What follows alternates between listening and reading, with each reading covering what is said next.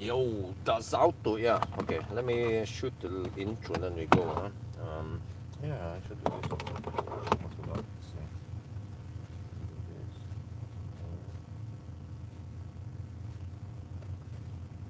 What time? Oh, shit.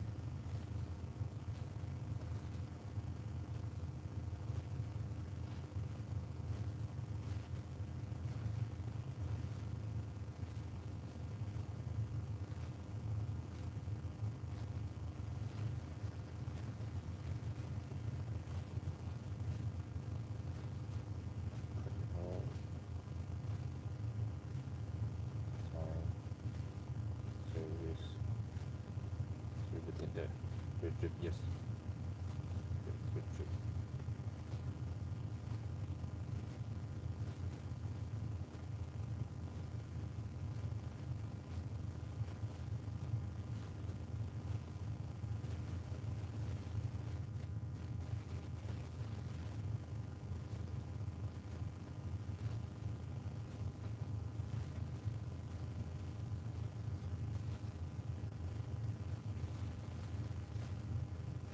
Makes sound strange. With the mic. What's wrong with the microphone?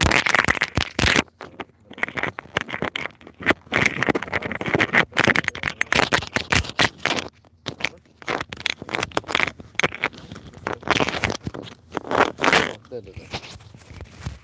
What's wrong with the mic? It's pulling something from there. Okay, let me shoot the intro and then we go. Don't want to dick around too long.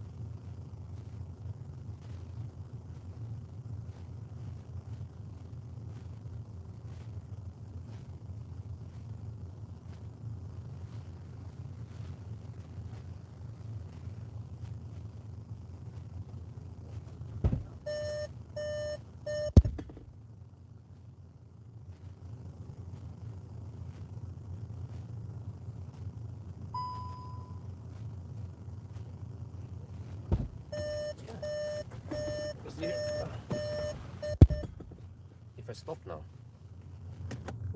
if you don't know this car, it has almost 109,000 kilometers. That is a lot. So, but notice that when you fire up the car, it will actually maintain the state of charge and it will pull power from the plug. That is a nice feature for a car that is that. Oh, let's see here. You see, it pulls significant power from the plug now. Nice. I test modern cars now with it, and they don't do this. Yeah, they will start after they finish charging. They will pull power from the battery instead, and then I start with 99% instead of 100%, right? Okay, but if we go to nav, the plan is to drive north. I don't know. Wait, the map goes where? Okay, but whatever. Alvdal is over here somewhere, but the zoom here is really weird. Come on, it zooms so slow. There, that's Alvdal. Yeah, that's around 265 kilometers away, so it's going to be quite insane trip for this old car. So I'm planning now to stop at Ionity over here, only 70 kilometers away. Yeah, all right, it's 10:30 in the evening. I think we just reset some stuff and then off we go. But I'm going to show you something here. Yeah, here there's a reset trip here. The trick, you can alternate between showing remaining range or the trip meter. So you have to press and hold this reset button until you start seeing stuff there. Time, hold it, service, hold it. There, let's go, and then press it. And now you switch to the trip. Yeah, and now I can reset the trip. That 0, and then okay, I just want to keep it. And then I actually want to switch it back to the range remaining, because it's somewhat important to keep track of how much range we have left there, and then switch it back. So it's kind of clumsy the way it works, but okay, whatever. Let's yeah, before we go, one thing to pay attention to is the battery temperature is 14 degrees Celsius when we start. Then eventually, once it replicates, it's going to be around 30-35 degrees here.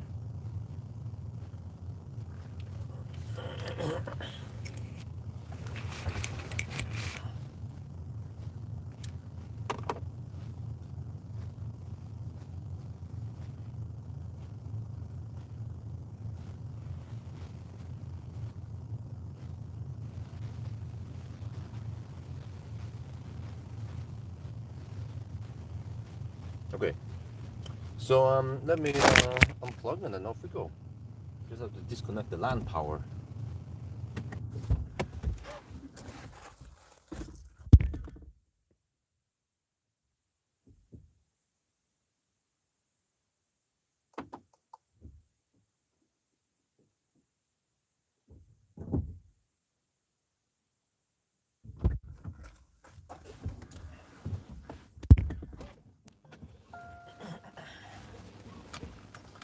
Car,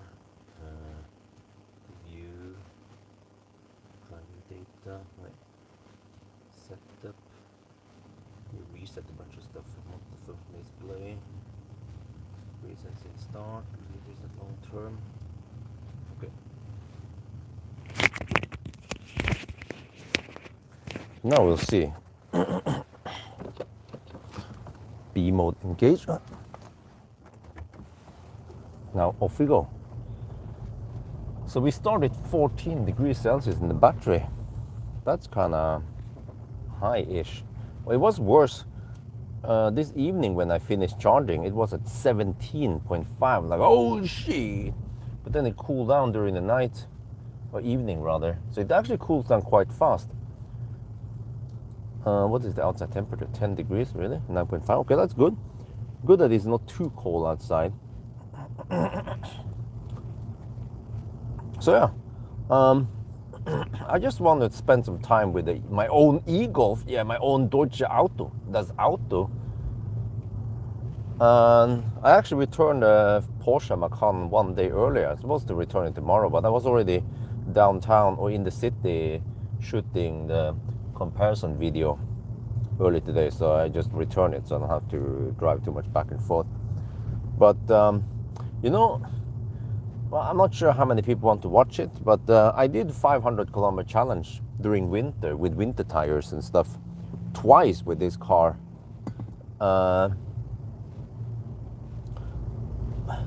First time it was minus 17, it was really cold. Second time it was faster, it was still winter.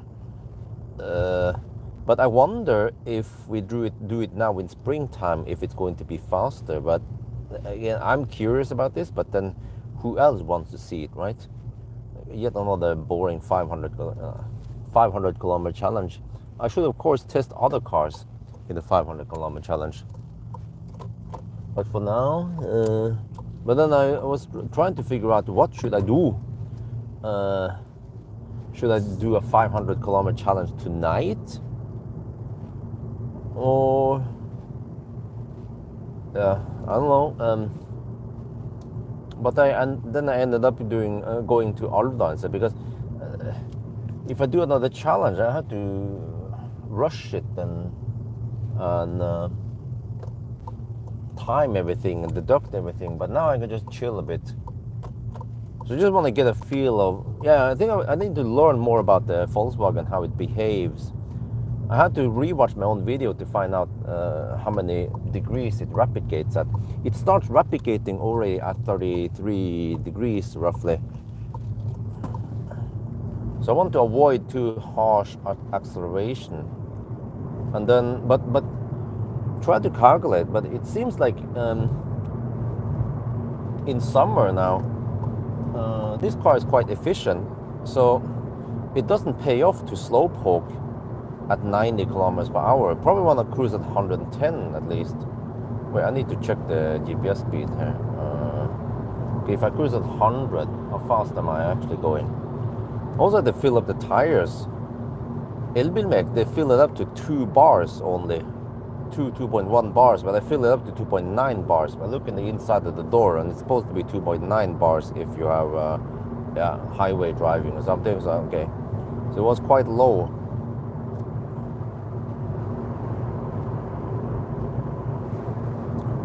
Yeah, it heats up quite slowly.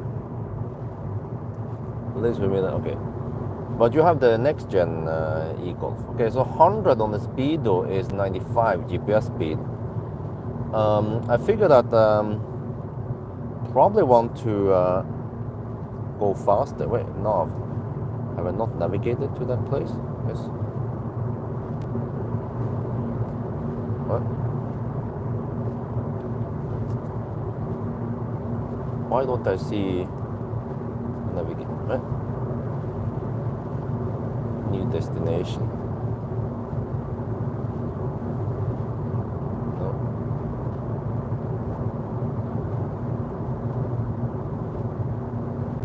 What? What?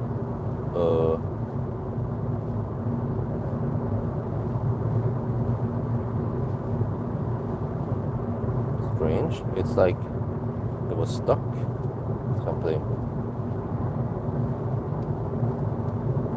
There, now it shows. Okay. It just bugged. Alright.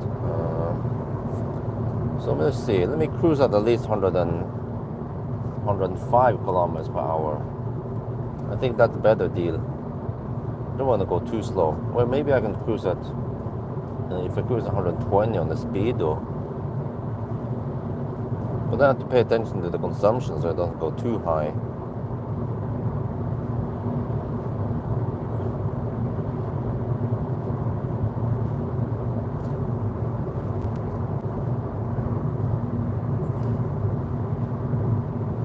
But I mean, quick math, if you cruise at 100 kilometers per hour and you consume 220 watt hour per kilometer, that means you are consuming on average 22 kilowatt. So at 22 kilowatt, I mean, you're charging a lot faster than you're discharging. Then it makes sense to go faster.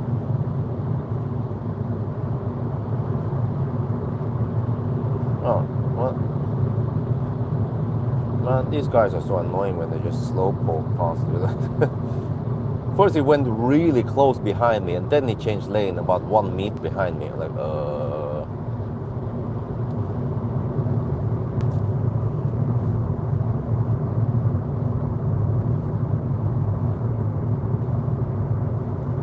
He drives now, here goes around, huh? Around the bus, oh wait, huh? Okay. Let me shoot a little video then. The first starting zone will be Ionity. Okay.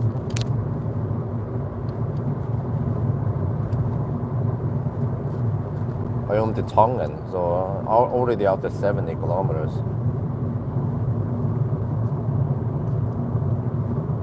Well, we're on the move. So I'm cruising at 110 kilometers per hour in the speedo, and that's actually 105 GPS speed. So you see, pay attention to the consumption also. We are actually at 224 watt hour per kilometer.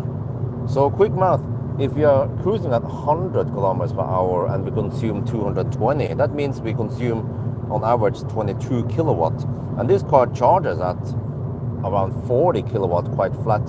So we are charging a lot faster than we are discharging. So I think in the past I cruised slower, or some people, they might want to cruise at 90 kilometers per hour, but I think that's a bad deal because you lose so much time versus how fast you're charging, right? So I might even go faster than this, but yeah, just trying to figure out what is the optimal travel speed for this e-Golf. The good thing about the e-Golf is that even look at all the data here, the battery doesn't heat up that fast. So it has low internal resistance, which indicates that we can hammer it-ish, but we don't want to hammer too hard, because then we charge more often and then we replicate faster. So it's like the sweet spot might be around 110 kilometers per hour, actually.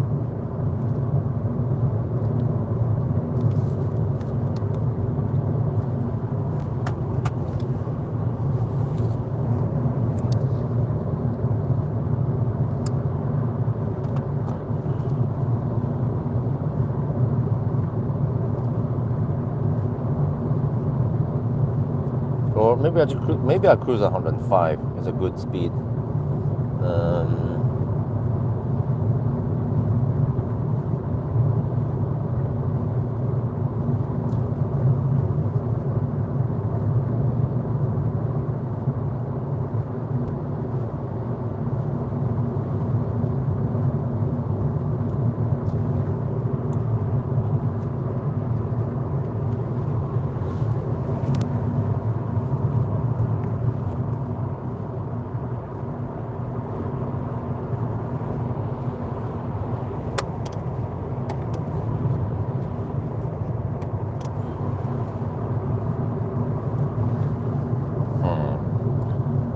Go, not sure if I should go faster, because no, I think maybe 110 on the speedo is the max, 105 GPS speed. I mean, that's still a significantly faster than going at 90 on the GPS. But then once you go faster, 110 and above, especially now that it's cold outside, 5 degrees Celsius, then I think it might be too bad for consumption. So, but we have tailwind now, and we're actually consuming only 207 watt-hour per kilometer. But no big deal. Another thing I will test is that it doesn't pay off to go too deep. You want to ride with maybe 10-15%, so the voltage is not too low. And also the internal resistance, so you don't have too much heat buildup. But it actually also pays off to charge to 80%, especially when the battery is not too hot. Charge to actually 90% something. Let's see. It's, yeah.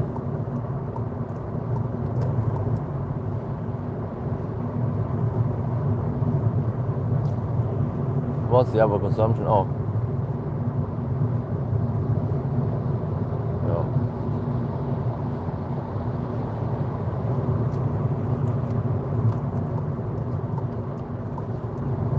But I bet the route planner is really weird when I tested it. First of all, I chose the old e-Golf, but I'm not sure what's up with that. It seems to use the big battery e-Golf. So it calculates 30 kilowatt hour net capacity. So then I add 40% degradation something. But then the charging time is really weird, so yeah.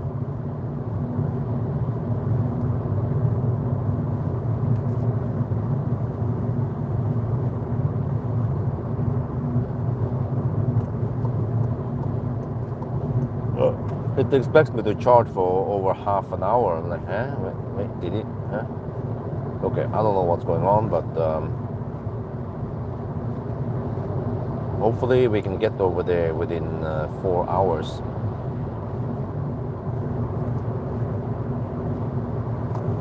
Oh, wow, you logged on that, okay. Oh, it's broken. Oh, okay.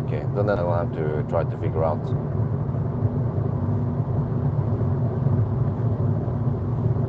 Well, I can hear slightly more noise now, but well, because if properly fill up the tires, they were underinflated earlier. Just 2 bars, that's way too low. At least 2.5 bar, but I think 2.8 is perfect. Actually, now that we have lower temperature, then it's definitely good to have 2.8 bars. Also lower consumption, of course.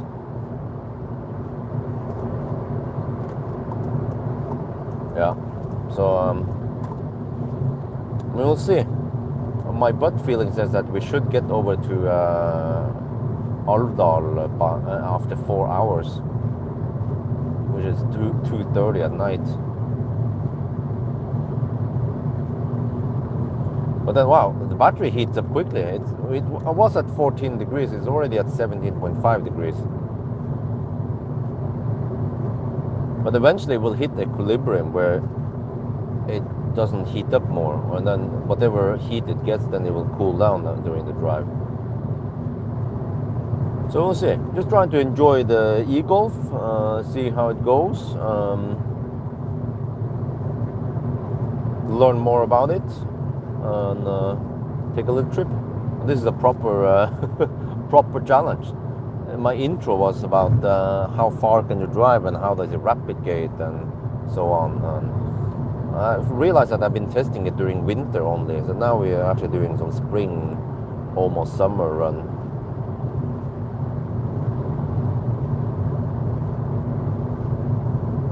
Well, it's crazy. After just 70 kilometers, we had to stop at Tongen and charge.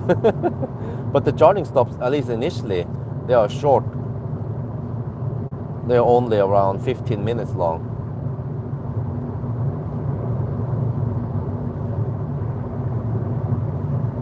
Well, I'm not sure. Do we have heat pump here? How do I know? Ich weiß nicht. I have to ask Waldemar, maybe he knows.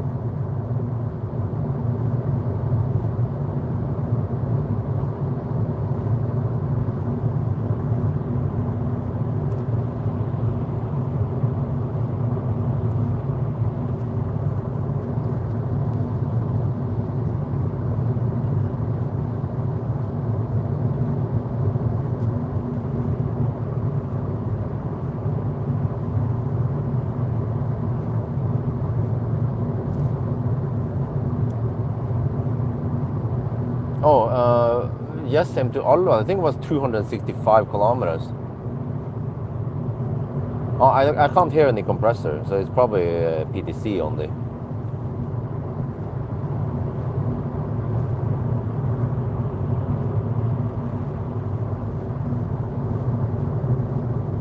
Oh, 18 degrees. Well, it heats up quickly. It needs to hit the around 30 degrees is when it's when it stops heating up.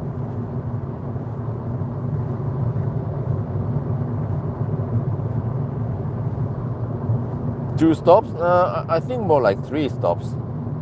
Tongen first, second will be possibly Elverum, and then third will be Koppang, I think.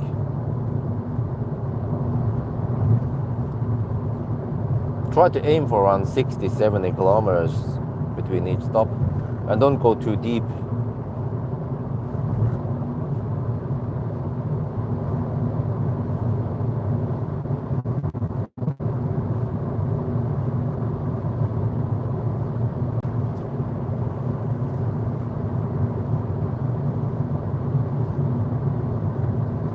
So yeah, I also mentioned in the intro in the video that when we went there with ID7, it was a piece of cake, but what about an old car? You know, how will it handle it then? So it'll be interesting to see. But at least now, versus the ID7, we are driving slower, so we're losing time versus the ID7. What danger of icy road? Where's that? It's a Q7, like Q8. I mean, but I recognize on the headlights. Not like Q7. Q7, yeah. Well, Q7 is the big. Q8 is the other one.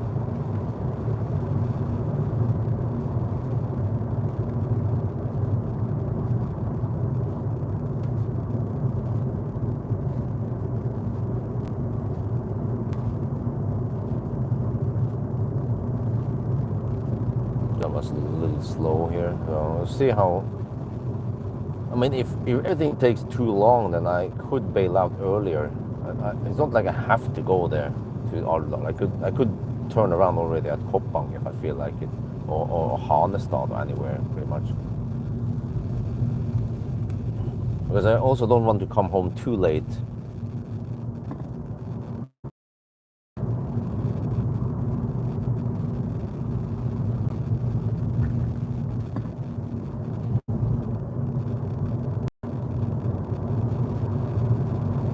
Where there's 90 now? What is this?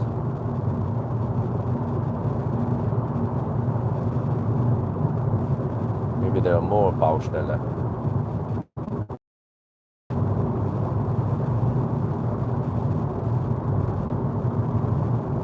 Well, the Audi probably wants to go faster, but don't want to slow poke too much here. I can draft behind him. It's a big wall.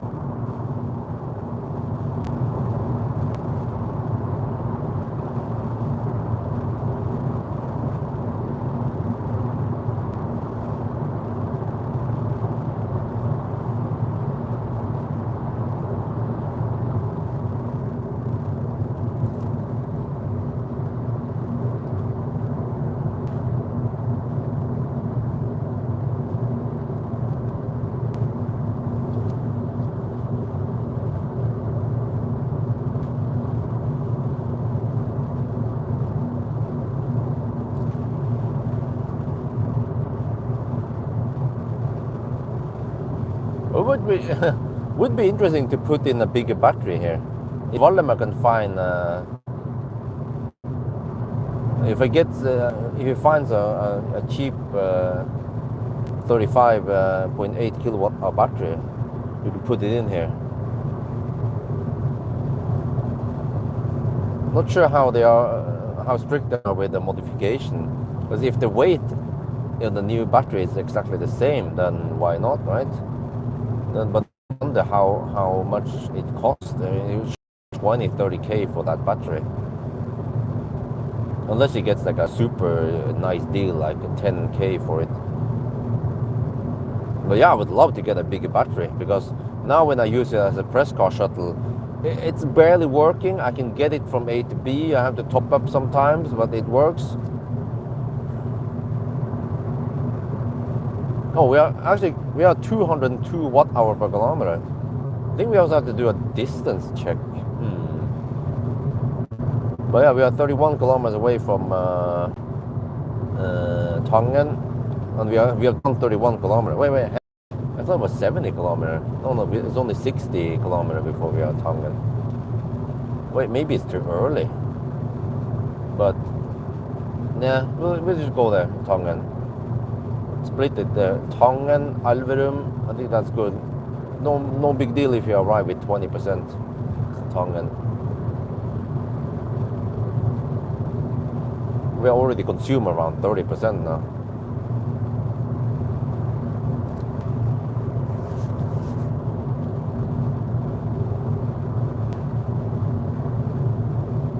Well, but the new gen, yeah, with the heat pump, then it's more efficient. Mine is kind of inefficient with PDC only.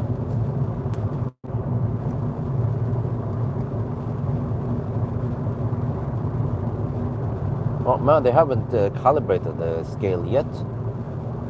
Maybe we'll get it calibrated after Easter then. It's been CA now, kaput for a long time, over a week, well, more like 2 weeks maybe.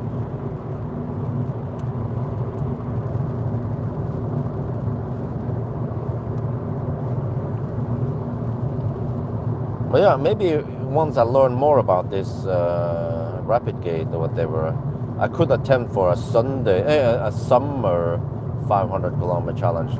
But I should then move over to other cars, start doing 500 kilometer challenge. But then I'm not sure where I'm gonna get those cars. I could just post it on Facebook and ask. I think for most people, me driving 500 kilometers with a car will not cost that much in extra insurance, for example.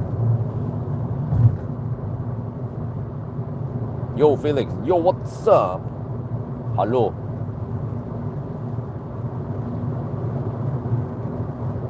I'm surprised that Q7 doesn't hammer too hard. I'm going at 105 only. Well, consumption is 196. Damn! Oh, but they have tailwind. And from what I remember, that the headlights there should be pretty good.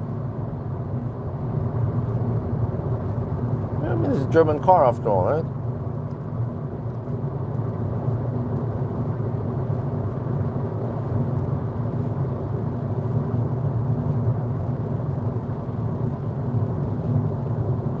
I think eventually, yeah, we'll see. But I mean, it works okay as a press car shuttle. For example, 1 week ago, wait, how was this again? The car was parked. I don't remember where it was. Was it Ford? Wait. No, it was at Mölle. Yeah, when I borrowed the ID7. It was at Mölle, but then after Mölle, after the ID7, then I did I switch it directly? No, I went home with it because I had 1 day gap, and then I fully charged it, and then the next day I went over to Porsche. So it can do the trip, especially in summer. It's fine. In winter, it can be a bit more struggle. So just have to see how long I want to keep this. Maybe eventually I want to try to get a classic Ioniq. That would be way, way better. But that would probably be plenty for a press car shuttle. Did you do a headlight test on Ioniq 5, huh? Oh, where did I test it? I don't remember. I have to check my channel.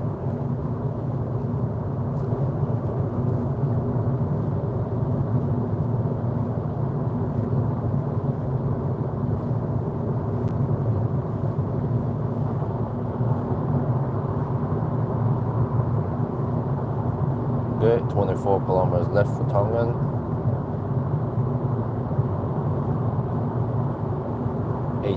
.5 degrees. So yeah, okay. So initially it built up some heat, yeah, from 14 to 18 degrees. But now, it would be interesting to see which temperature it stabilizes at. Now it doesn't really go up that much. But the problem is, of course, once you charge it, then the temperature goes up, but then it doesn't go down that much, that fast. But I believe that a summer 500 kilometer challenge should be faster than a winter challenge.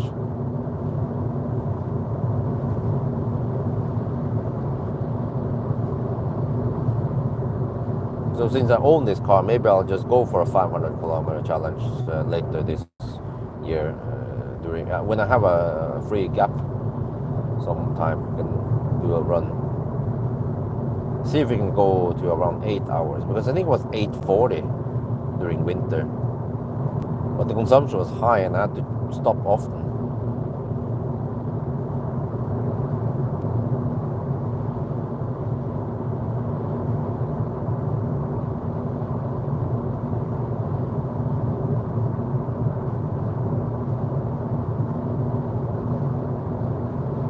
No, but it was cold. I don't remember, maybe around 0 degrees or sub-zero temperatures when I did the run.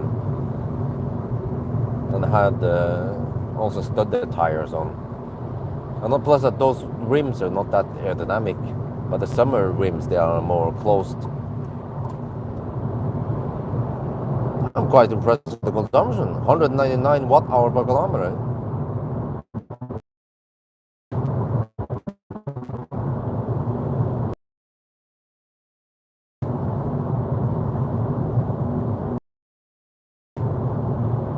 But ideally, I should have started with colder battery. Not sure if it matters, because it seems to heat quite quickly and then it stabilizes. And also, if you have colder battery, you have more resistance, more losses. So now it's like, okay, we already heated up the battery. Well, the battery was 14 degrees when we started. And during the first 5-10 minutes, it heated up to 18 degrees. But now it has been stable at 18.5 for a while. Instant consumption up on the display. Okay, let me check. Yeah, well, it says, well, it goes a bit up and down. 300 watt-hour per kilometer. We should wait until they are in the flat.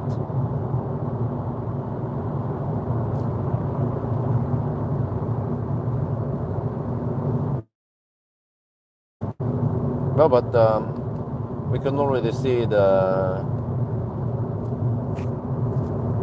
average consumption since yes home.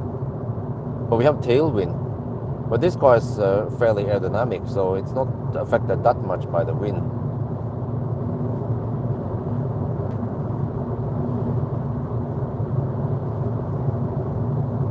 Hey, turn it off. Come on.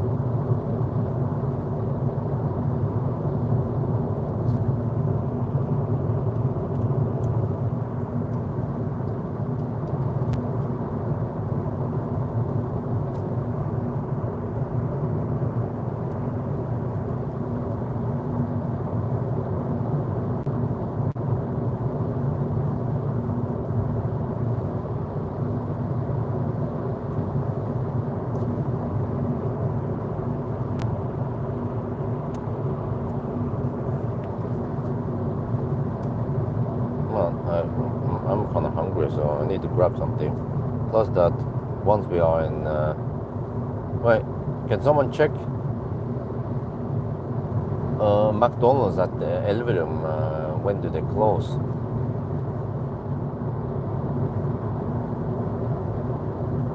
But, yeah, this car doesn't work on supercharger, so that's a slight bummer. I have to use, I don't know, see what's out there. Just have to check the prices also. Don't go for too expensive. Could use some Uno X charger. They are 4.8 NOK per kilowatt hour. I wonder if that's the cheapest. Mer and Recharge are probably more expensive.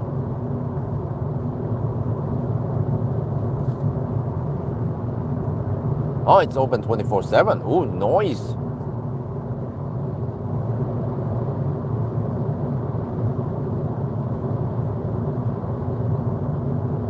Yeah, I think I remember when I did some extreme cold weather testing with the Ioniq, and even 3 at night I went in there to grab some food. Okay, that's good. That's good.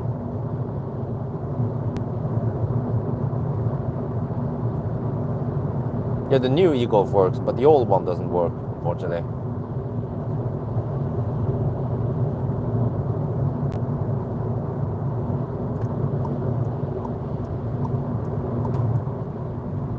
Okay, we are at around 45% battery.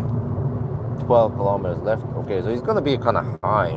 Wait, or should I skip Tongen? But then if I skip Tongen, where the heck do I go then? Could go to Miklagard, whatever it's called.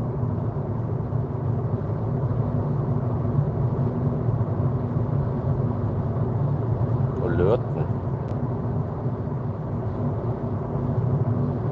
Wait, is that guy on high beam? What the heck, man? Oh, it's a Tesla. Or less classic.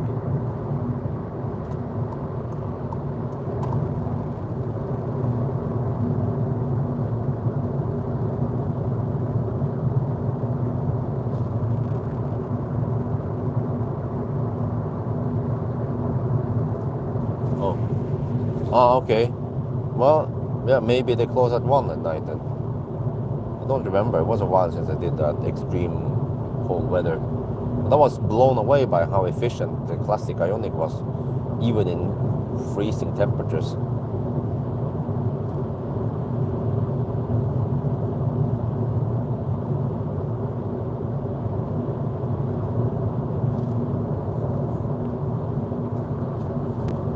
What is the distance from Tongen to Elverum then?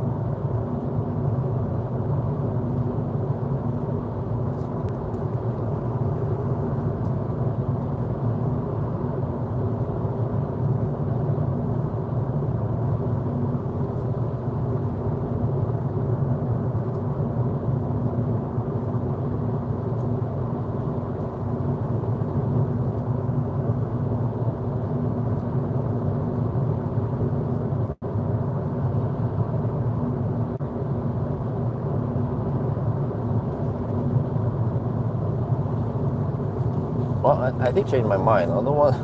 It's too early to stop at Tongen. We probably stop at Miklagard, whatever it's called. Only 38 kilometers. Is way too early. But I'm not sure if I can reach it in.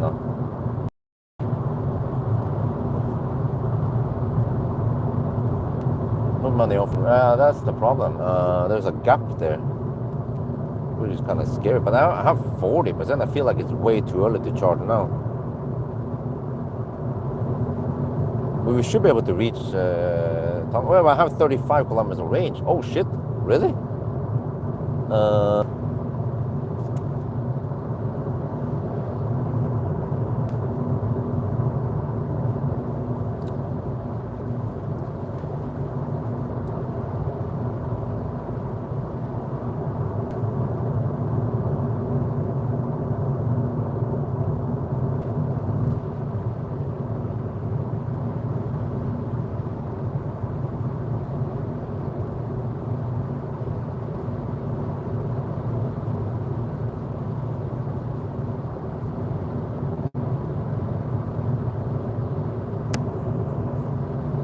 Okay, let me see.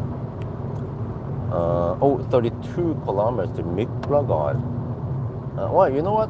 I think we can make it there. And I wonder if that one is open 24/7. But then can I count on the remaining 32 kilometers? No, I can't, right? There, and then okay. Need to do a quick calculation here. We've done 58 kilometers. I spent 11 points. Okay.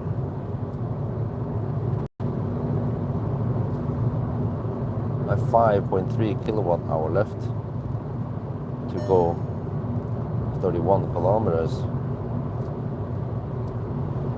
Oh, that's 100. Oh, it's gonna be tricky. Yeah. I can use that one. Oh yeah, Løten, yeah, the old road. No, I don't feel like it. So yeah, this is the thing. So no, actually, we don't want to go too deep. So we will actually stop here. It's weird. It's counter logic to stop here.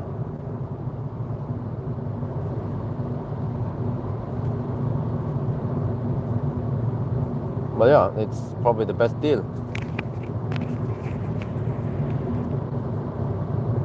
You know, it goes into the eco mode thing. Okay, normal.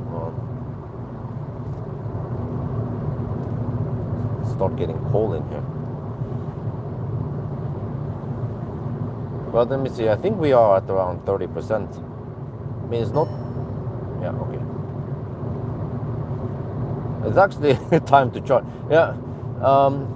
It's a bit weird, but on the motorway we consume so much, so that's why charging after 60 kilometers makes perfect sense.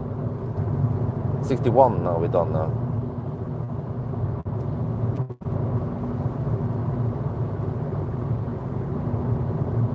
Yeah, we don't want to heat it up too much. We're already at 19.5 degrees.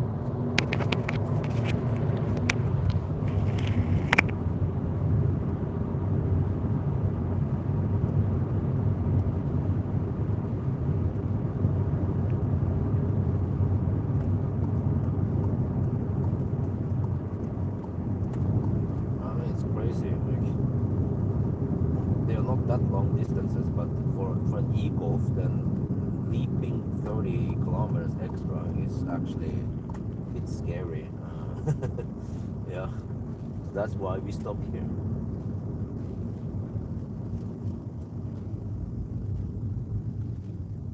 High pace was never 800 volt, just 400 volt.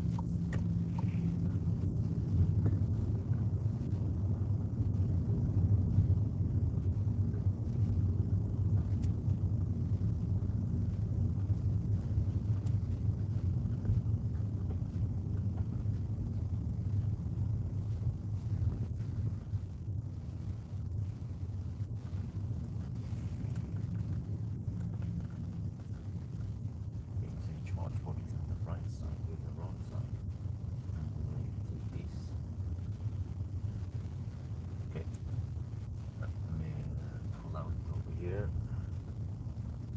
It takes 200 kilowatt. I only did.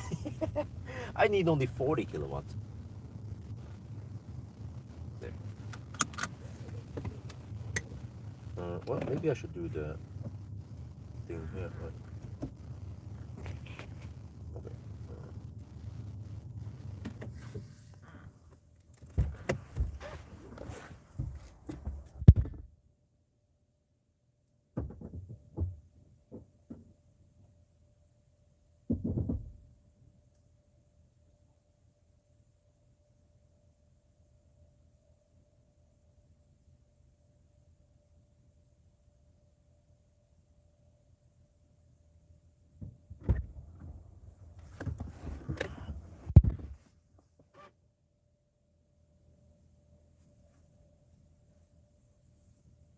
Model 3 long range river run. I haven't booked anything yet.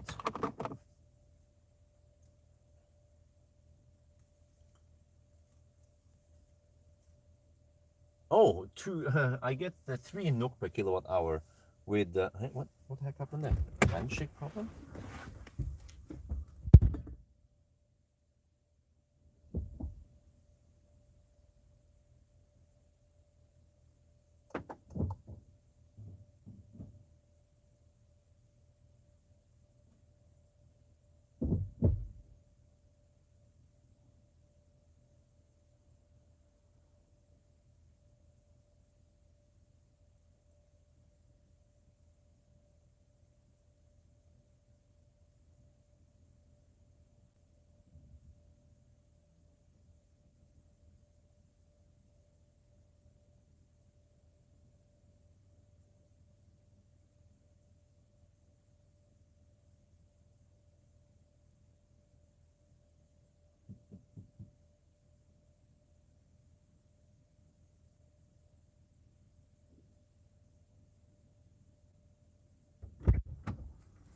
Okay.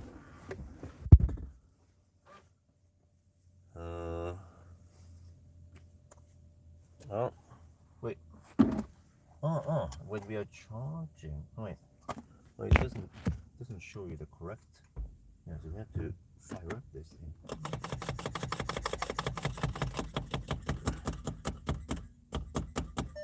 I want to grab some food at Circle K.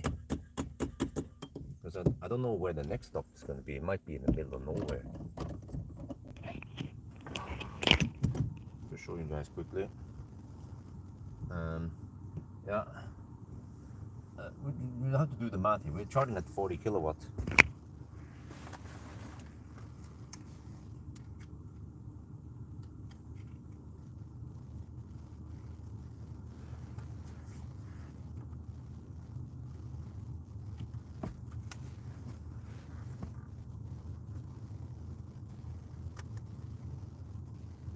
We are now charging at Tongan, so it's a bit cryptic here because we don't see power, but we see that the current multiplied by voltage is roughly 40 kilowatt.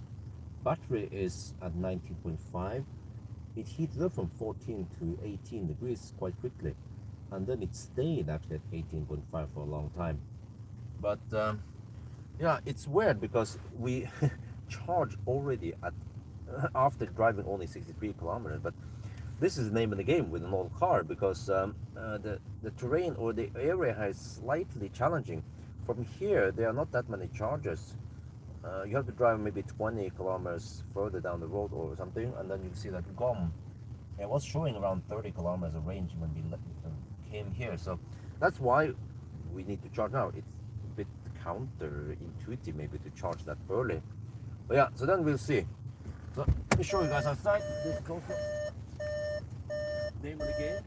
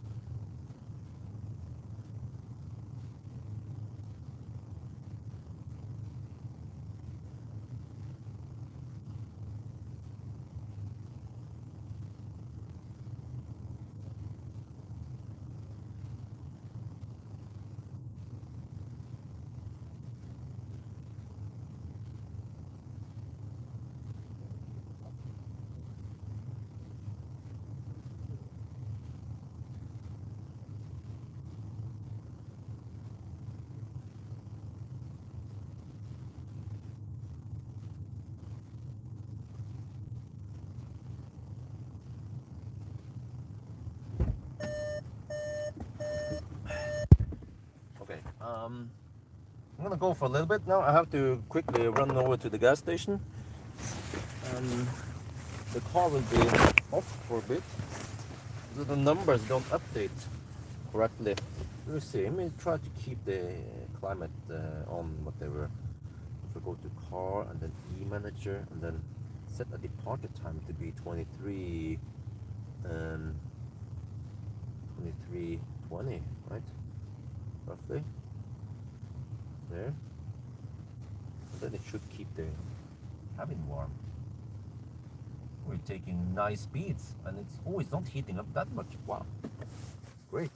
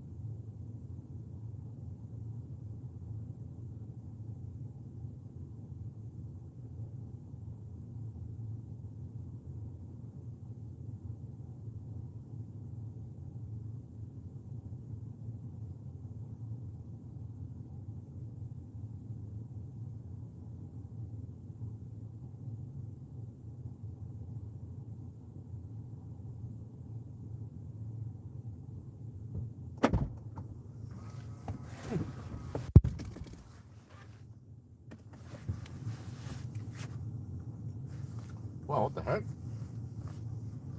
Oh, there. You got stuck.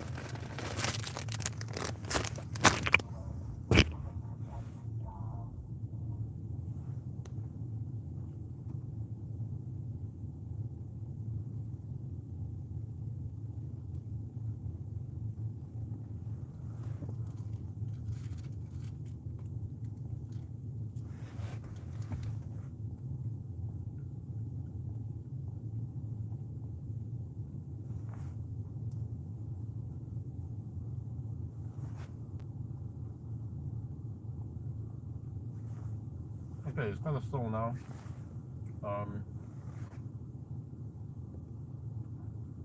18 kilowatt roughly, or I'm not sure.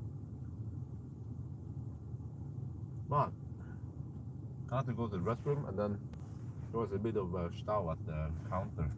Just grab the hot dog.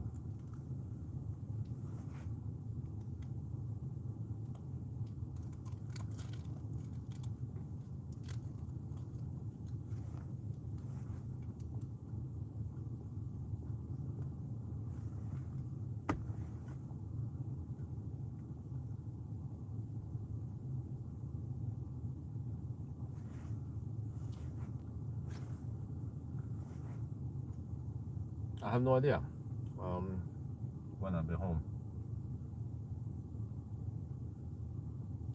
I'm also not sure how long I'm gonna, how far I will drive. We'll see. Okay, let me check out the time.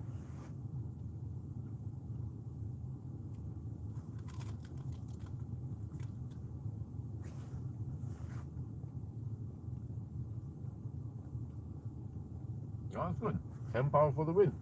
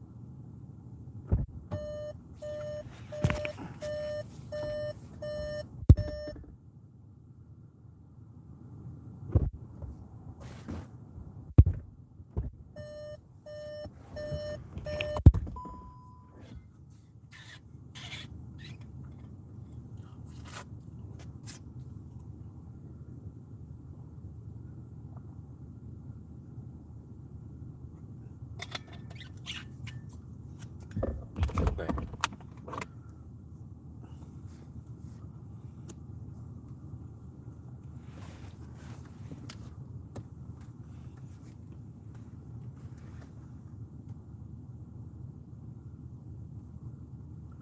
Okay, next stop will possibly be Rena.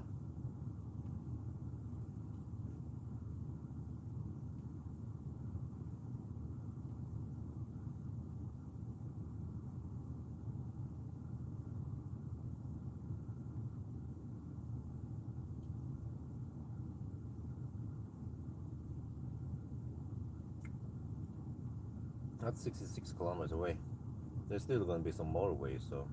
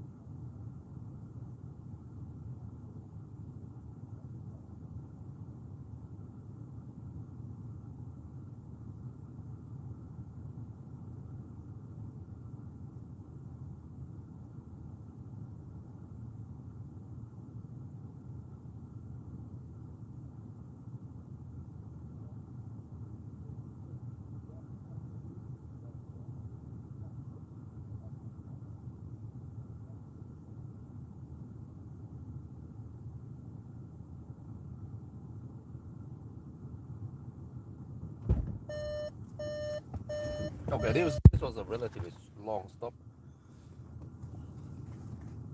We are 94%.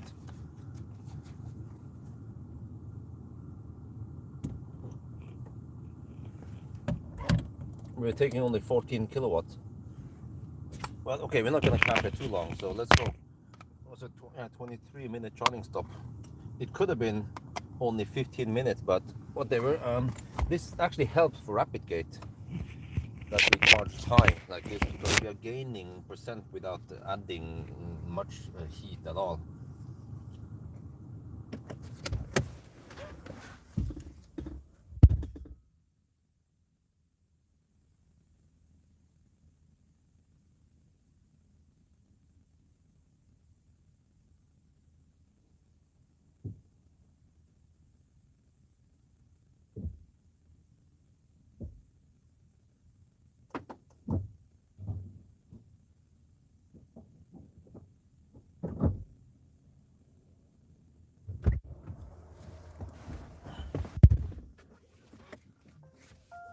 Okay, the car is nice and warm. Now I'm gonna switch mic and get ready to do a time lapse. There. All right. We'll be charging 95%. Average speed 31.7 kilowatt, and from 32 to 95%, it was 24 minutes and 21 seconds. So yeah, 35 kilowatt.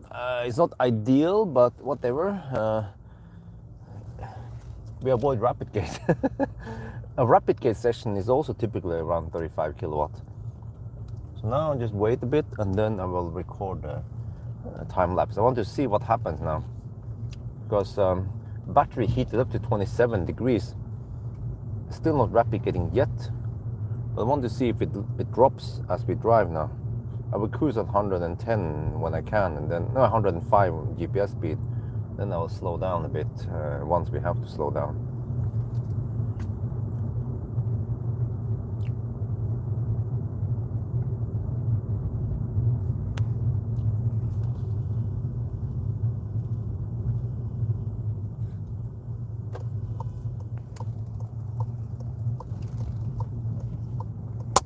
After Tangen.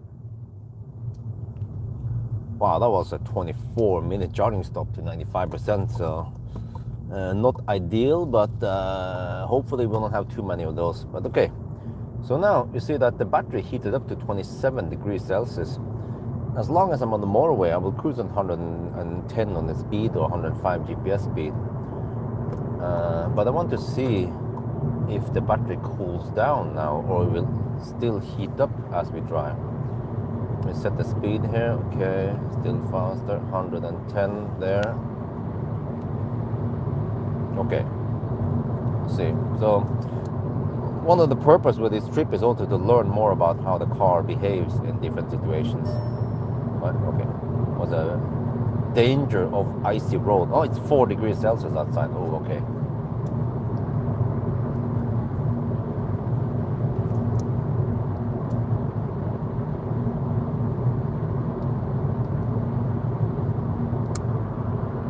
Now we record the time lapse. Let me check time here, 38. Okay, so at 48, we'll stop.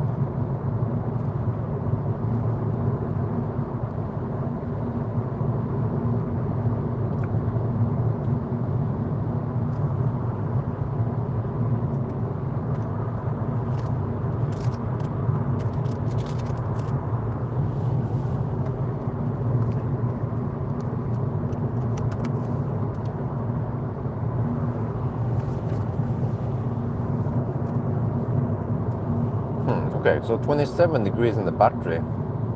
We'll see if it cools down now. There is not that long stretch before we exit the motorway. Okay, the lower we drive, the slower we drive, the more it should cool down. And also it helps that it's cold outside, but also it will be higher consumption. So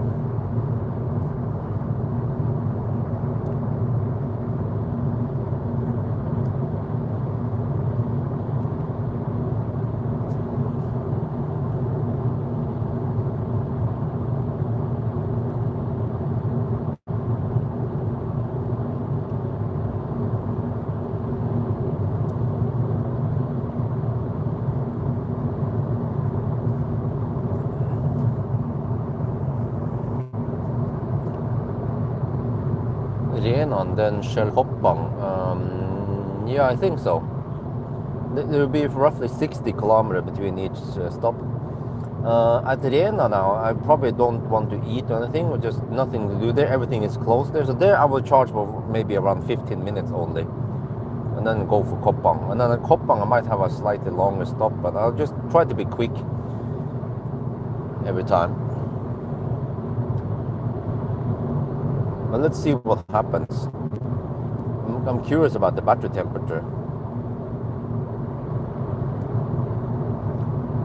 Still 27 degrees. Oh, it's getting cold now. 2 degrees Celsius. It's almost like a winter run, but we have the advantage of more efficient rims and also summer tires.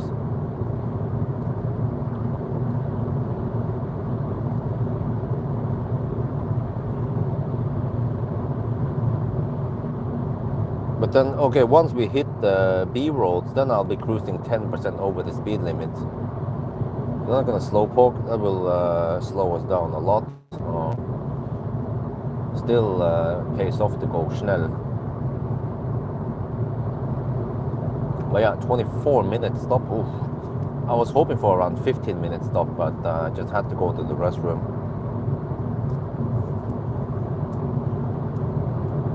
But I think it helps because by charging to 95%, you reduce the effect of, or you mitigate the rapid gate. Or in a way, we postpone the rapid gate.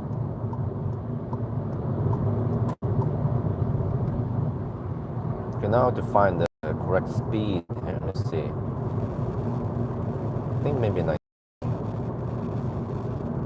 88 on, yeah, 88 kilometers per hour.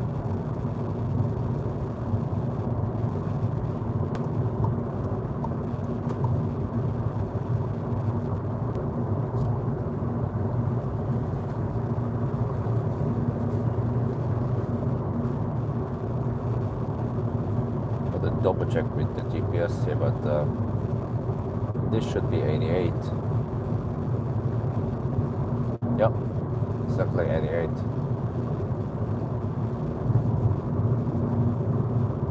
Alright, all good.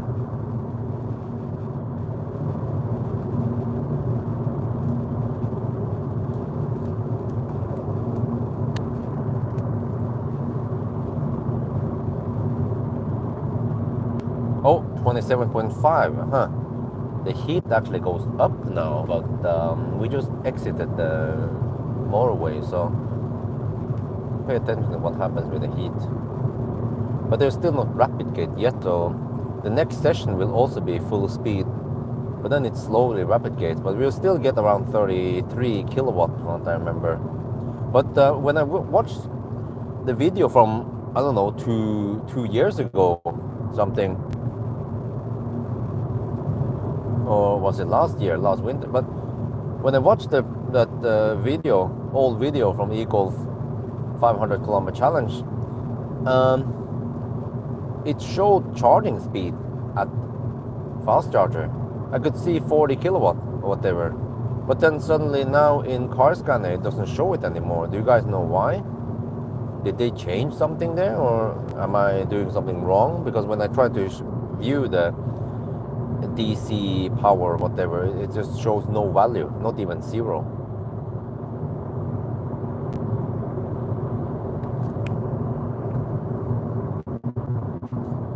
Uh-oh. But well, if the temperature can stabilize at 30 degrees Celsius, then we are good. Then we shouldn't rapid gate too much.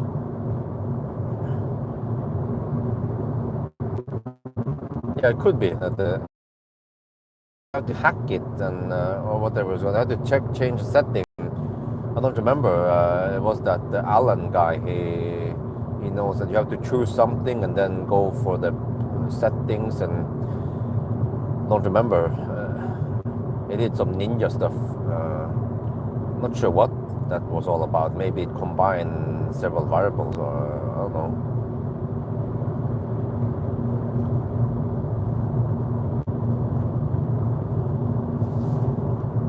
Well, I have to pay attention there. We started at 10:30.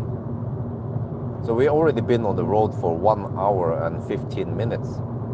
And we only covered 76 kilometers. Shit.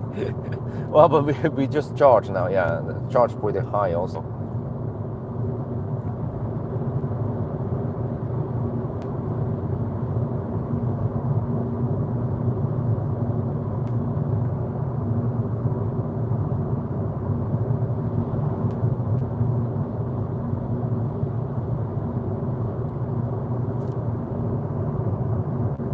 I plan to test some hybrids. Not really.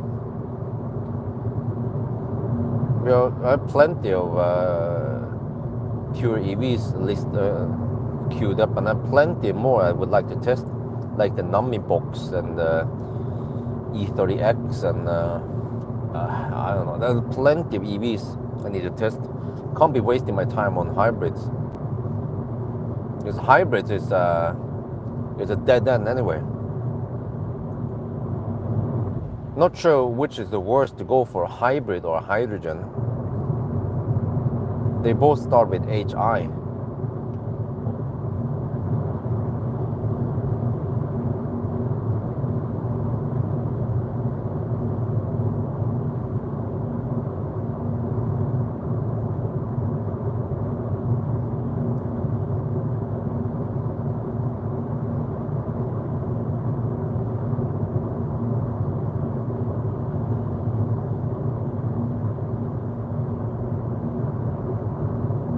Choose between Tesla and Porsche.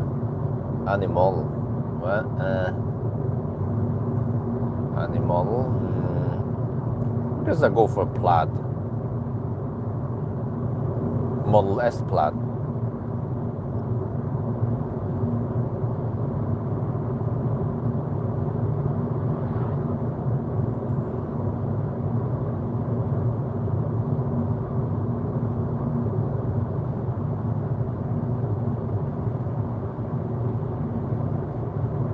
The stalks work on Plaid, right?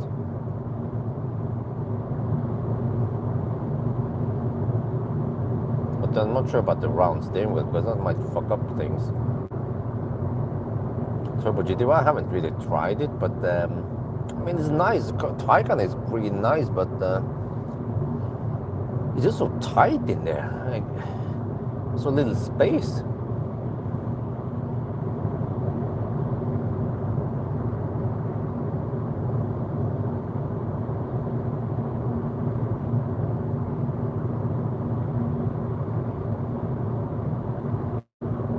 Okay, so the battery temperature almost doesn't go up.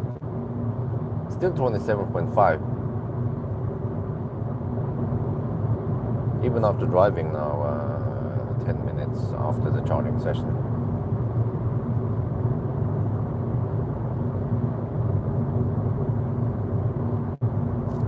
Okay, I'll stop the recording there.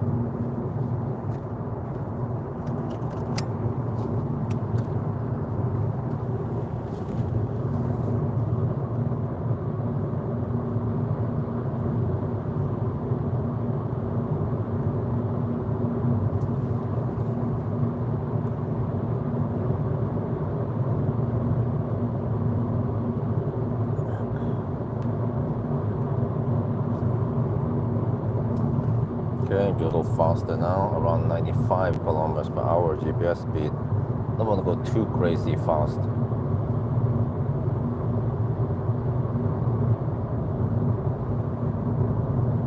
So what will probably happen at the next stop is that we arrive with 30% again, but no big deal. I saw that we were receiving maximum speed 125 amp. Well, no, that was the stock value. Yeah. We'll see how long, what happens now. If I decide to go all the way to Alvdal and replicate there, then I have a long ass way back home, man. Slight advantage is that we have some downhill on the way back, but we have headwind. E-Golf? Doesn't matter, 160 maybe.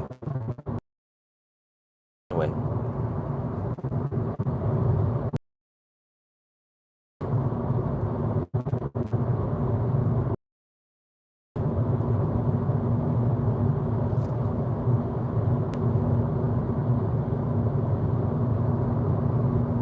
To 100, ich weiß nicht, but it feels quick. It feels quicker than the Inster. You know, maybe I should do some standard test, some 90 and 120 test, and also some acceleration noise test. I just want to know how these cars perform, the old cars. What do you guys think? I mean, it is as relevant as brand spanking new cars also.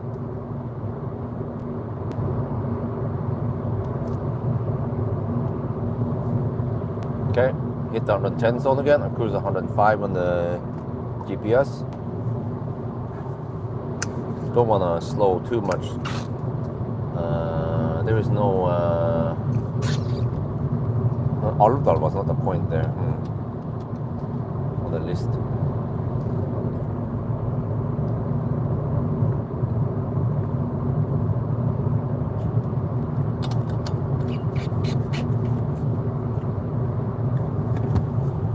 I mean, the E-Golf is a nice car, I have to say.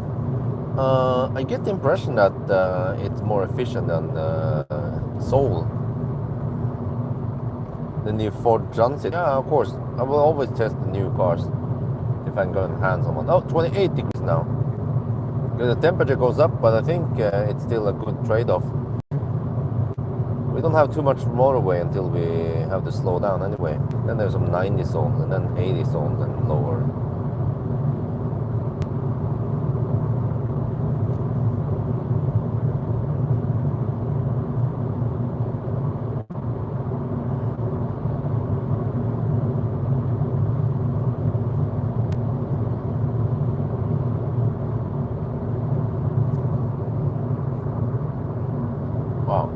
Maybe I should test it. Now that it has summer tires on, let's do some standard test on it. See how it performs. I also want to know about noise levels here. It's a German car after all, right?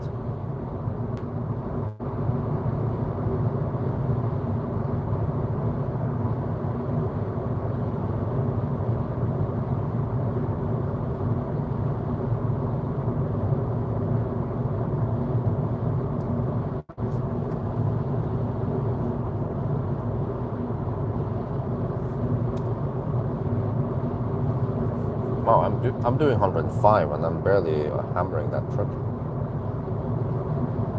Maybe it's going at 88.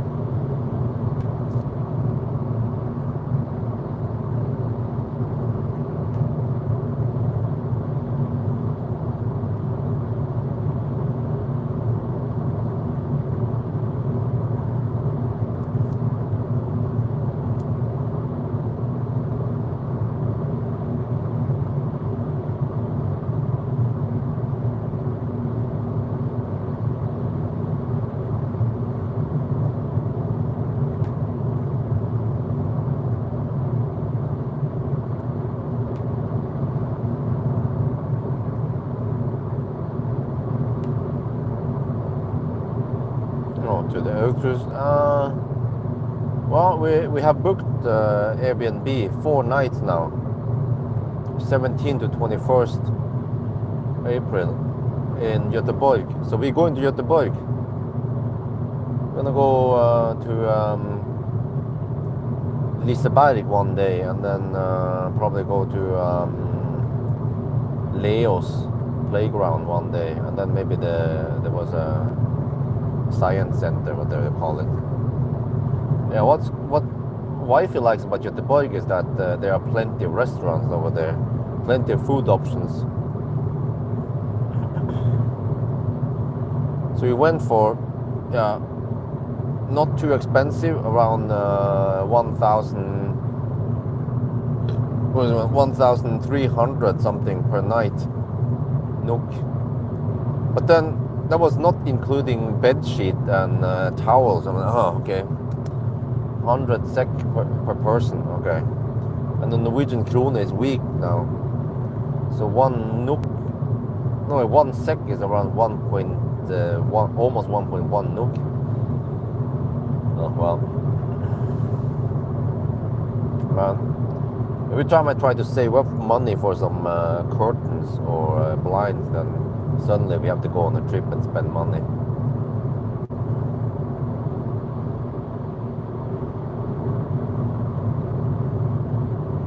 What, for Airbnb? Well, we don't want, huh?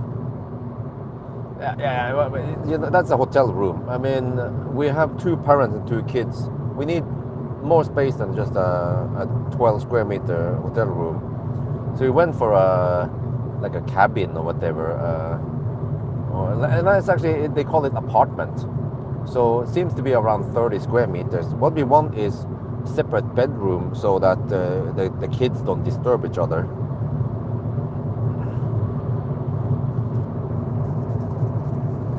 I mean, also still, yeah, you mentioned about, but you can get the hotel room. Well, yeah, you can get the hotel room, but hotels in the Nordics, they are expensive. So, especially if you want some okay hotel, you can go for some shitty hotel, but then that's shit, you know. And in Norway, hotels are even more expensive.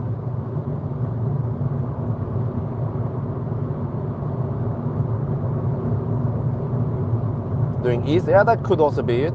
Yeah, that's a possibility. Because I remember, and it seems to be more traffic there, because I remember when I went to Göteborg 2 years ago to run away from Rus, then it was cheaper. I got away with around 1,000 NOK per night for a guest house cabin. Wait, I need to overtake that mother truck here before the Alvdal, because he might go towards, I mean, he might go Österan also.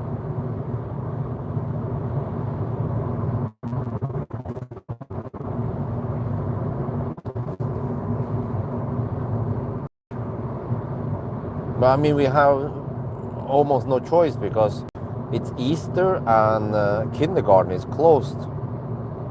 So, you know, we can stay home with the kids for 12 days, right? But so then, okay, just go somewhere. But then I don't want to spend too much money because I still want to spend some money on stuff in the house soon. I wanted to wanted to buy something for my house, but then we had to do the baby photography. 5,000 NOK, kind of expensive, but that's just how it is with baby photography. And then I was like, okay. And then was Thailand trip. Like, oh man, spent so much money there, and the income dropped. Well, I barely recovered. Came back to Norway. Oh, we need to buy an e-golf. Yeah, okay, 40,000 NOK. Okay. Surviving this. Hopefully, we don't have any crazy expenses soon, so you can start buying some stuff, man. Persienne doesn't cost that much, like 3,000 NOK. Now we're still using cardboard to cover all the windows, except for the bathroom window.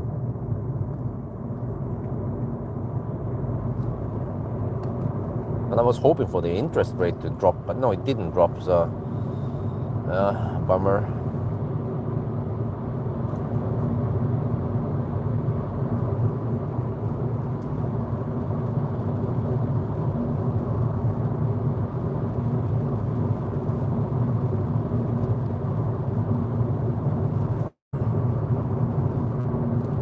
book a test drive at Tesla? Do a salesman come with you? No, I think you could drive alone.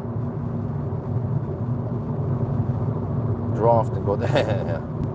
Well, that was a they call it road train, whatever. They're heavy, and they don't go that fast uphill. And there are some hills here. Well, it depends. Yeah.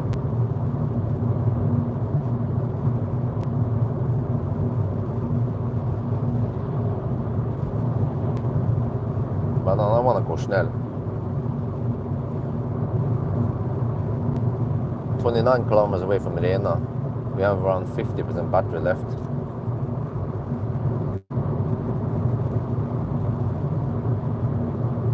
Yeah, so Rena, Koppang, and then Alvdal, right?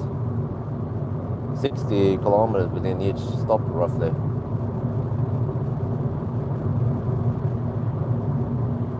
So the temperature doesn't go up that much. 28 degrees. I mean, I'm hammering at almost 100 kilometers per hour. That's 97 GPS speed. If this was Soul or Leaf battery, man, those batteries, they suck. The only thing saving the Soul battery is that it has some thermal management. But they heat up way faster, the Leaf and Soul batteries.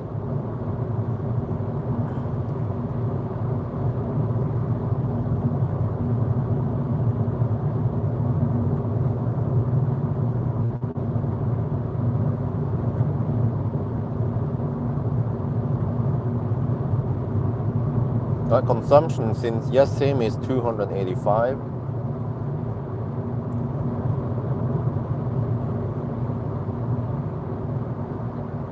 Most reliable EV, not sure about that. Model 3 maybe. It had incredibly low issues in Model 3 and Model Y. There are some PT sensors going kaput, but I think they already solved that.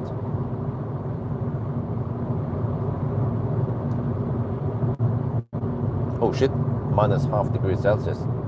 Well, that should be good for cooling the battery, right? But not for consumption.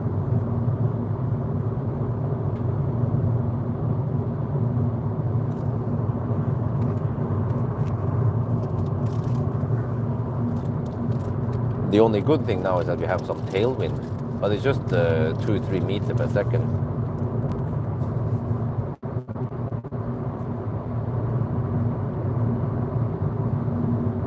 Yeah, see you later.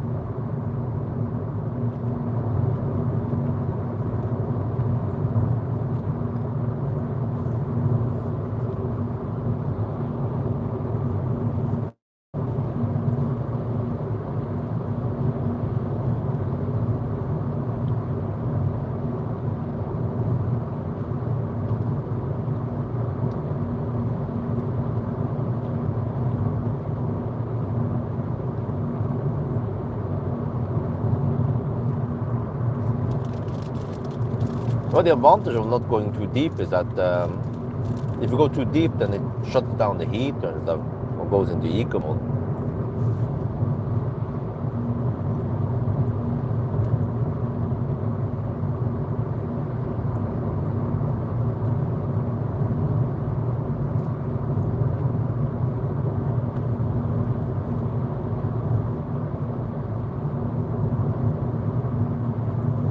Well, here comes the 80 zone.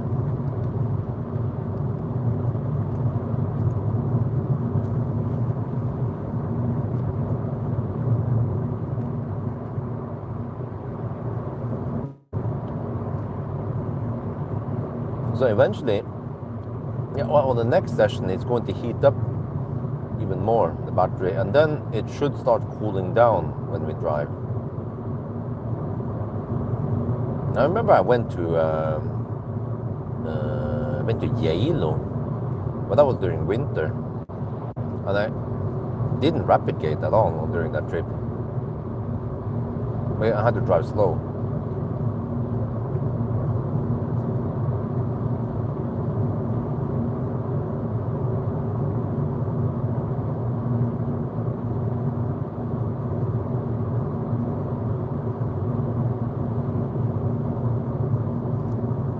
here we have more slowness going on with speed limit, with speed cameras also.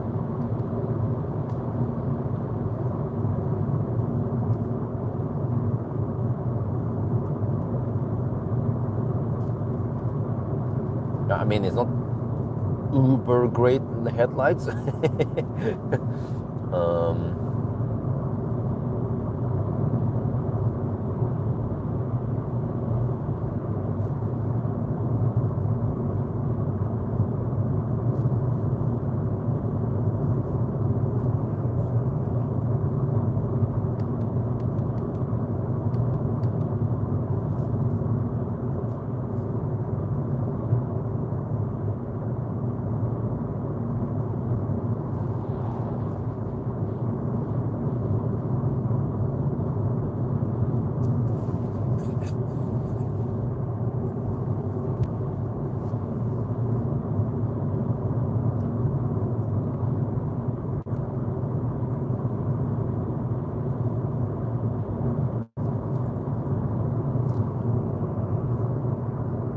Didn't you raise the e-Golf and Leaf? Yeah, that was a long time ago. That was 40 Leaf, I think, versus the new e-Golf.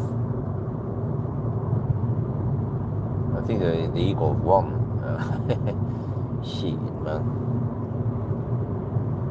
Leaf is so bad for long trips.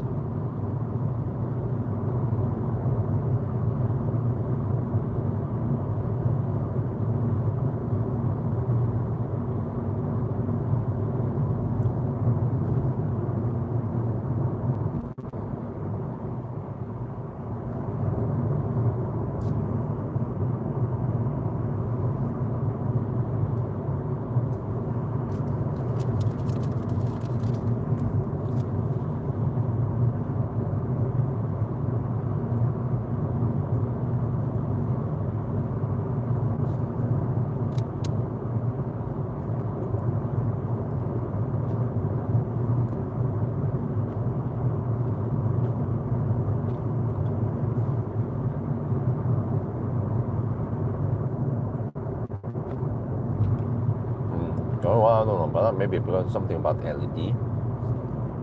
But hey, I have a music here.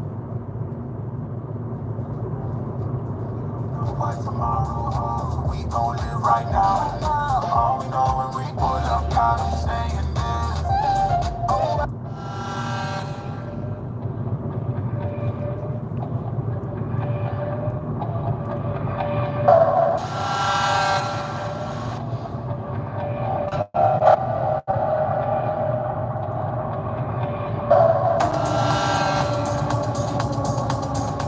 it's actually okay sound system.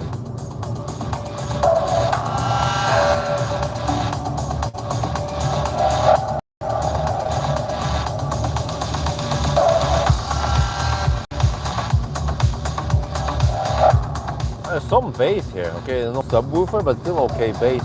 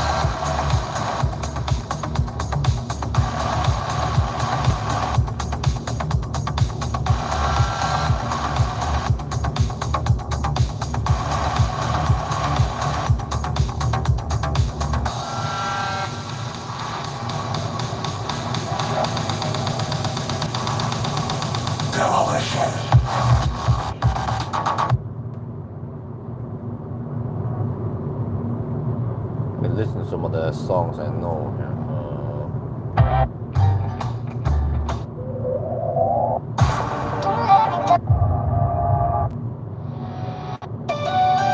Yeah, I'm gonna listen to this.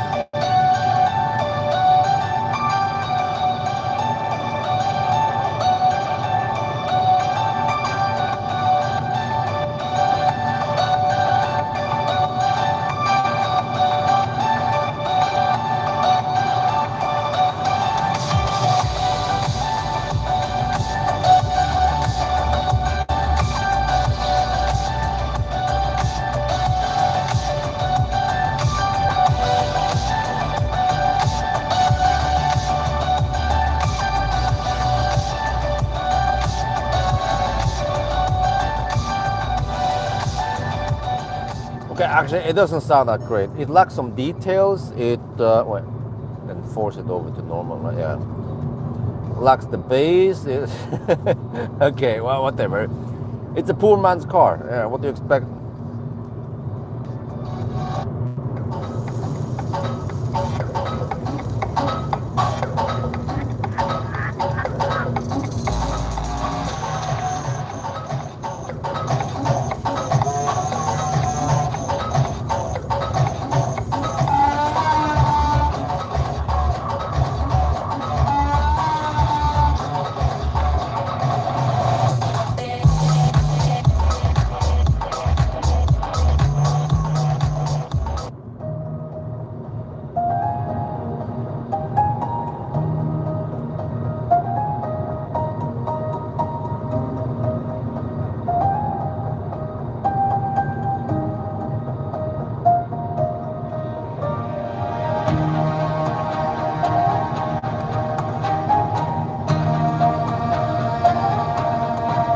Yo, what's up?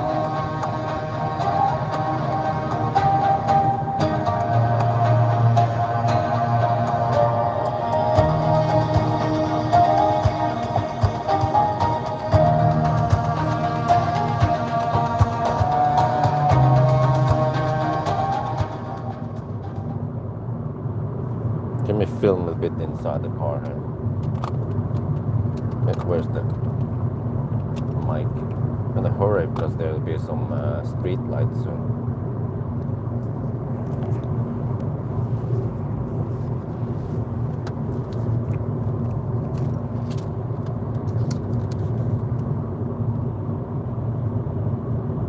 Well, we're getting close to the next charger, and yes, to my big surprise, you see that the battery temperature doesn't go up that much.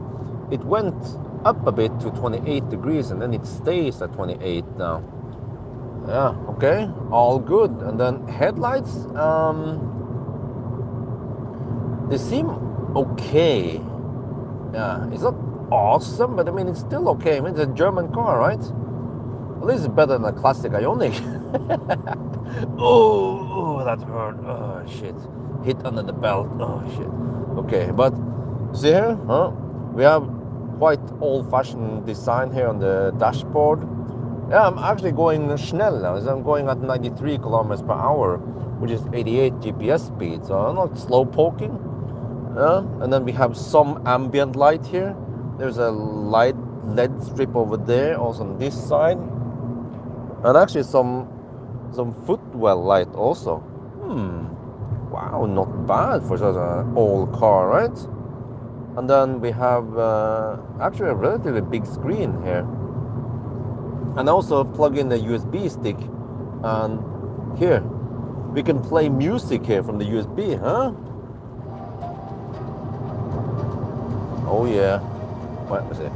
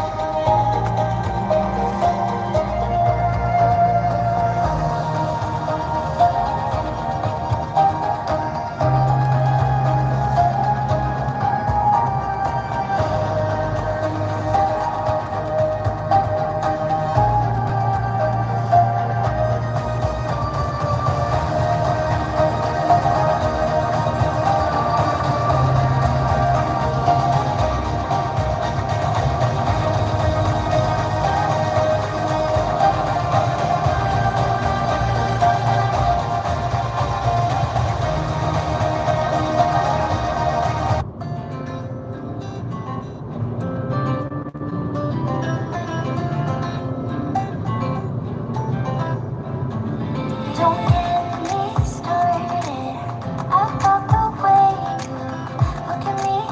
Don't you see what you've done? Don't want a broken heart, and please never let me go. Can we be more than friends just for once? Yeah, you make me wanna try. Yeah, you turn lows into my high. Meet me after midnight at your house with all your friends. Tell me we'll be alright. We got no doubts until the weekend.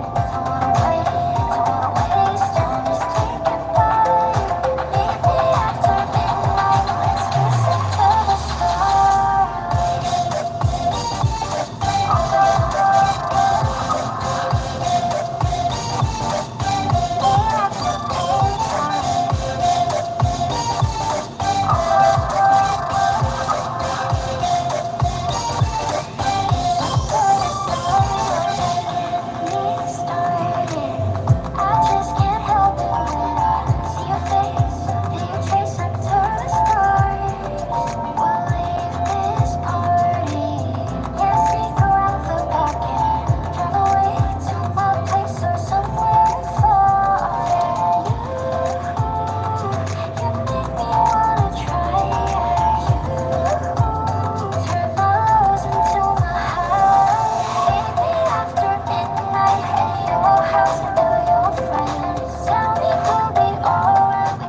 Right.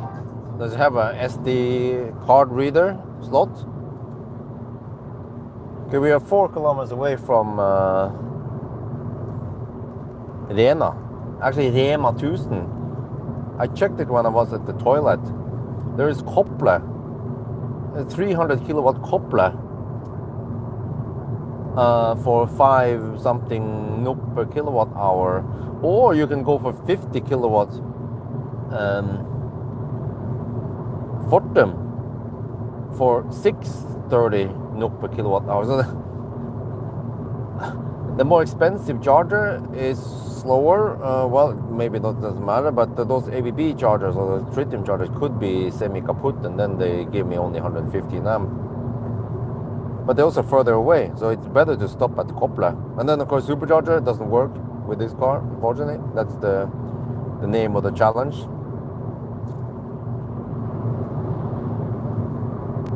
Two slots in the glove box. Oh, thank you for the tip. Okay, maybe I have some old SD slots. I can just slot it in there. Okay, so we're gonna go now for another charging stop already.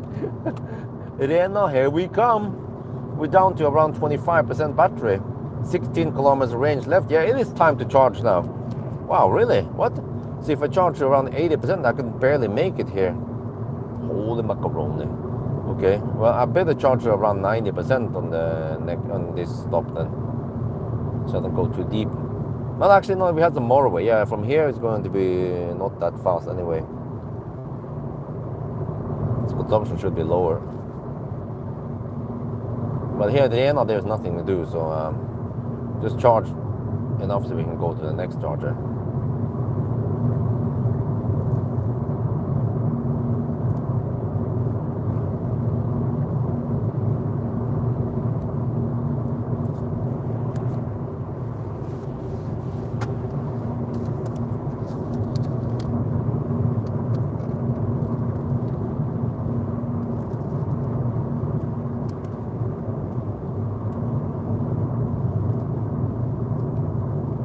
We are now at Rena. This was only around 60 kilometers extra drive, and now we're already going to charge again. Yeah, this is the name of the game. We charge every 60 kilometers. Let's check now so far. 131 kilometers done. Yeah. The only minus over here is that there's nothing to do because everything is closed here. We are in no man's, well, almost in no man's land in Norway.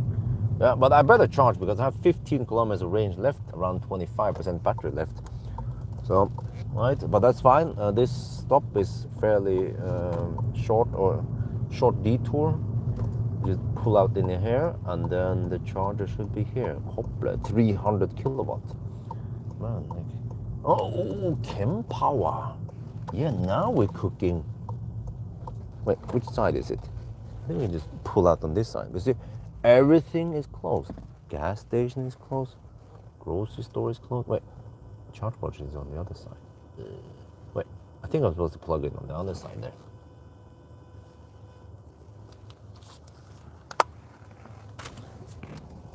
Yeah, I'm fucked up. I have to go on this side. Rena, man. Of all the places. Okay, let me see. Pawel. Let's use the first install over here.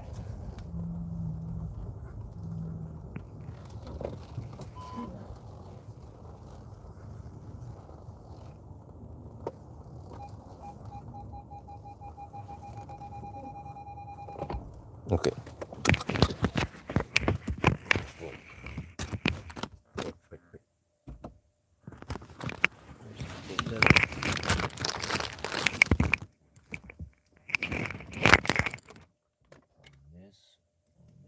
Uploaded already. Yes. Okay. Let me delete the file. Delete it. Yes. Now let's go.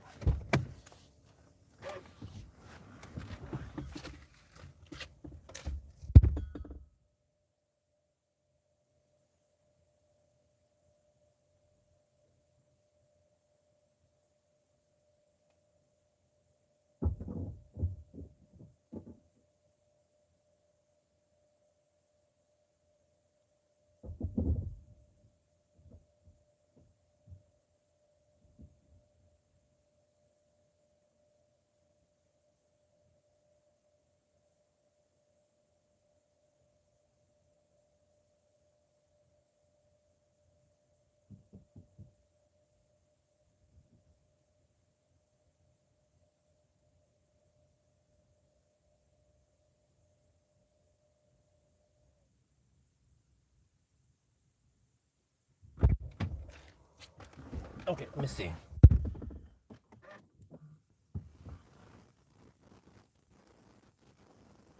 Now you guys want to see the charging screen? Oh, wait, mode. Let me switch over to normal. I want to keep it nice and warm in here. Let's see.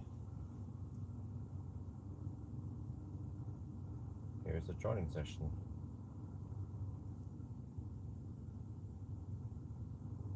You guys can check it out. Well, I'm gonna check it out myself. Let me see.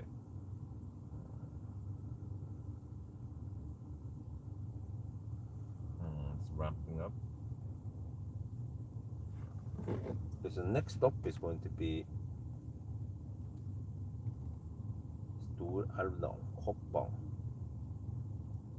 Recharge, huh? Wait, hey, really? I didn't know it was cheaper. When I look in the app, let me check again then.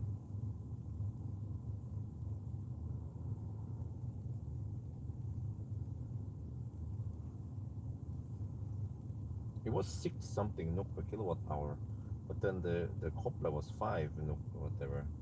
Let's see. If we go to recharge, the 50 kilowatt. Huh? The price I see here is 6.73 NOK per kilowatt hour at recharge, and then the kWh is only 5. Let's see.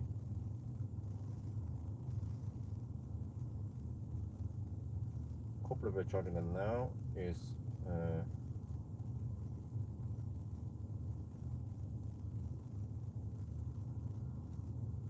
5.38 NOK per kilowatt hour. So it's 1 NOK per kilowatt hour cheaper, right? Yeah, you wanna charge at kWh.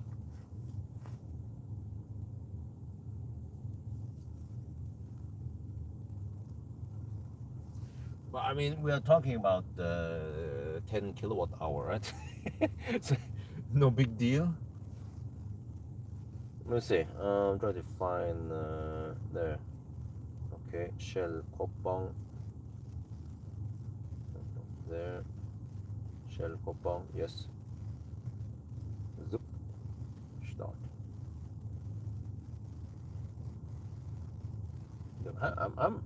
What? I'm looking at the own app. I'm looking at the recharge app, And I only see the 6 point whatever NOK per kilowatt hour on recharge. Strange, but man, we're talking about twice as expensive as Ionity here. Shit. I mean, it's recharge. I mean, Fortum is the old name, but it's recharge. I use Charge and Drive, whatever it's called, the app. Okay, so 61 kilometers to Shell Kopang, yeah. So then we charge to. Do you guys need to want to see the charging screen? Okay, we're going to put it in charge. We have nothing else to do anyway.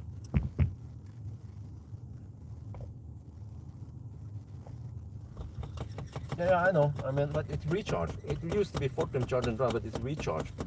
The 50 kilowatt chargers, right? That's the one you're talking about. Well, when I look in the app, it's cost over 6 NOK per kilowatt hour. And it's slightly further away. Okay, here's you see the stats. So I'm actually stealing some heat for the. I'm stealing some power for heating. Otherwise, we would get 125 amp here. But that's fine. It means that I'm on purpose. I'm throttling the charging speed slightly to avoid too much rapid kit because I need to heat up the car anyway. Well, recharge at their own app now. What the heck? Let's see. App info. No, I'm using this ancient stuff. Oh, I see. What? I need to get rid of it. Recharge.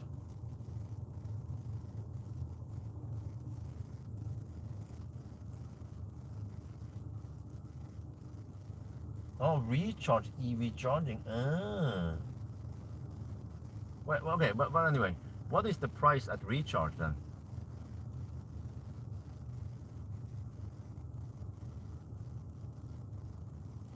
But I'm using the RFID, so then it doesn't matter, right? Oh, there's even one more app. Can I use the same username though?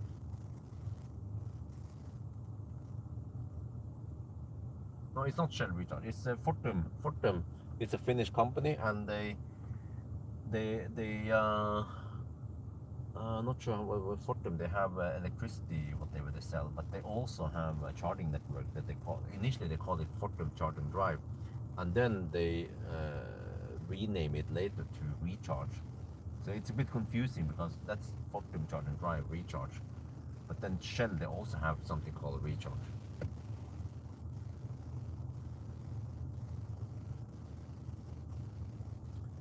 But yeah, man, I start to see this trouble now because we drive 60 kilometers and then we charge. You drive 40 minutes and then you charge 15 minutes, right?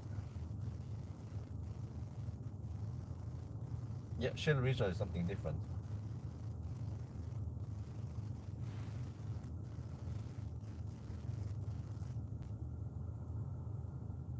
Hope I can use the same user here.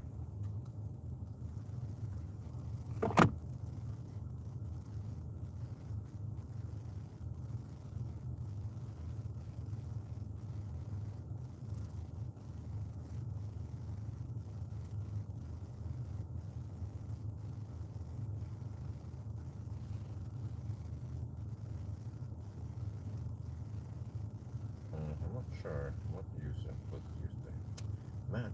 Why are they so complicated? Huh?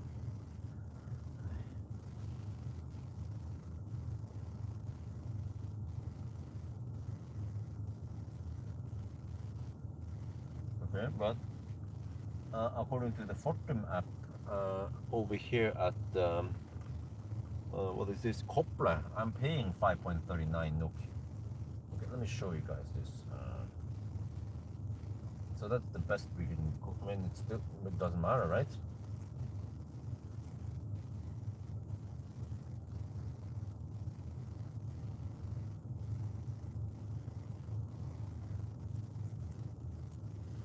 Here, you see, this is where we're charging at right now. I mean, isn't this okay price? I mean, it's almost twice as expensive as Tesla and Ionity, but I nøden spiser fanden fluer. And the next one is also going to be recharged. Well, Kopang, but what else can we do, right? Unfortunately, this car is not that thirsty. We're not driving a F-150.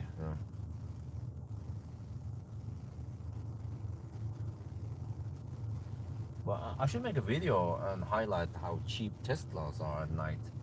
Some places cost only 2.1 NOK per kilowatt hour. It's dirt cheap. They probably want to spread out users so that people who are flexible about charging, they can charge at night. And then people who must charge in the daytime, they pay a higher price. But it's good. It's actually pretty smart what they're doing. Because ideally, what you want is for people to charge. You want to get as many kilowatt hours as possible. You invested in the infrastructure, in the the foundation, the substation. You invest in lots of stuff, and then every charging session pays back the investment until you start making money.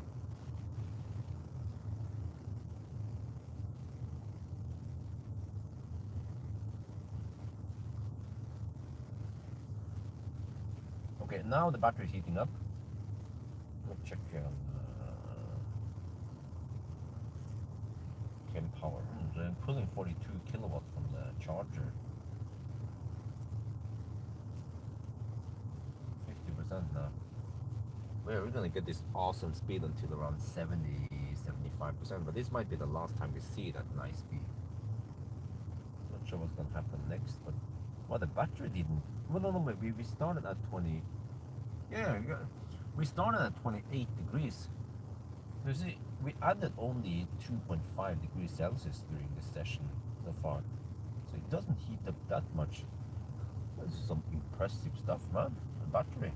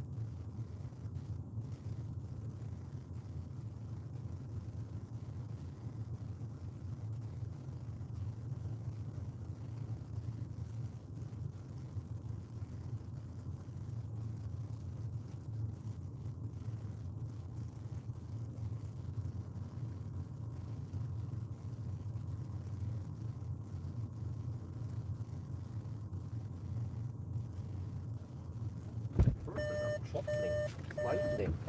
See here, this is what goes into the battery.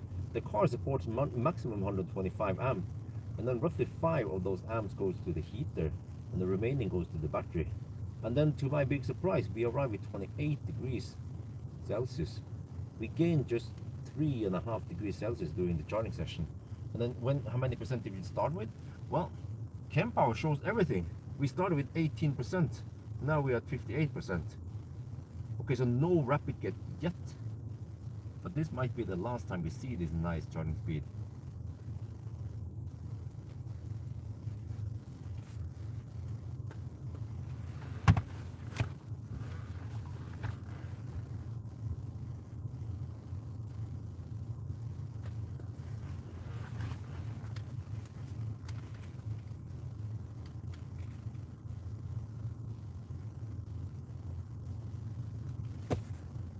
Next up is going to be Shell Kopang. Fortunately, over there we have a 24/7 open gas station, and that's only 61 kilometers away. So yeah, this is the name of the game. You drive 40 minutes, roughly 40-45 minutes, and then you charge 15 minutes.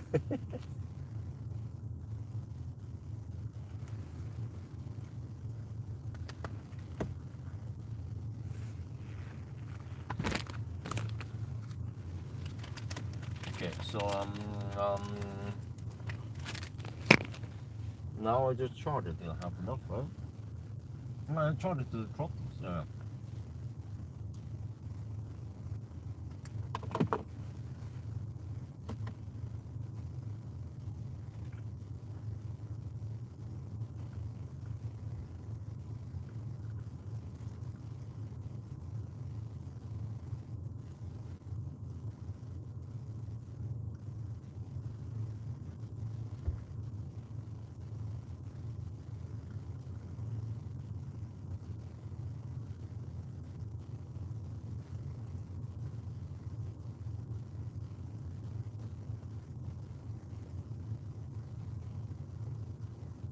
You can see when it throttles.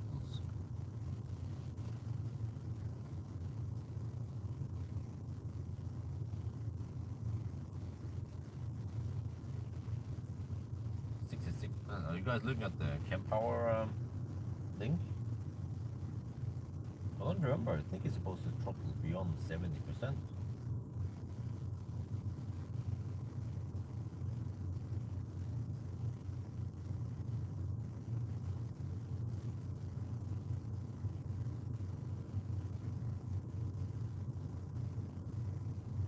No pulling some extra heat. It was switched to eco mode. I didn't notice. I was like, eh? Okay, one proper heat in here. Shell Koppang, 61 kilometers away.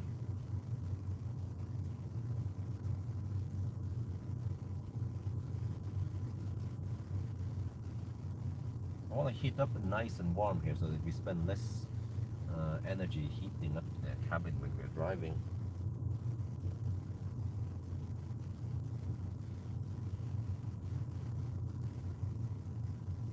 But then I want to know what happens here.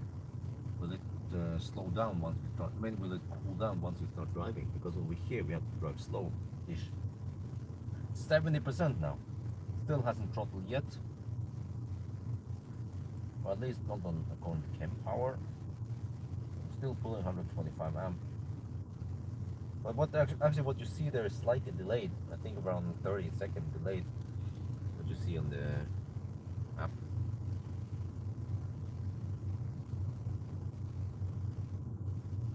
Yeah, so I'm on purpose. I'm throttling it slightly. The charging. We could have charged maybe 1-2 kilowatt faster, but then we also gain more heat, and I need to keep the heat in the cabin anyway.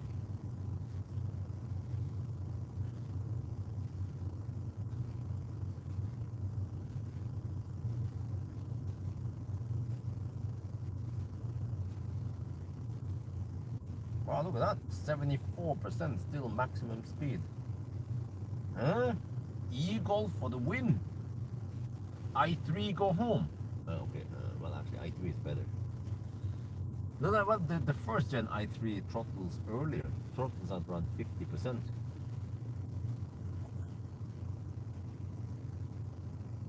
Wow.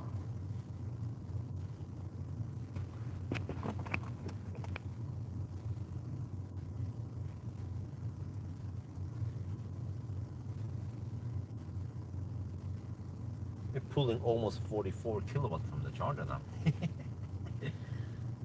Heat in the cabin. Oh yeah, nice and warm. Well, they should throttle soon. 76%.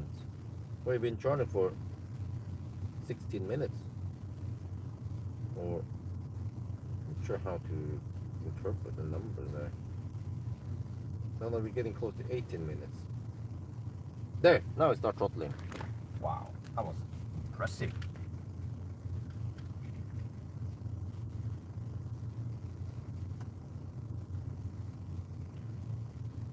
Wow, look at this. It throttled at 77 or 78%. This is some next level charging speeds for an old car. 24 kilowatt hour battery. In comparison, BMW i3 22 kilowatt hour battery, the first gen, the 60 amp hour, throttles at around 50% only, 55% I think it was. Here you can maintain maximum speed until now. Wow. And then charging time is 18 minutes. I'm going to charge a bit more and then I go for it.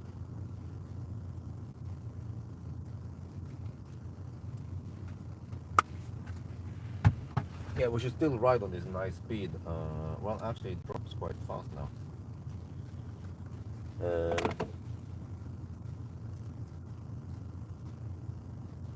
30 kilowatt. Yeah, I think it's time to leave. Do you have enough now?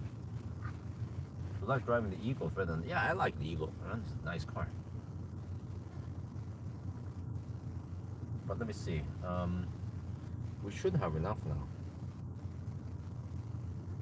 Getting close to 80%. And we have 78 kilometers on Gom, and then yeah, Gopang next.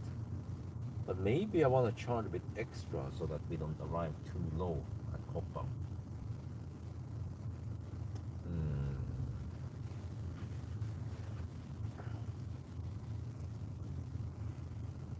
Over there we also have Kople. No, not Kople. Recharge and Pawel. Oh, 25 kilowatt now. Yeah. I think it's time to leave. Going kind of slow.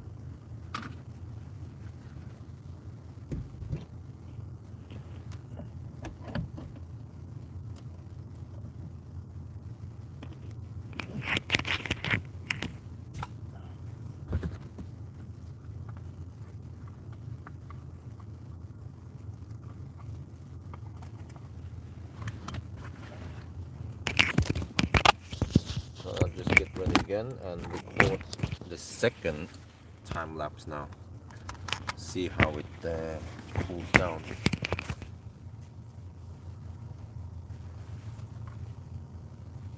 I can take a screenshot of this maybe once we leave. That should show us how long we've been charging, right? Once we stop.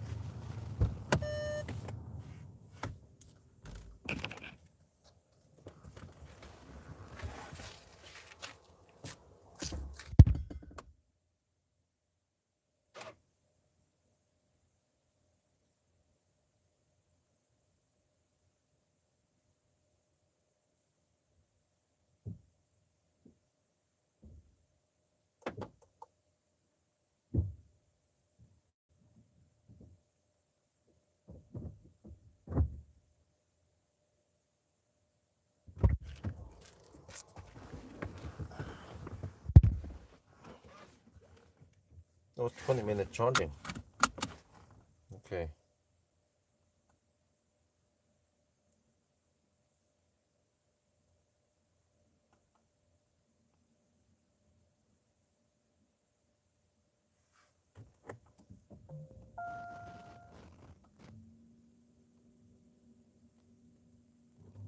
Minute charging to 85%.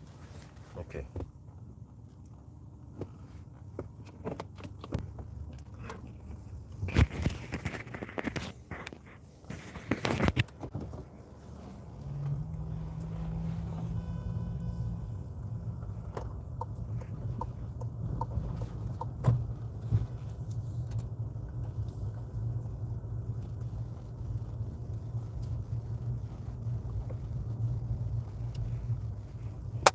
After Rena.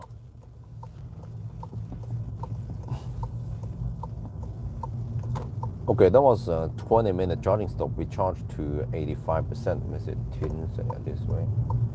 So yeah, relatively efficient charging so far, right? So now the battery is heated up to 34 degrees Celsius. Ooh.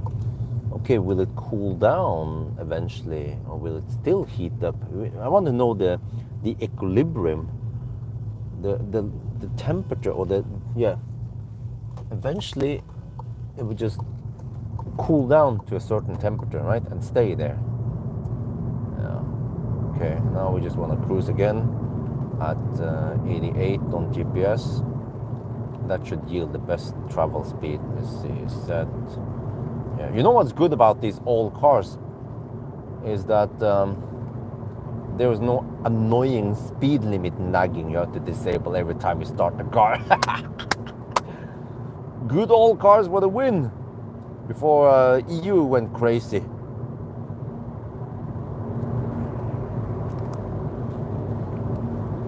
Okay, and then let me see, that was at time 45. Okay, Now we do another 10-minute time lapse and see how the battery cools down or how the battery temperature changes.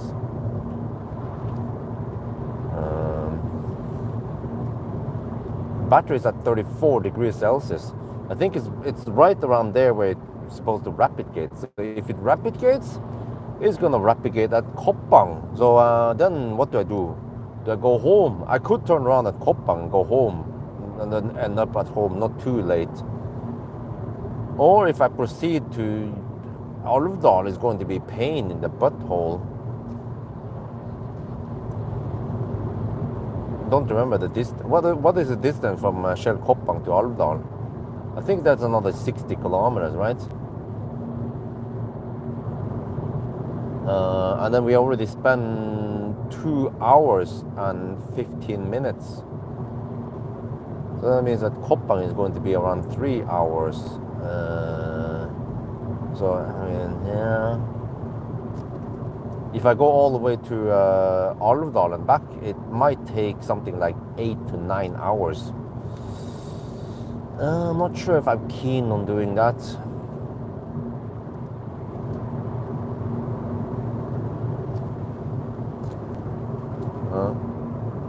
Speed demons like you, huh? That caused it. What? Caused what?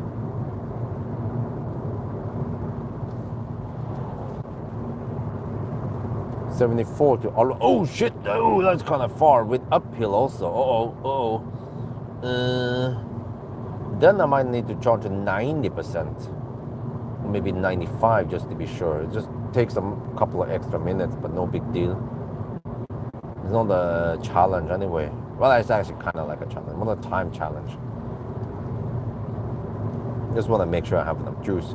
Worst case that I have to bail out and top up at the Hanestad, but that's a waste of time, right? Detour and overhead and stuff.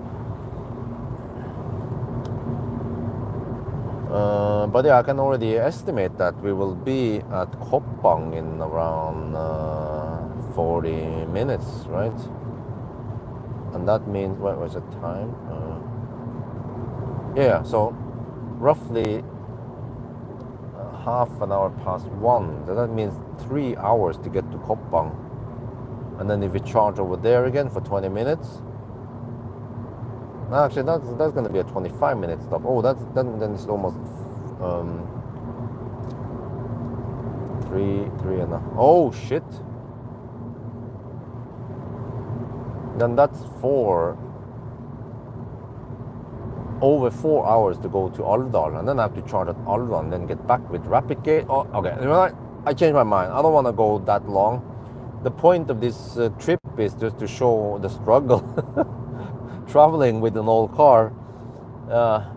Because actually, if you go all the way to Alvdal back, that's worse than a 500-kilometer challenge. So we'll probably bail out.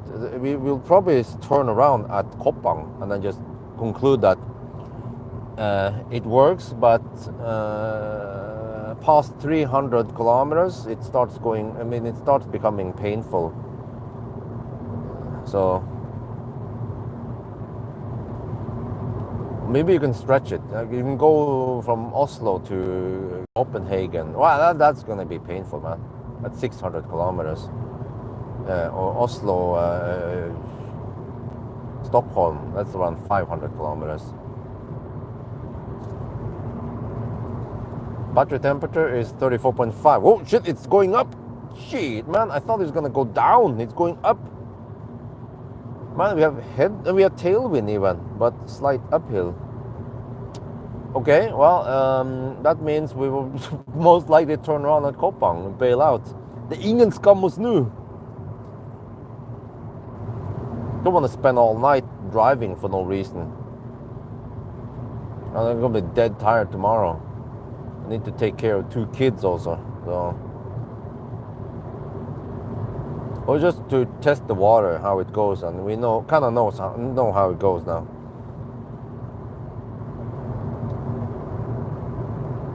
Yeah. So that is going to be a 380 kilometer round trip.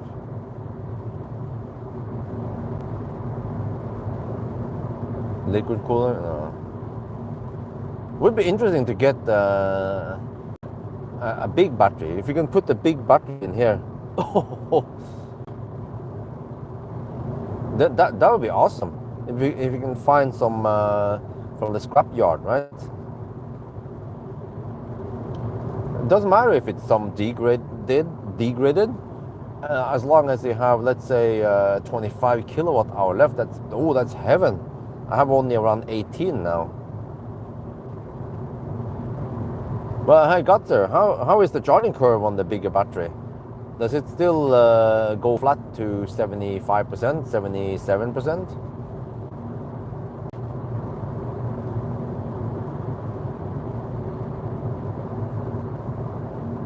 That'd be awesome if Valdemar could find a good deal on the battery and then put it in here. We can make some videos about it. Could actually get some nice views.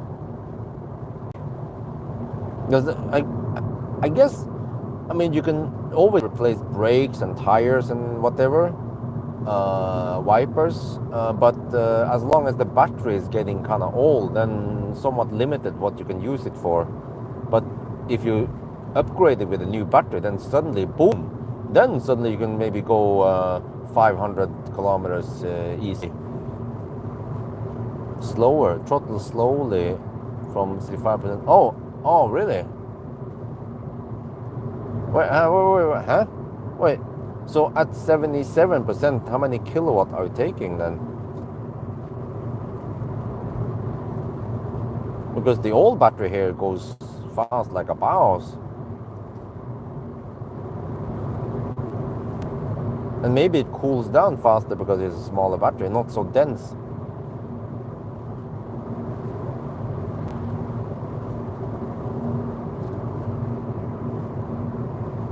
Higher voltage than model. Oh, hey, really? What? Higher voltage? I mean, the voltage is already low on this.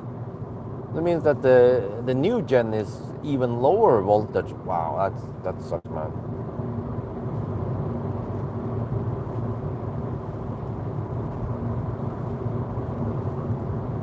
So the only thing that is good is that it has a higher capacity. It's like the classic Ioniq versus the 38 Ioniq.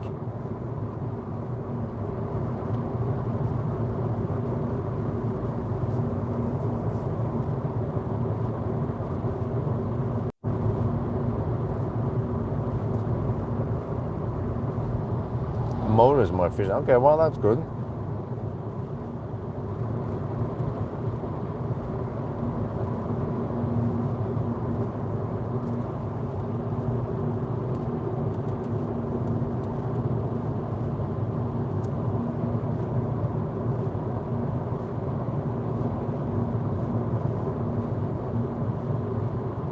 Okay, so the battery is still heating up. Wow. Even when driving at 88 kilometers per hour and it's minus 1.5 degrees outside, battery is still heating up slightly, but just half degrees up. Or maybe there could be some residual heat from the charging session that just spread somewhere and then the average went up a bit.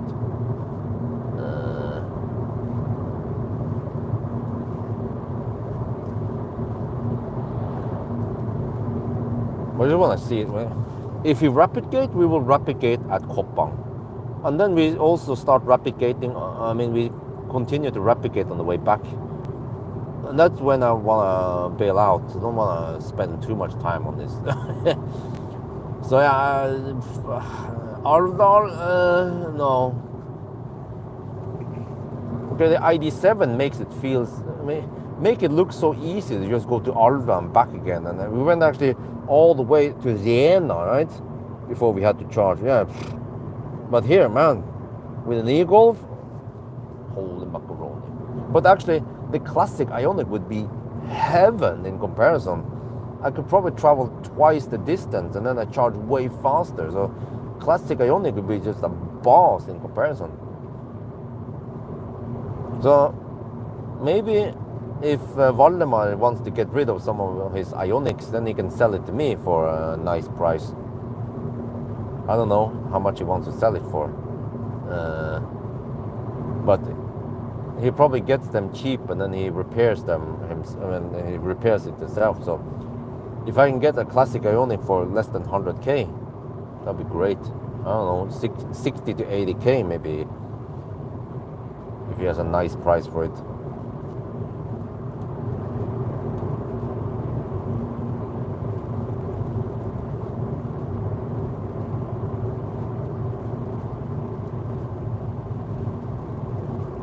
But on the other hand, do I really need it though?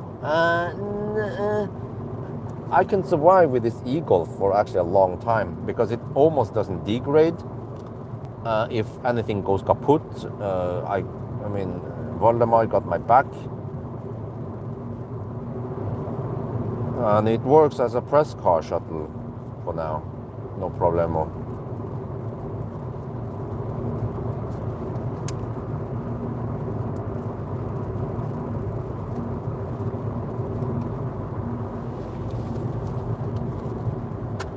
I can survive with this e-Golf for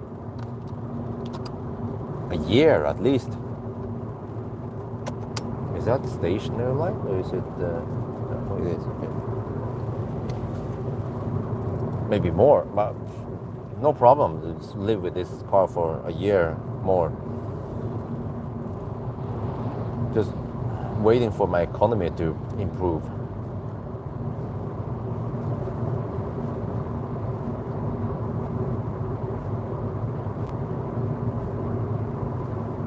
Yeah, Koppang is third session. So the problem is that we started at 14 degrees, but I think you kind of need to expect that temperature in summer, during summer anyway, right? Spring, summer. You can't. Some days actually, if it's warmer, you could start with 15 to 20 degrees in the battery. And then you rapid gate maybe even earlier. But then if it's not that cold, then you will go further before you need to charge. And then, yeah, that means you can cover a longer distance before you need less charging sessions, or less charging in general. It's a charging, well, the charging tends to add some more heat, but not that much compared to Leaf. Leaf is freaking horrible, man. Like, almost no matter what you do, you will just gain heat. I have to cruise at 60 kilometers per hour to cool down the battery during winter with a Leaf.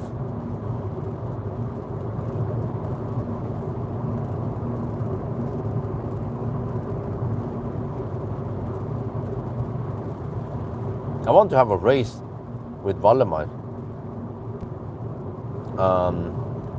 Maybe he can, if he can, well, I'm not sure which car he can use. I don't know if he still has the 22 kilowatt hour i3.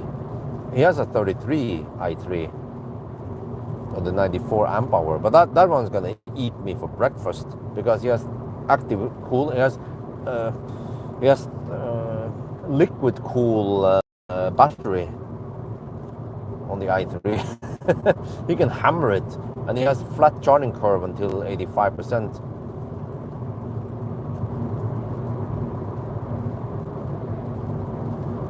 Then I will lose for sure. But a little race over to Koppang would be nice.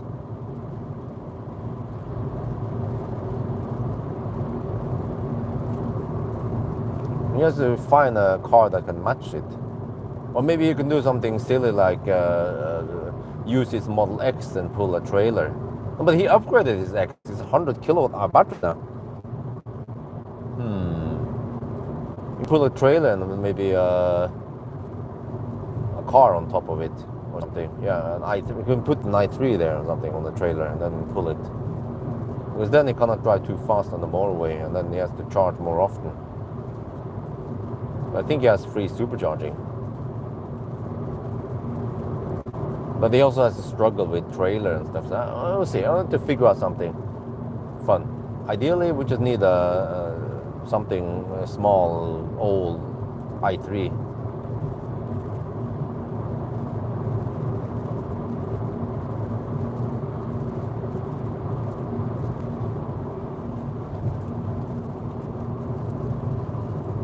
Oh, 34 degrees.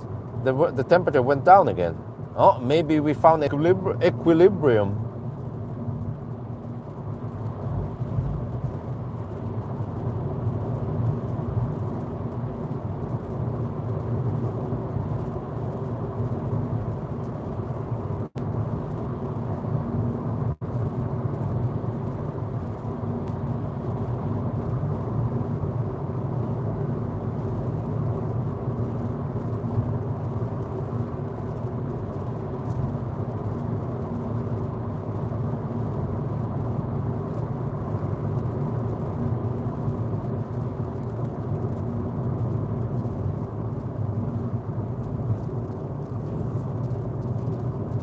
Okay, 60 zone. 66, spot on, 10% over. Oh yeah. And then, yeah, there's another 60 zone before Shell Koppang. Okay. I think that's a nice spot. There's a 380 kilometer loop, yeah, to Shell Koppang. So now I'm actually testing it, see how it goes, and then I can try to invite Valdemar over for a race. But the plan is that we will invite his wife and children over to our house, so they can hang out there and help maybe babysit some Isabel or Axel, just hang out there a little bit. Then maybe we can do this on a nice summer day, so they can jump in the pool also, if that's not too much hassle for them. I mean, they have 2 adults, right? And the kids, Valdemar's kids, they are 7 and 11 years old. So it shouldn't be too much hassle to deal with. 2 girls, and Isabel is 3-year-old, so.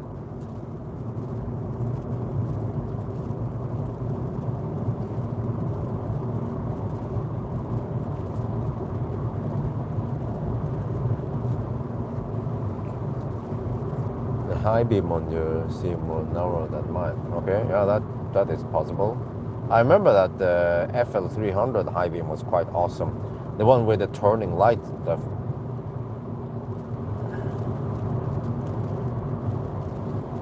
But I mean, it works okay. Just have to plan a bit. The advantage is that there are chargers everywhere, so I could just top up quickly for 5 minutes. Like usually when I do this. When I swap cars, no big deal. I can always plan a bit and top up when needed. Or if I need to take a quick break, I'm gonna just go to a gas station and top up, and then go to the restroom and grab some food, and then continue to my destination. Right. So the Ego will work okay for now as a press car shuttle.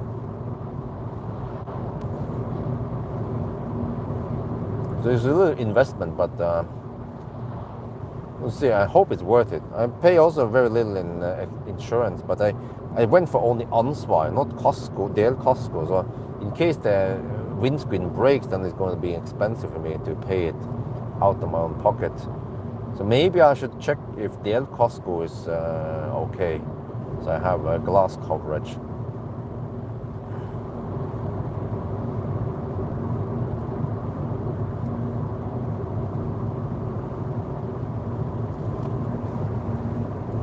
Wow, minus 1.5 degrees now. 31 kilometers away from Koppang, right?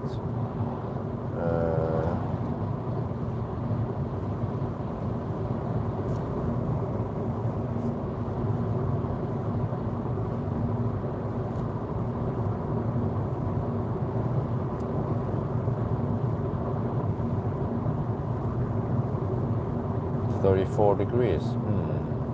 Yeah, okay. Wait, 33.5 degrees. Interesting. It cools down now.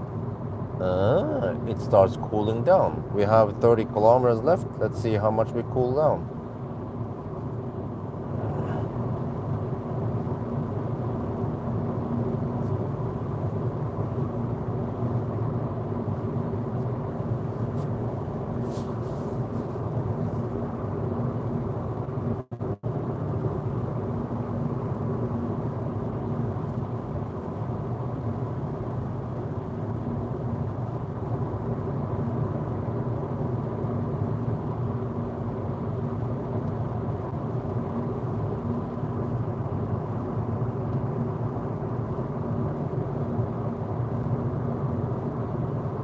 Man, if I decide to go to Alvdal after all, 75 kilometers, holy shit balls. What's the consumption? Let me check. 207 watt-hour per kilometer. Okay, I think we are roughly in that ballpark, around 200 watt-hour per kilometer. So which means 75 kilometers will consume, oh, when we're uphill, oh shit, will consume maybe 15 kilowatt hour. So if I charge at 95%, then I should be fine, right? Or 90%? I think the extra 5% doesn't take too long. But then past 95%, then it starts going slow. Then we take only 7 kilowatt. Ensidige. Oh.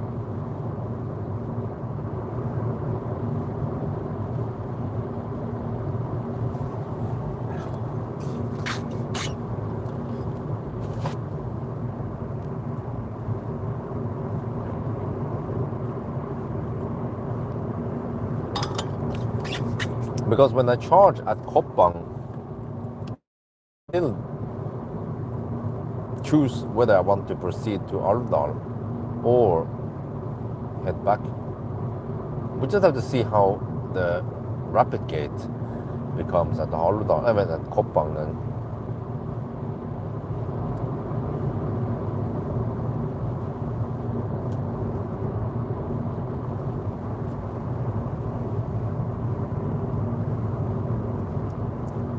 Since last charge, what? Do we have one? Since start, since the long term? Oh, since charging. Oh, it has since charging. I forgot about that. 224 watt-hour per kilometer. Wow, that's kind of high. Oh, the consumption went up because it's colder now than initially when we started. Okay, that's kind of high. So if I go Alvdal, I probably have to stop at Hanestad. It's actually quite safe to stop there, and then we can top up. Otherwise, I have to drive dog slow, or slower, and that costs me more time. But I think I'm pretty sure I won't go to Alvdal because it will be longer than a 500 kilometer challenge, and I know it's going to take some time. And I want to be home, like, not too late.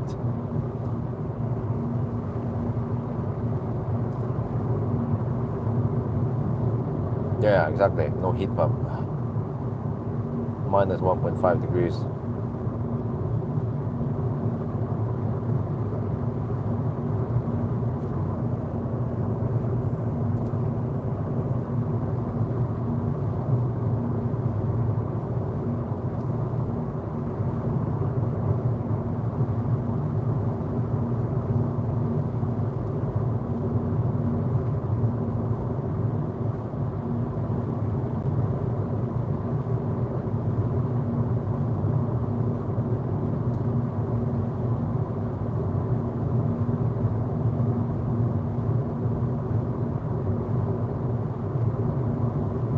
I think we're going slight uphill now. That's why the consumption is a bit higher.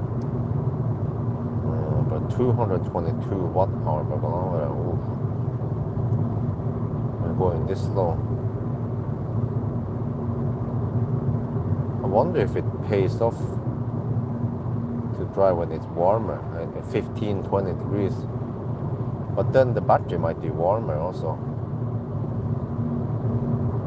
So maybe the advantage now is that we don't rapid gate that quickly.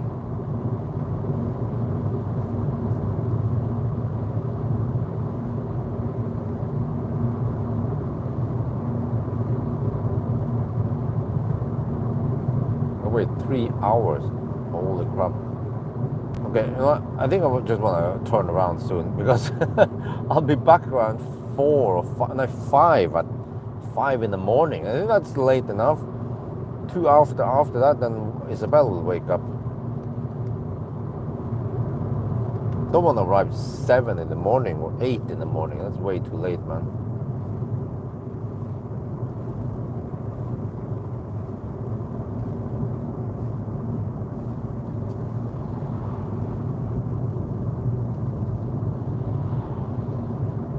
At least we tried now. But I just want to see also when it rapid gates what happens again. Because I haven't really tested this car during summer. It was during winter rapid gated.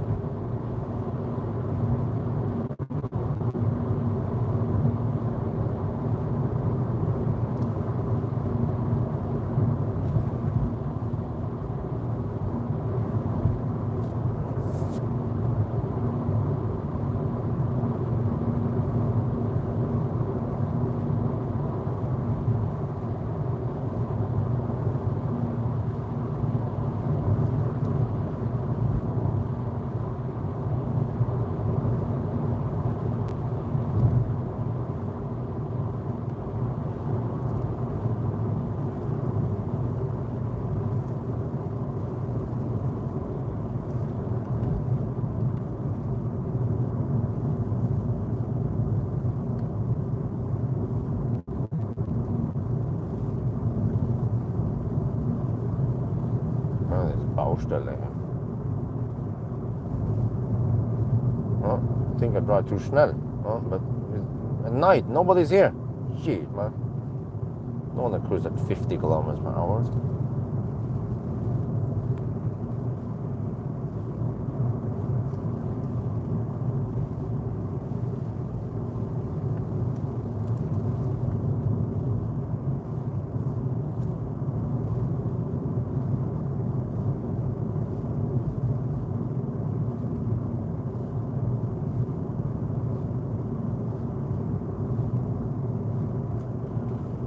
I'm also getting kind of sleepy. And also tonight, tomorrow night, I have to do a range test of Series 5.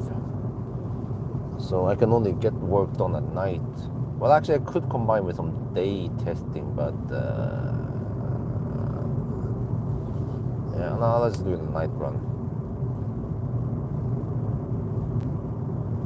And then Thursday, we are traveling to Göteborg. I guess I'll use the Series since I have it for 1 week. I could maybe ask Neo if they have a NL8 available. Oh, that would be heaven. But then the purpose of the Series is to test it, right? So we can test it in Göteborg also. And you get an impression how it handles with a family. It's supposed to be quite good bang for the bucks. 400k NOK for all-wheel drive.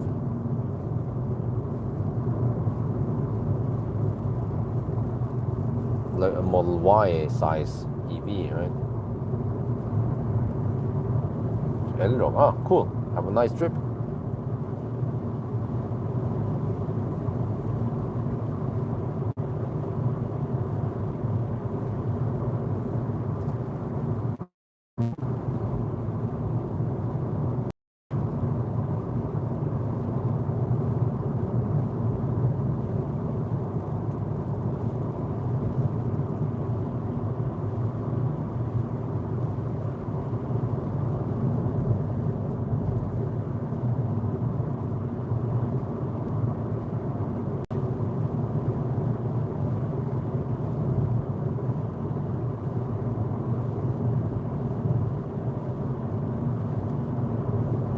They're building a new road over here. It'll be a great improvement over the old. It's good that they are still improving Østerdal many places, because it's a common road for trucks to go here.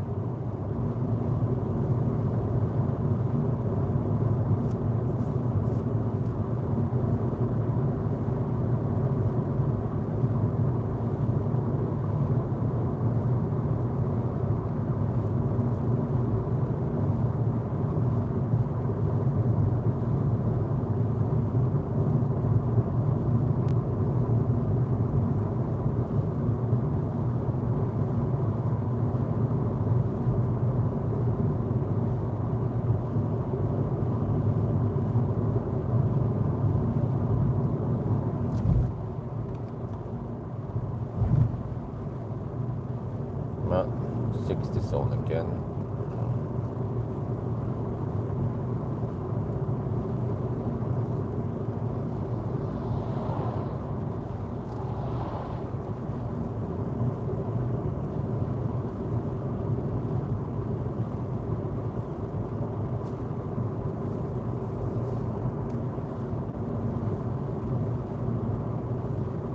what? We're down to 31 kilometers of range. Holy shit balls, man. The range on these old cars, they are really low. We've been driving for 45 kilometers only. And, wow.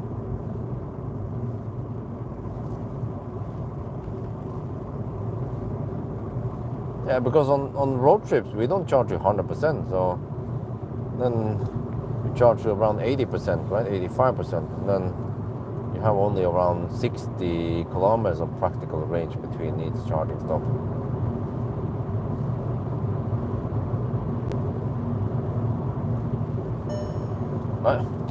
Low juice already?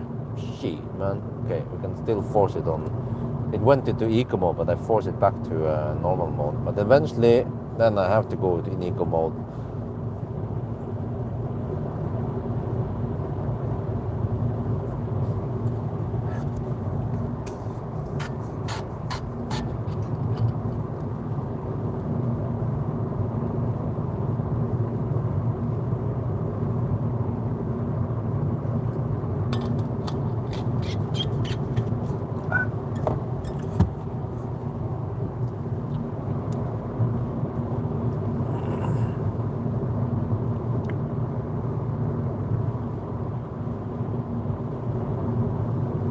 Oh, I can add 2, 1 to 2. Okay, whatever. Yeah, battery stays at 33.5 now. So on this session, it will heat up to around 36, 7, right? And that means that it should rapid gate on this session. And I will see that it throttles earlier now. This is what happened every time it rapid gates. Because previously we could charge to 85, 90% quite quickly, but now once it rapid gates, it's gonna go slower, a lot slower towards the end. And that means that you can then not jump 60 kilometers between each stop anymore. You have to jump 50 kilometers between them.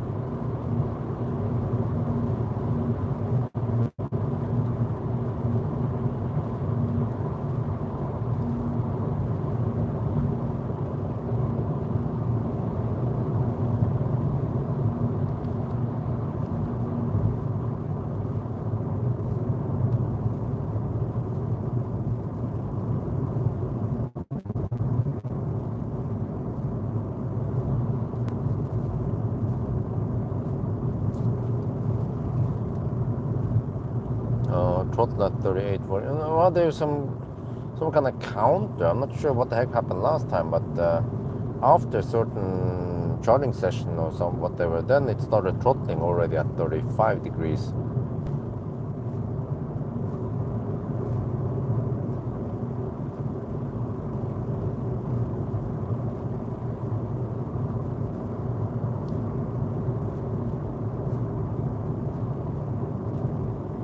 Wow, these guys are burning wood. You can see the smoke here. Smoke on the water.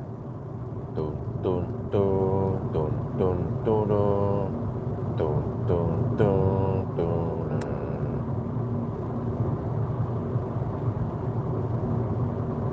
Wow, the smoke doesn't rise because it's cold outside. I don't know what the heck is going on, but there's smoke here. This is not fog. There's all the guys nearby here burning wood.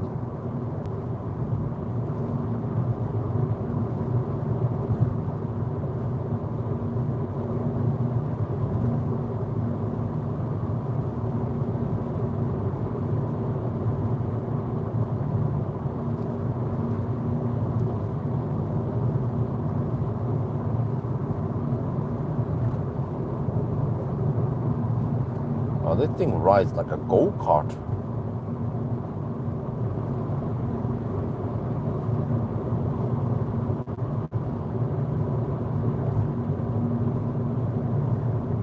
Now this will be interesting. On the way back, maybe I can try to visit some more Pawel, because we get that nice charging curve.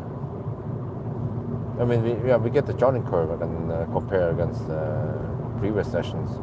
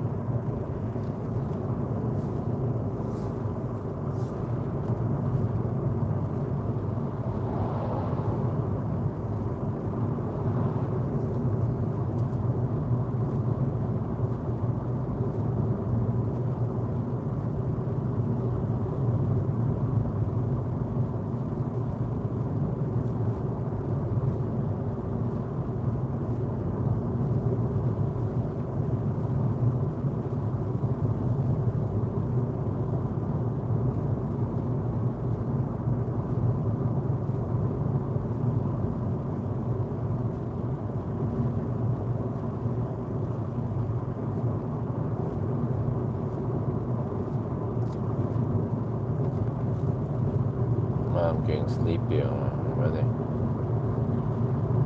Maybe I need to take a nap in one of the charging stops.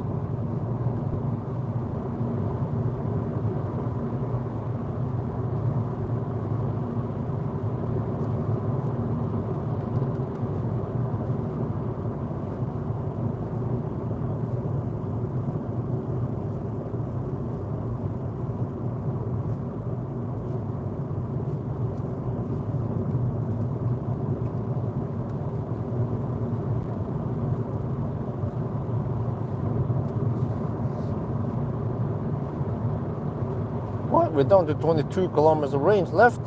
Huh? Shit, man.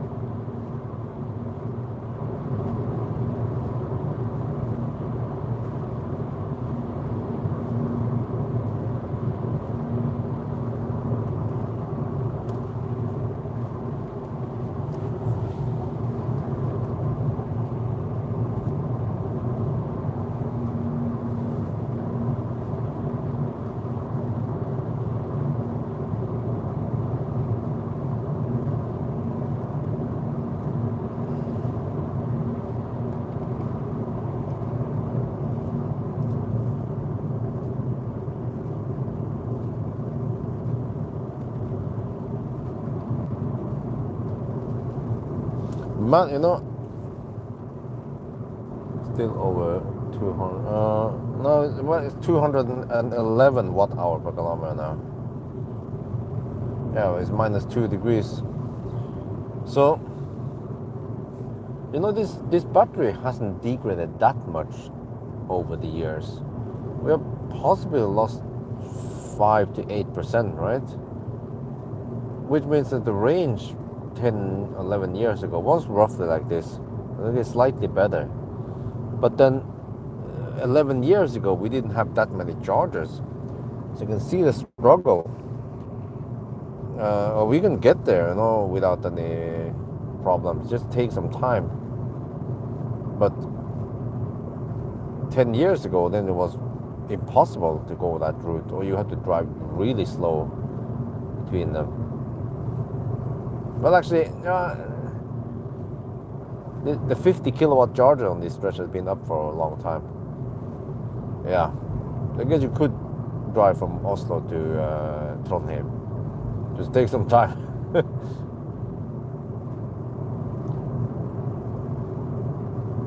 But this proves that electric cars, they are improved a lot since it was introduced.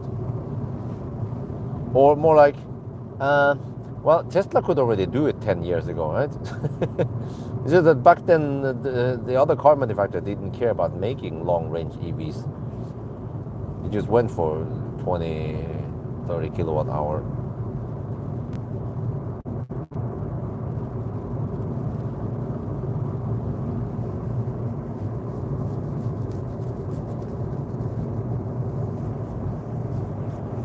Yeah.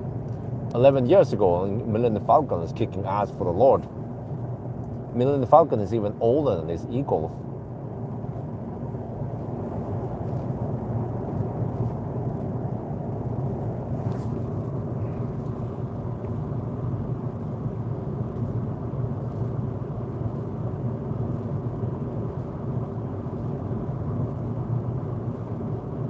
Okay, battery is at 33.5 degrees. But this time it will be interesting to see if you rapid gate or not.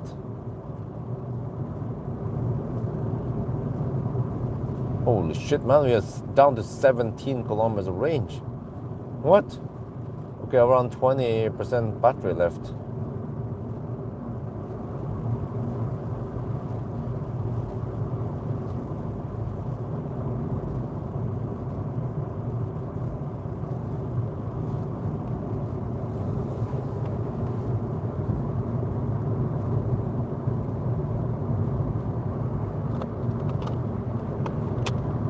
Power limit, slightly. I'm 91 kilowatt.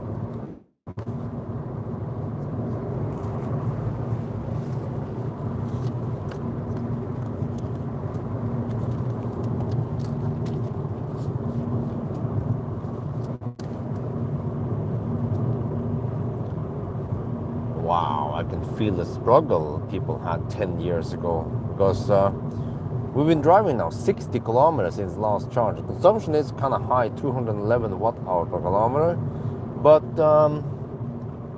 we have 15 kilometers of range left. What the heck, man? So, well, you don't count on getting those 15 kilometers, so you have to expect that normally now we charge you around 80-85%, and then you have roughly 60 to 70 kilometers of practical range then between each charge. Yeah, and these are the B roads in Norway when you cannot drive too fast. So you're gonna bail out here. Yeah, Koppang. We have some kWh again.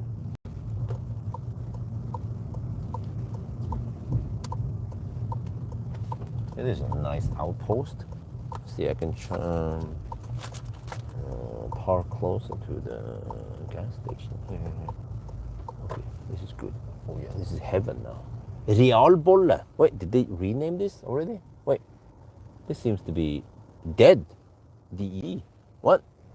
It's quite rare I find kaput kWh. Maybe I'll take this stop. But this also seems to be dead. What the heck, man? What the heck is going on here? Let me turn around here.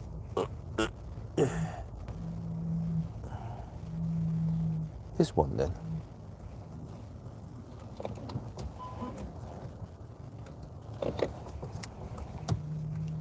This should work. All right.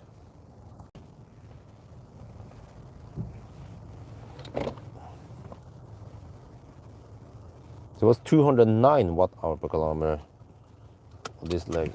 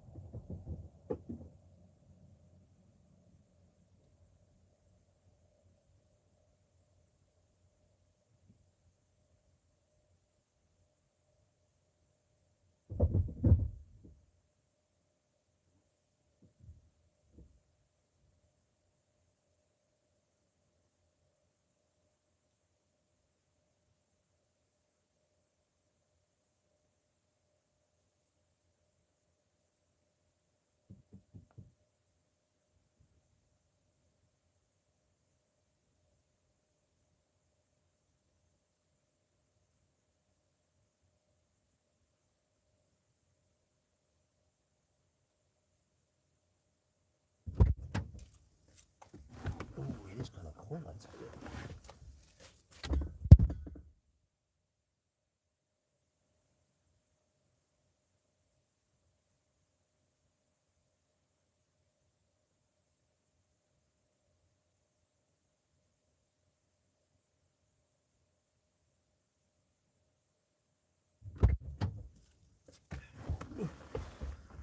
Fire up the heat.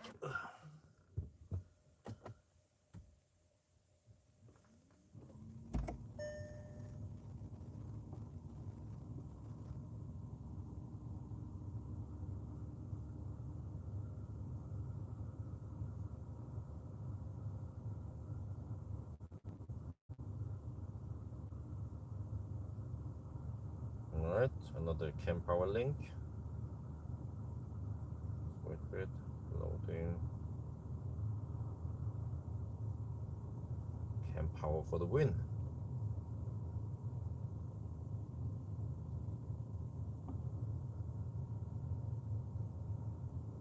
There.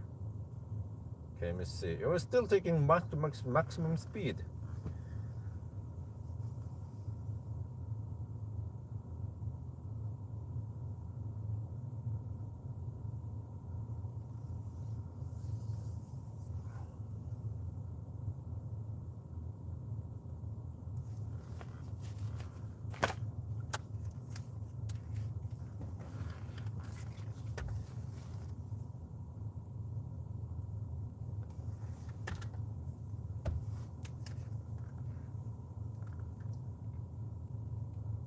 We are now at Koppang, and yeah, even at 33 degrees Celsius, we're still taking maximum speed. So yeah, I'm running the heater now. I don't want to freeze in here. It is cold outside, minus 1.5 degrees. So yeah, if you look at cam power again, nice stats. More details. But if it's gonna rapid gate, then this is the charging session. It might rapid gate that. You shall see.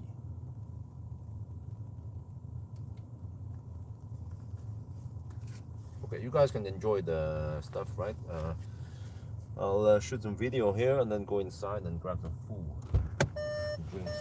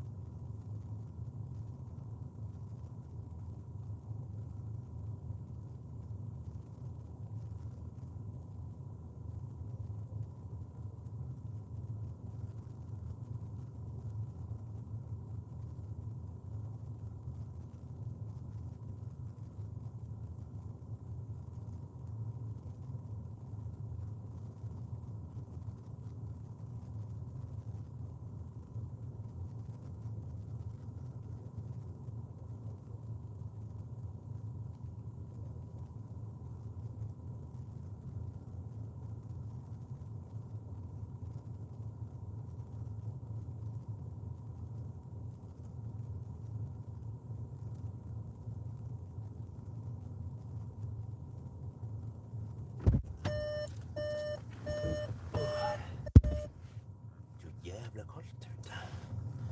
It's cold outside. It's nice and warm inside here. Okay.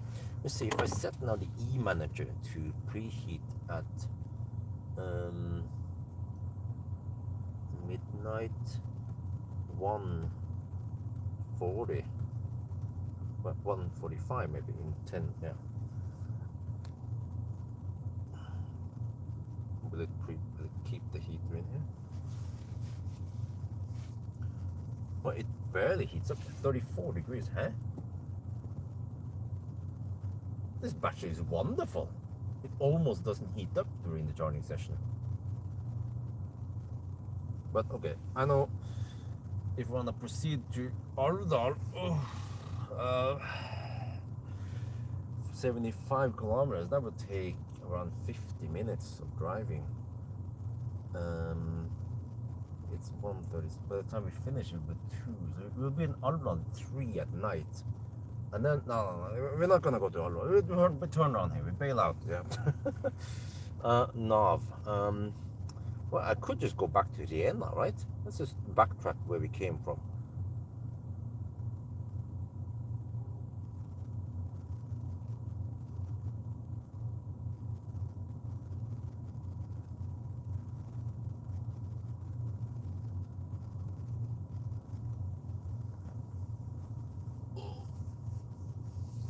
Okay, but let me get some food and drinks, and I'll be back in 5 minutes.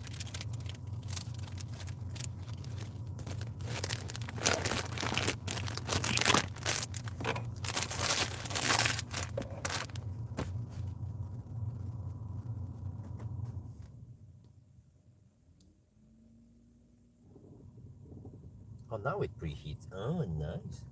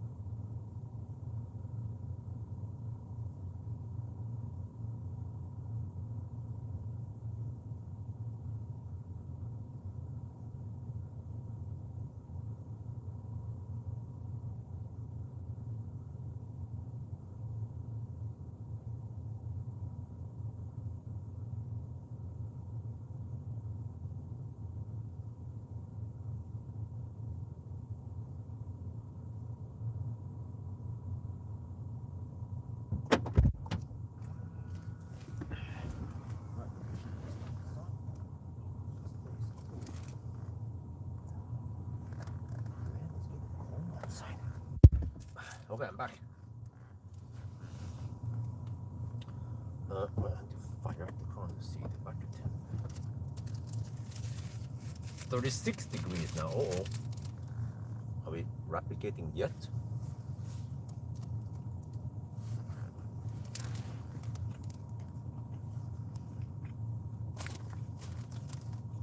Let me put you guys on the shop here.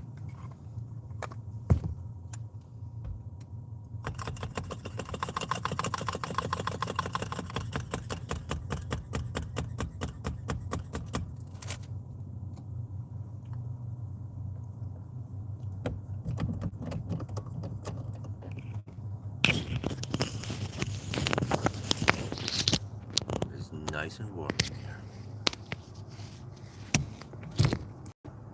There-ish. There. Okay. It's still taking maximum speed, right? What is it? It's supposed to replicate now. Let's charge to 90-ish% again, right? On whatever. 85. Okay. Still full power.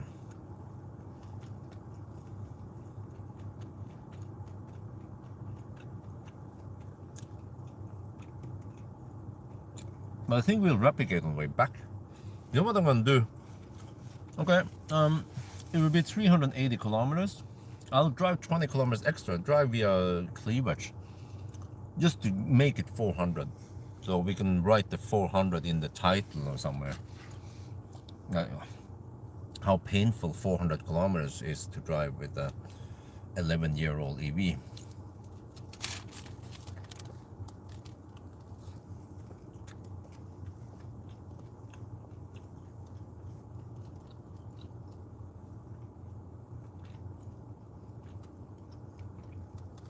Or it might throttle now towards the end of this session.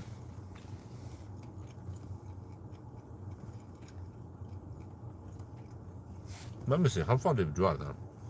What? 192 kilometers only. Shit, man. We had 2 charging stops already.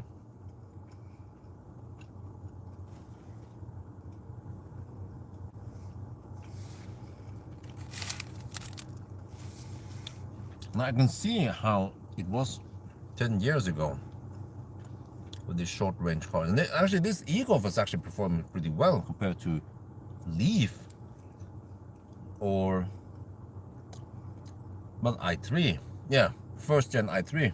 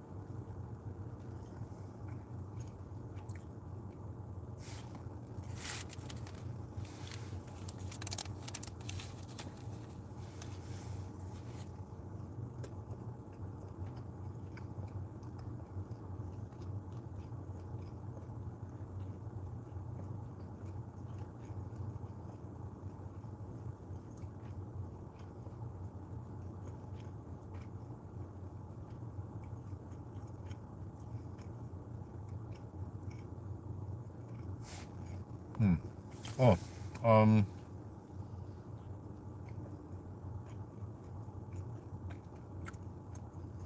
well, 10 kilometers per hour slower. I don't know. Well, it says 67 kilometers. It counted when we're stationary.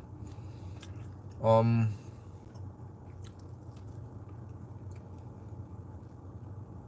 think we probably had around maybe 90 kilometers per hour average speed now.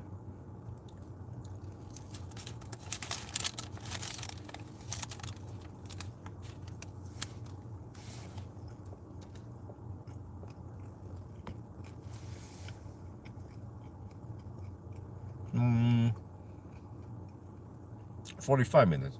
First session was 24, second session was 20, then with some detours and stuff. Yeah.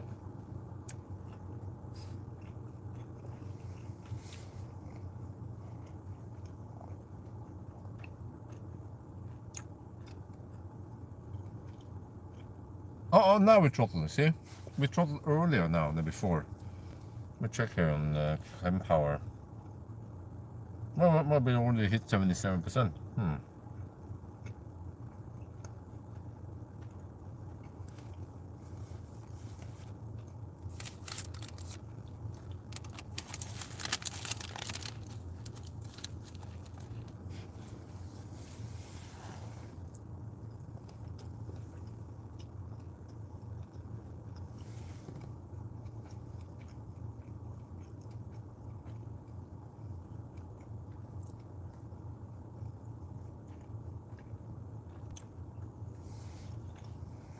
You see, the battery heats up every time we charge, but just 4 degrees Celsius is very impressive.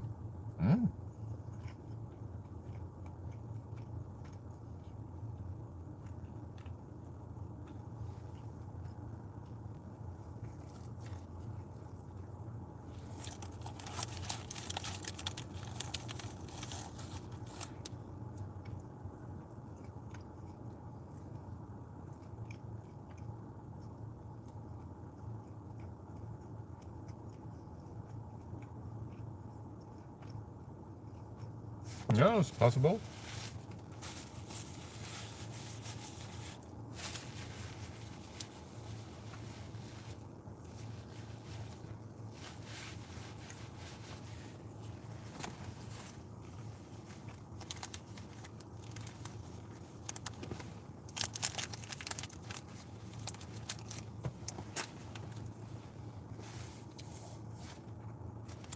But I think it's time to leave again soon. Go back to Rena.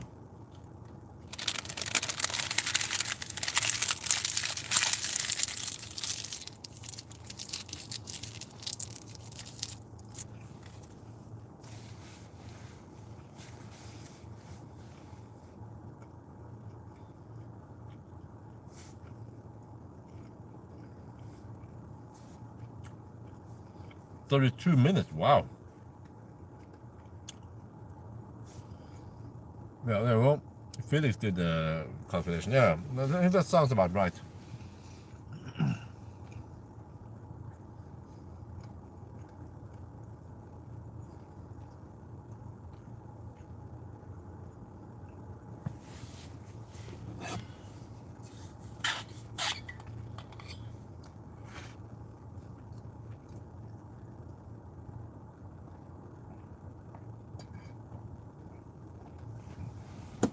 Okay, I need to restock the drink. Many times the stops are just long because I need to eat and do stuff.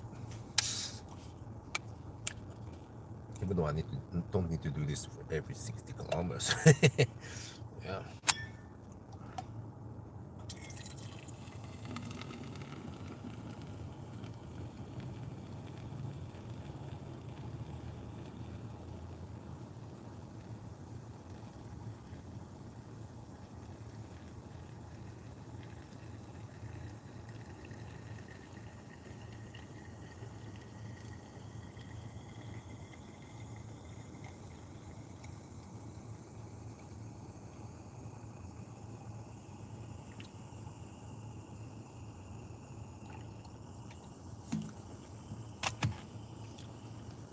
But yeah, if I didn't have to go back again, I would, commit and go all the way to Trondheim.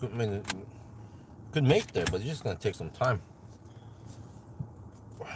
Like 8 hours maybe. And I know that the fast cars nowadays, they can do it in 6 hours roughly.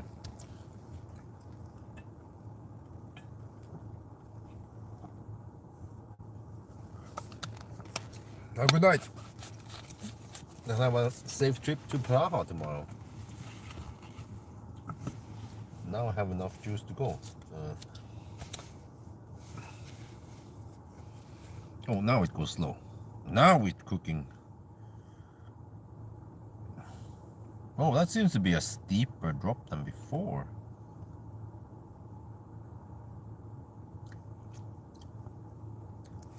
Or, I'm not sure, but okay, whatever. We're gonna leave now. Let me get ready. Usual. And explain why I want to bail out.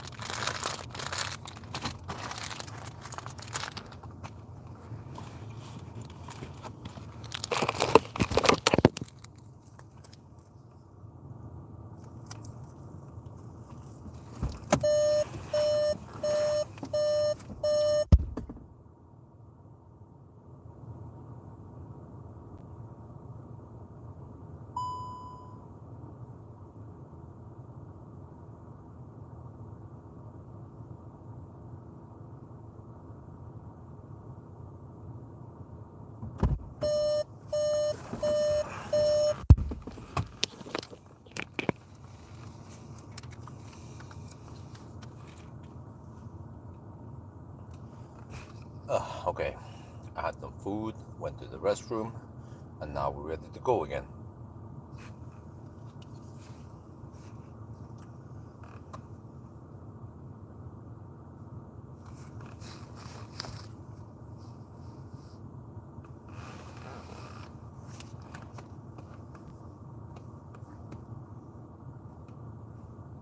Wow, we charged 88%, 18.3 kilowatt right now. It seems like it throttles sharper now.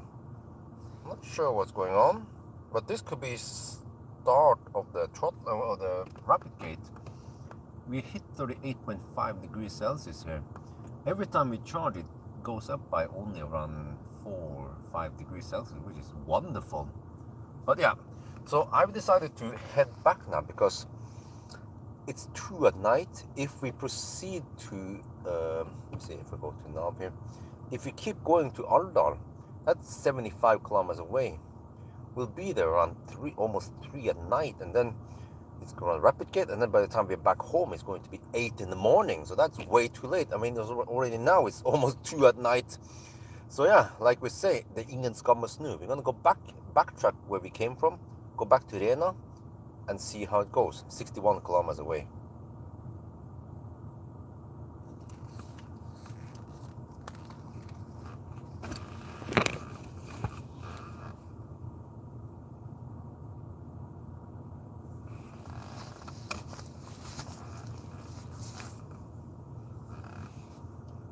Well, an e-golf just arrived. Brother from another mother. Yo, what's up? You want to charge over here, bro? Huh? Film as well. Hey, another white e-golf just arrived. Huh? It has the same rims as me. Look at that. Yo, what's up, my brother from another mother? You need to charge, bro? Just like me. I'm done charging.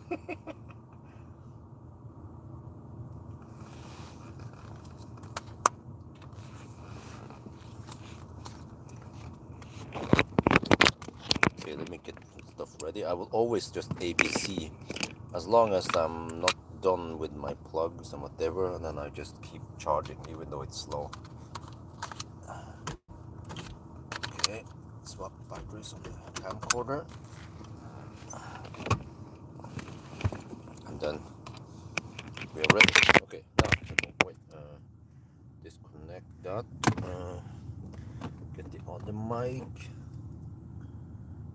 charge past 90% again, and then we are good to go. And I'm gonna get this ready and record another one. But did I upload this already? I think, right? Yes, video save. Okay, delete, shoot, and then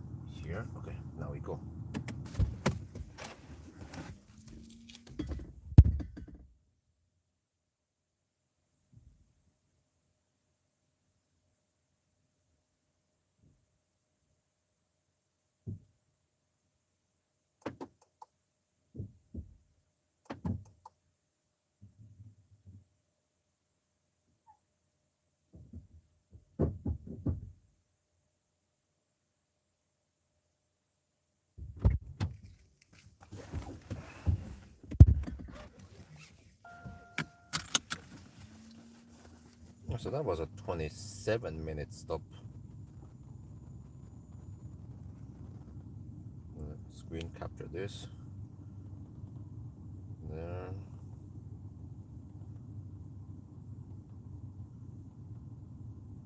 Save. Let me compare the two graphs. They look slightly different. Yeah. Wait. Yeah, it seems to have a steeper throttle. 27-minute charging stop this time. Okay. Microphone on. Food comments. Okay, I didn't eat that much food though. Let's see. Yeah, I also have some room for a quick power nap if I must.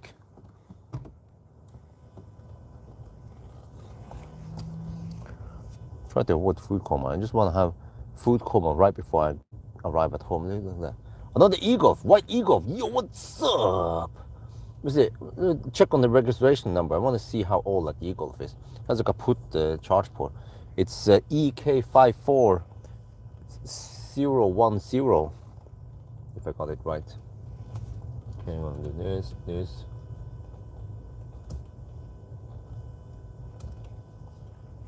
After Koppang.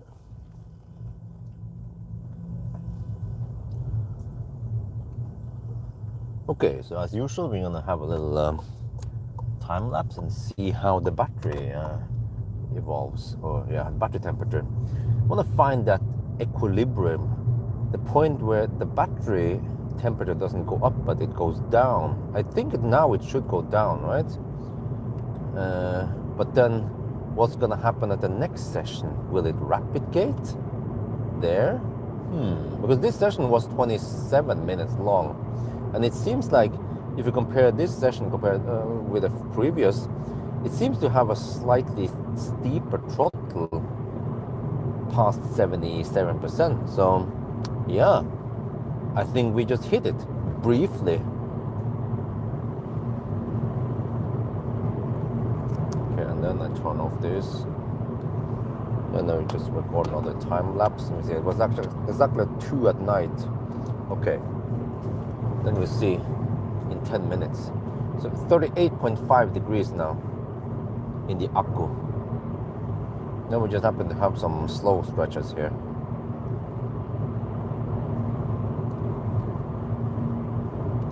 But I think it's a good call for me to bail out now.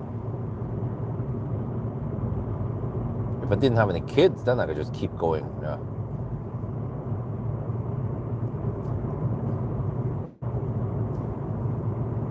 Go back to car and then switch to since charge. It's nice that they do automatically reset since charging. Oh, great. That Golf register first in September. Oh, okay. but wait, is that FL300? Well, can we? Is there a way to see if it's the new next gen or the old gen? But I saw that the charge port was kaput, or that the lid was kaput.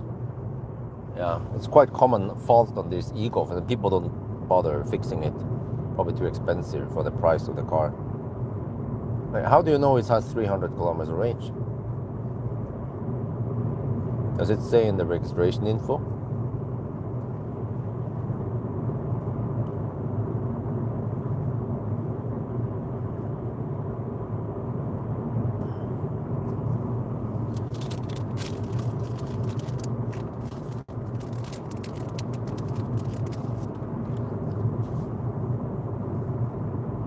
Oh, no, so it says FL300, right? Oh yeah, 100 kilowatt motor, okay. So he uses the next gen. Man, I should have scanned the QR code there. Just to see how it charges.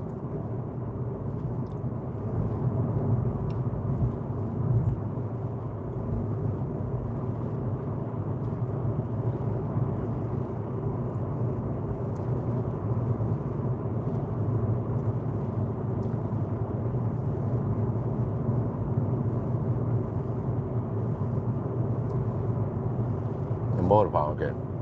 But you know, when I talk to kWh guys, they say that they can pull so much information, what the car reports, right?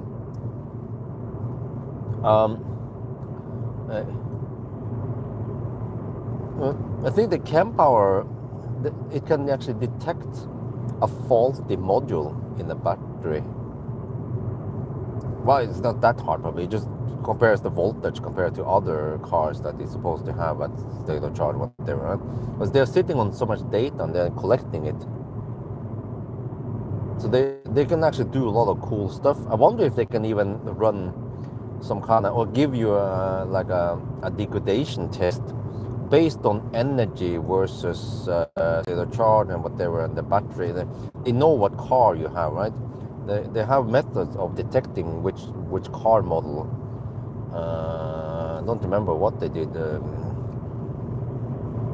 Maybe also based on VIN and some other stuff. They can find out a lot.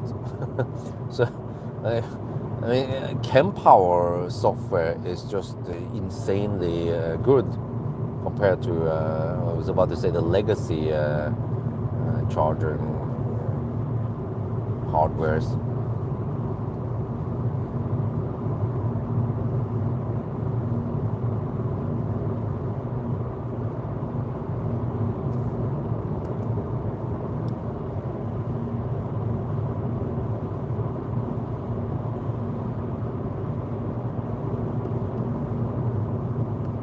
Man, I mean, dude, if kWh, they have so much power because of the data, they can go the next level, the next shit. Like can you imagine you can go to any kWh charger and then ask for a degradation test. Like you just plug it in with 10%, for example, charge it to 100% or 90%, and it will give you a rough, maybe a quite good estimate on how many percent your battery has degraded.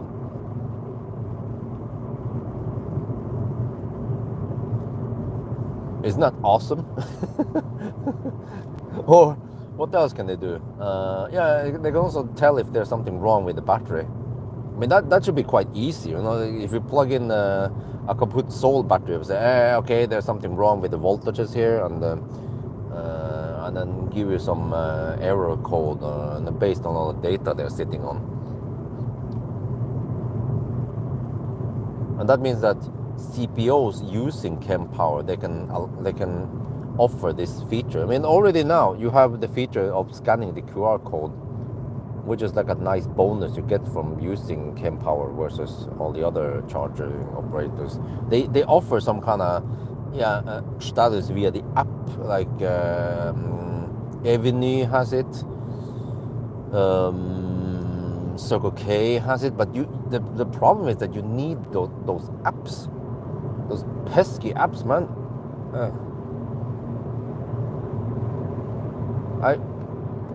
After I used the tapping of the card on Uno X and what was it again, and ST1, it's so convenient. I was trying to find out what kind of app do you use for ST1? No, you don't, just tap it. Ikke app, bare tap.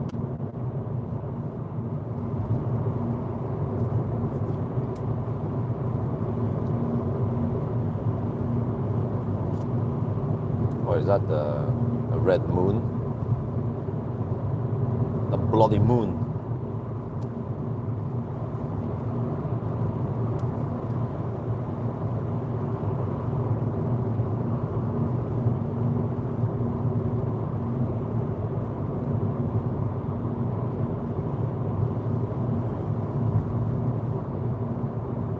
Complete hard reader install. Oh. Wait, they have to retrofit? Or do you mean only for the new installation?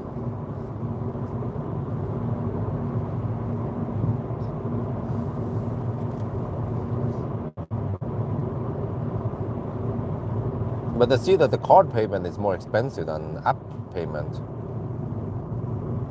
But I mean, I think that's fine because casual chargers, Casual charging customers, they don't care too much if they pay a little bit extra. And then frequent buyers, they go for app or whatever. They do whatever is needed to save some money. But for me, if I was in a different country, I would love to just tap it rather than having to install an app and some like in Germany. I remember some of that stuff was in German only, and then in Thailand you have to input your passport information and crap and license plate and passport and home address and shit. Like, huh, dude, just to buy some kilowatt hour? Madness.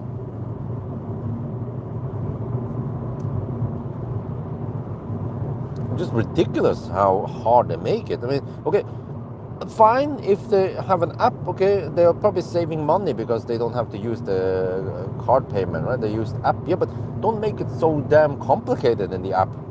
Just username and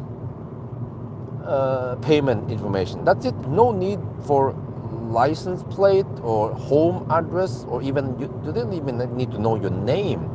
When you buy something at the gas station, they don't ask what your name is, right? Or your home address or your passport. They just want your money and then swipe the card. Done. Why can't it be the same for charging, right? I don't get it, man. Why is it so ridiculous? It's Weishness.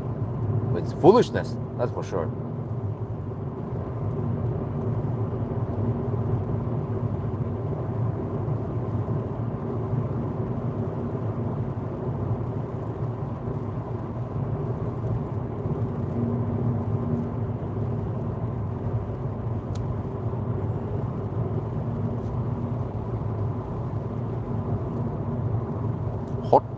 Björn is complaining and driving from Alvdal.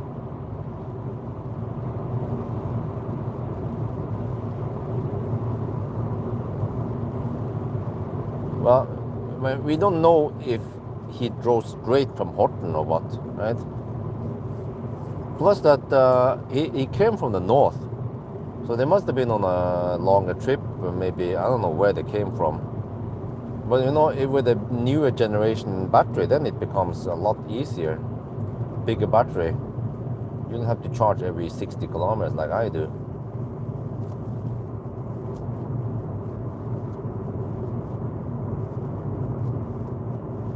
Yeah, card reader costs money, yeah.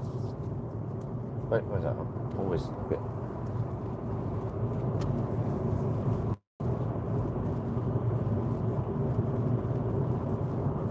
Wait, are we charging? Double check it. Yeah, okay, we're charging.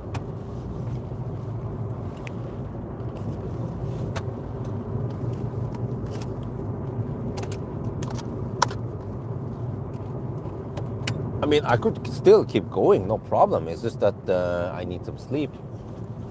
I got other things to do.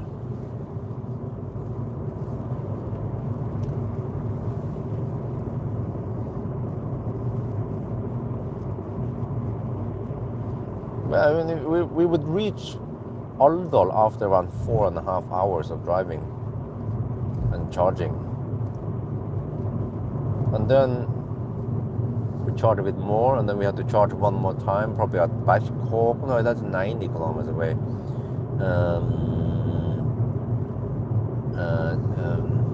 Kvikne. Yeah.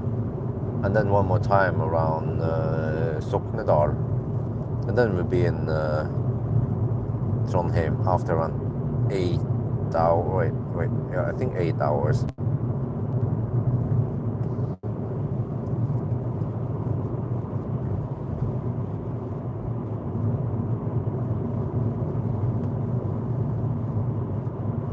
Well, actually, then I'm counting on RapidGate, because actually the next session might RapidGate. We have 38.5 degrees, and it's not really dropping much at all.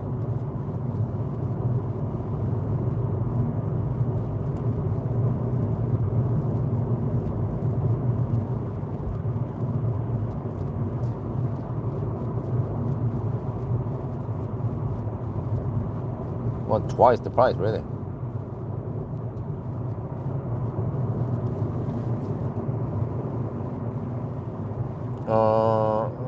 I think we hit 139k now during this trip. It was 138.8, and we've done 200 kilometers. Since charging now, 234 watt-hour per kilometer. And for the whole trip, we've done 210 kilometers so far. Not sure if we can see the odometer unless we stop car.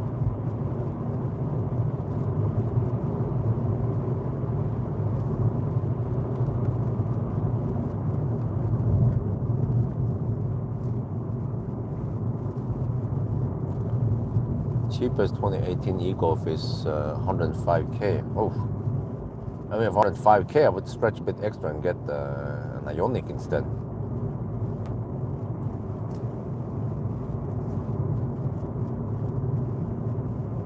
So, I mean, e-Golf, they are kind of expensive.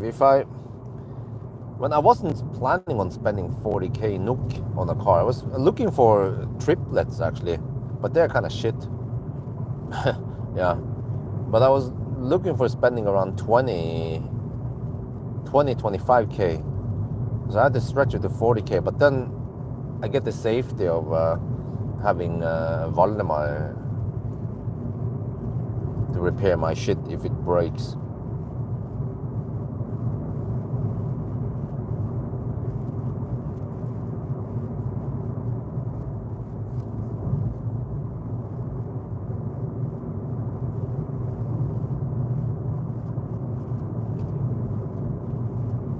But the crazy thing is that even today, classic Ioniqs, they will work just fine.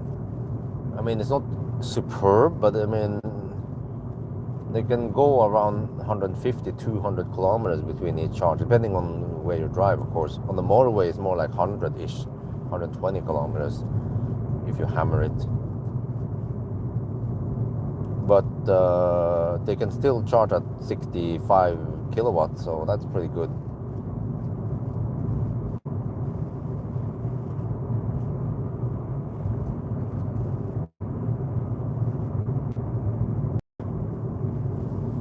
If I had the opportunity, I would borrow Valdemar's classic Ioniq and go to Arctic Circle. Epic trip, yeah, just to prove that all EVs, they can kick ass for the Lord. Or the Emperor, whatever is in Korea.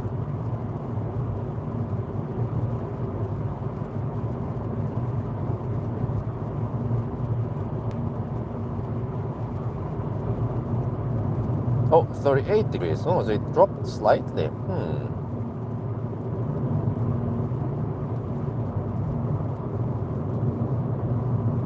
It's about 1,000 kilometers to go to the Arctic Circle. And then back again, yeah, about 1,000. But Ioniq can charge at supercharger. It has CCS. It charges pretty fast. It's super efficient. It has low degradation. And it almost doesn't cold gate. It has slight rapid gate, but on that stretch, it's not going to replicate that much because we have to drive slow anyway, many places.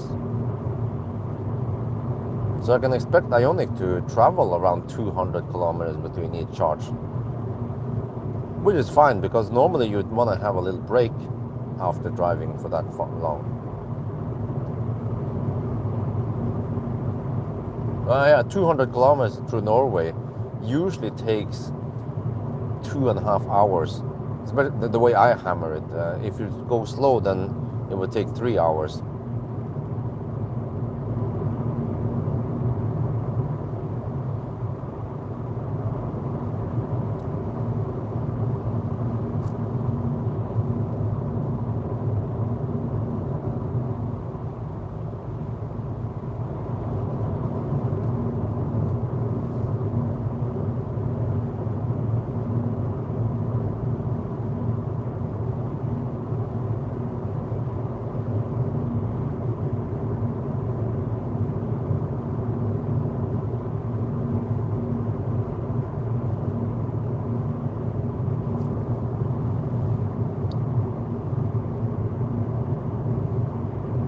Right, so that was the third charging stop. There's a Tangen,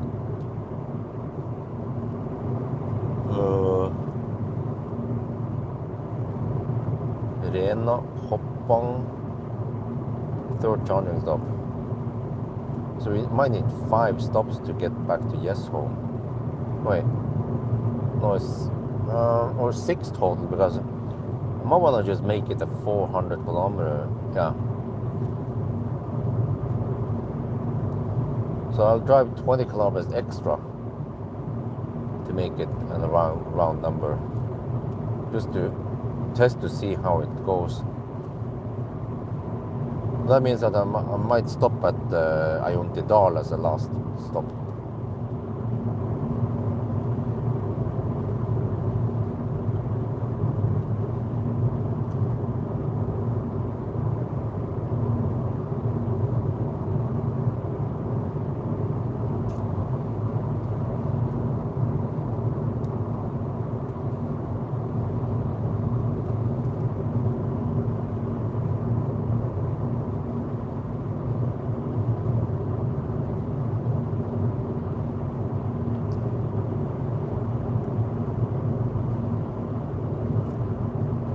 Well, interesting.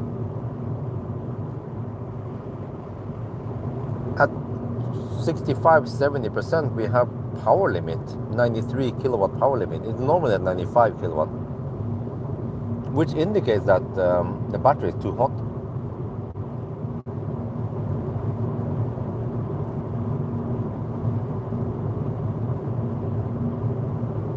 So I can look at the power limit to get an idea of the temperature in a higher resolution.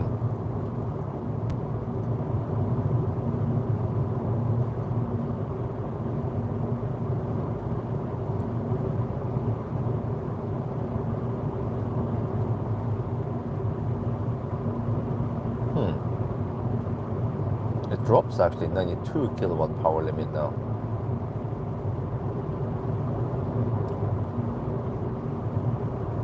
And then suddenly 94. Okay, it jumps a bit up and down.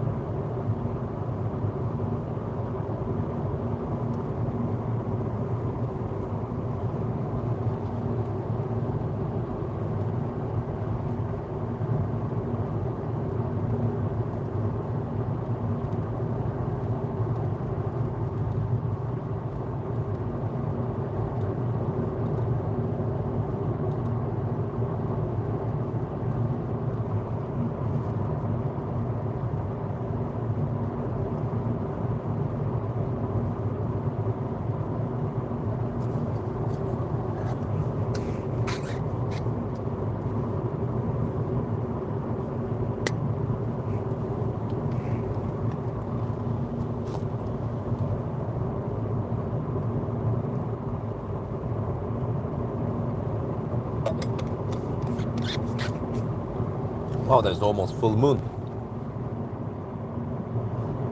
Battery temperature is still 38 degrees.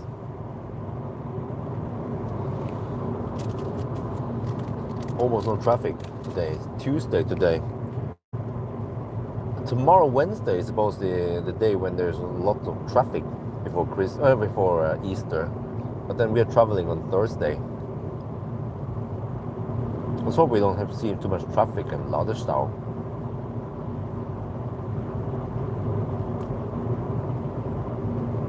And we're gonna stop at Uddevalla and have some sushi and lunch there while we're charging at Supercharger.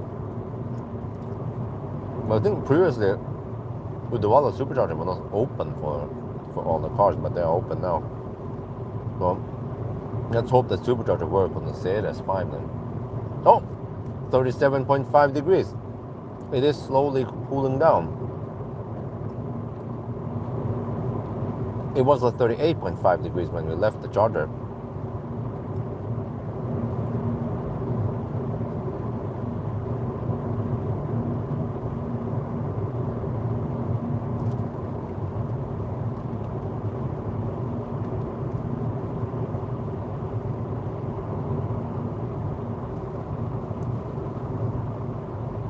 Well, good night.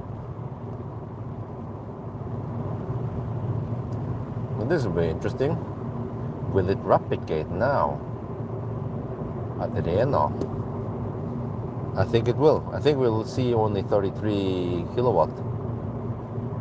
No, we won't see 42 anymore. So it's a good call that we are getting close to home, or yeah, close-ish.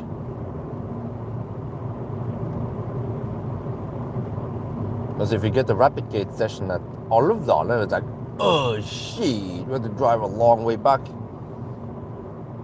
Whopping 265 kilometers. In a first-gen e-Golf, that is far.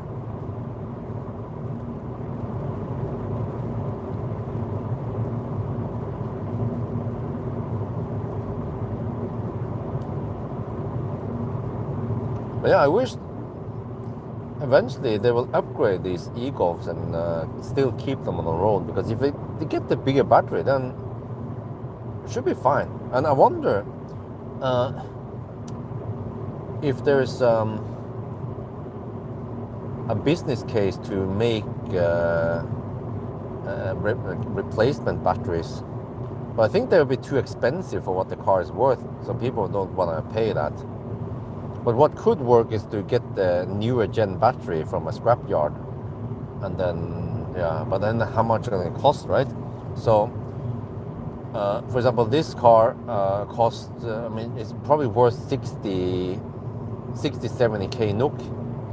And if you want a replacement battery, upgrade battery, you might want to pay, let's say, 20-30k for the battery, plus labor, which is probably high. So let's say 40k for the upgrade. But then instead you could just sell this car and then pay 40k extra just to get the newer car, and then everything is new, more power, better lights, and yeah. So that's why it's probably not worth upgrading it.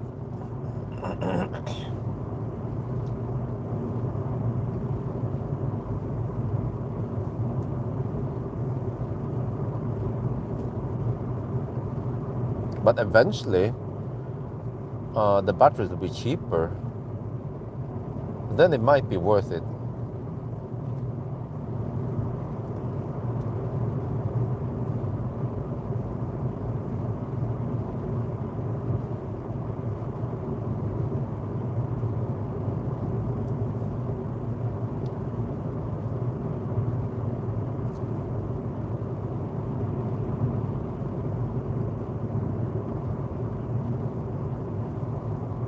No, 37.5 degrees. I remember it replicated before 40 degrees. It was around 35 degrees. But it seems like we get punishment points. So eventually when you charge too many kilowatt hours, it starts throttling.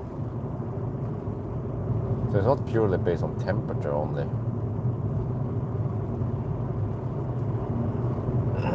And of course during summer, because you have lower consumption, then replicate might occur because of the punishment point, not because of temperature. Well, actually it could be temperature, I forgot. It's hotter.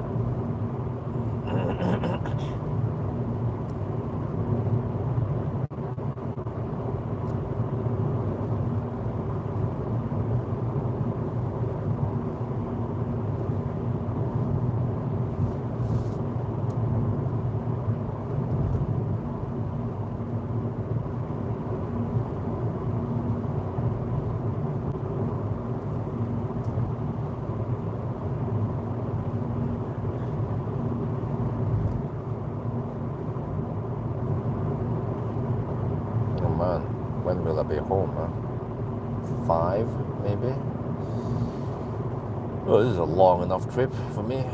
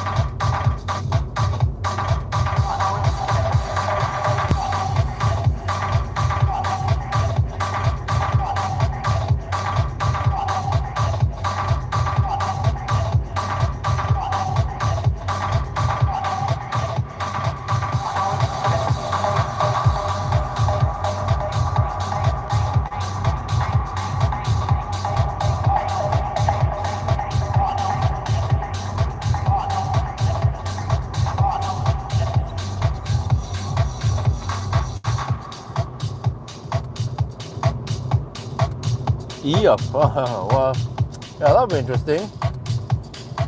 Well, the problem is just to get those cars. I'm not sure where I'm gonna get them from. I used to get lots of cars from Marcus, but he is kind of low in the business nowadays.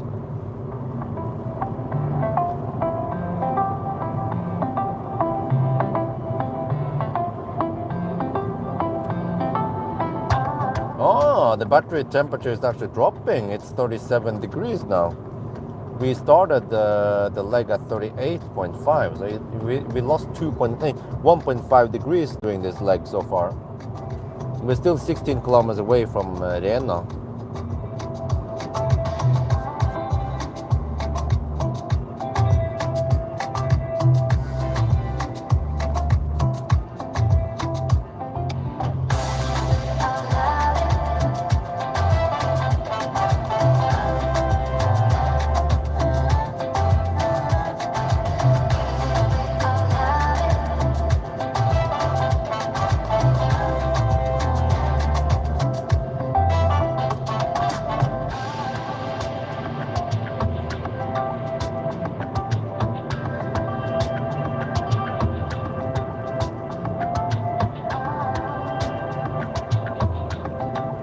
But yeah, it's crazy. I tried to calculate.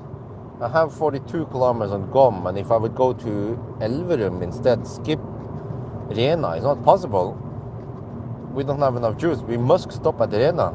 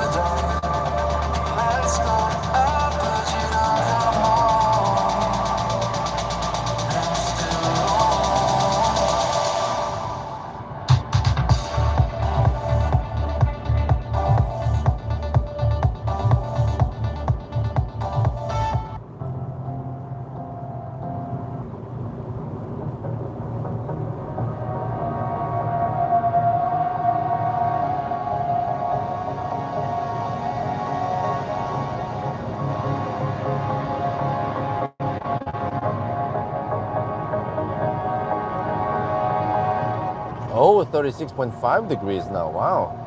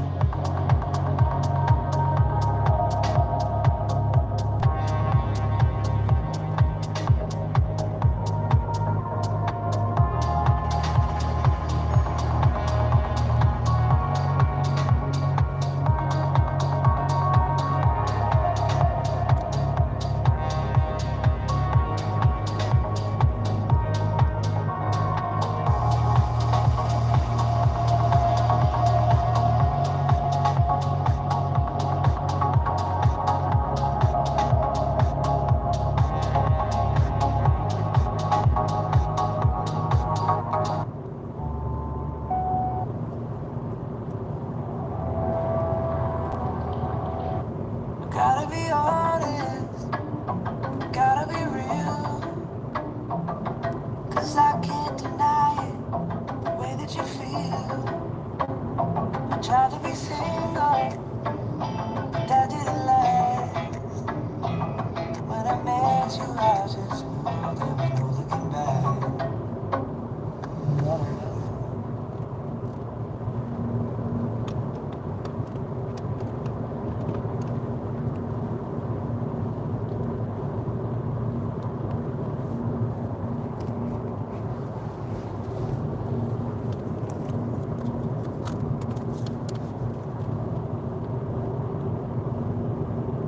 We are almost back at Rena now, and great news. When we left the charger, we had 38.5 degrees in the battery.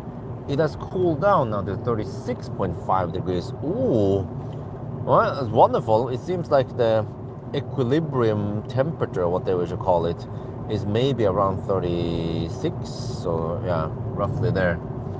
So right, and I was wondering, hey, wait, can I skip this charger? I have some range left, right? I have around 40% battery left. 9, you cannot skip this because we have 28 kilometers of range, and if you want to go to the next possible charger, that's around 40 kilometers away, or maybe 35, so that's cutting it kind of close. So we must stop here at Rena. Welcome to 2014 tech.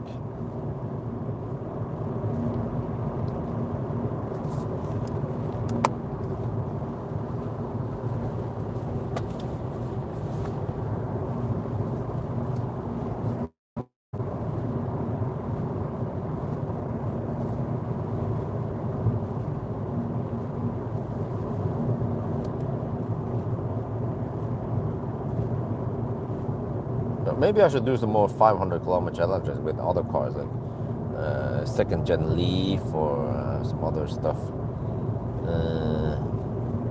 Yeah, that qualifies for it. I said less than 50 kilowatt hour battery. I wonder if the first gen Model 3 SR Plus qualifies, but we're gonna start with the old cars first, and then we move up the food chain, the rank.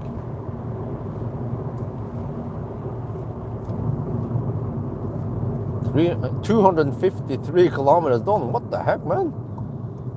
Have we done more than that? Oh.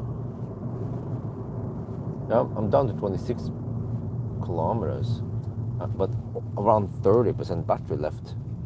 I'm just not sure how far I can drive. We are too far away from Alvdal. I think Alvdal is around 35 kilometers away.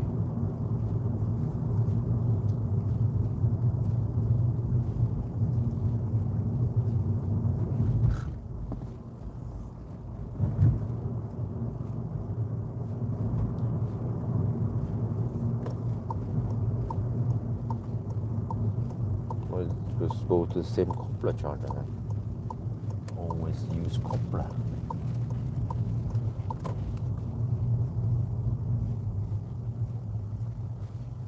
And this time I can just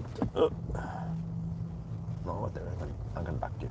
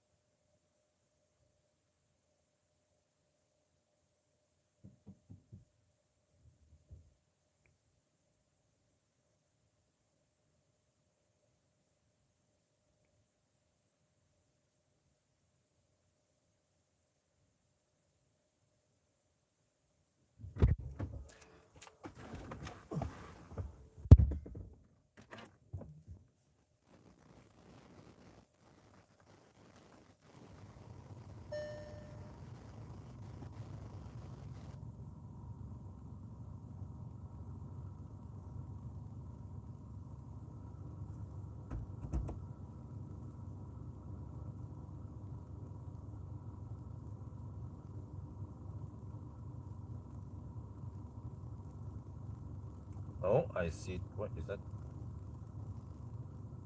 Check here. Is that throttling? Is that rapid gate? Yep. Yep, we're rapid gate. That's it. Good thing we're on the way back now. Shit. No, wait. Wait a minute. 123 amp. Oh, we don't rapid gate yet. Oh, shit.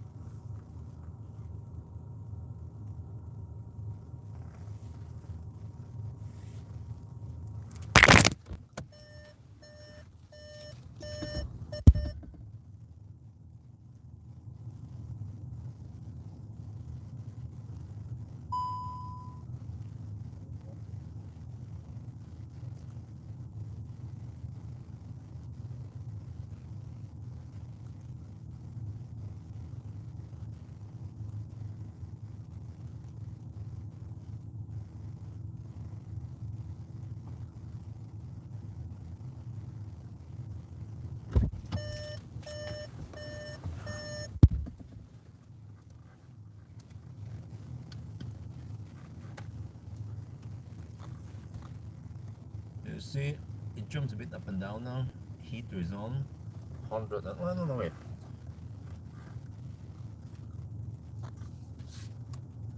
Well, I have to remember to click on mode here and then go out of eco mode, because it will go to eco mode by itself once it's low juice, and then we can force it off. But then eventually if we go too deep, then eco mode is forced, and then even worse toward the end, then heater is completely off. But yeah, you see here, yeah, we are spending some on the heating. I want to keep it nice and warm in here, but yeah, we're still receiving full speed for now, at least.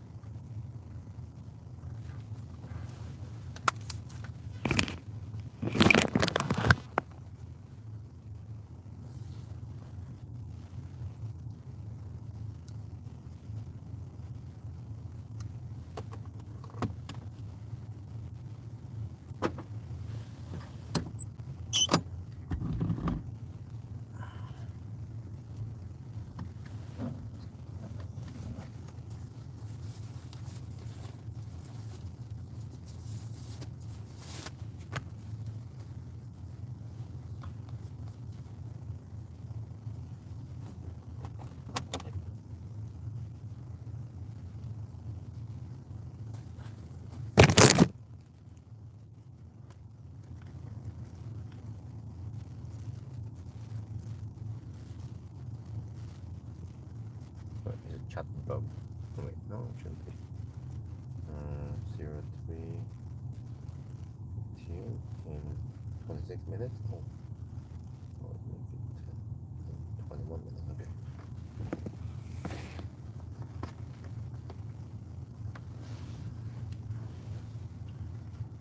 Well, since I got nothing else to do, I might as well take a power nap.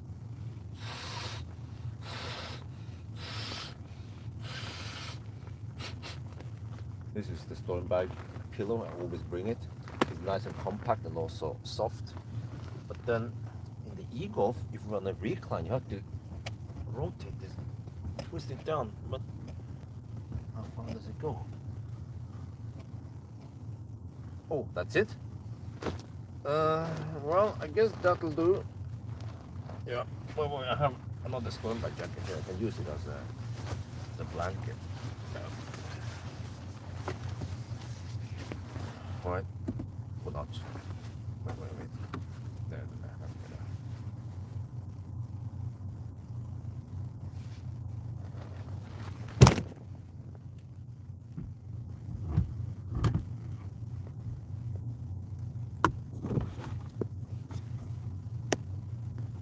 Well, now I'm not sure if I have heat pump or not, because it is kind of noisy-ish.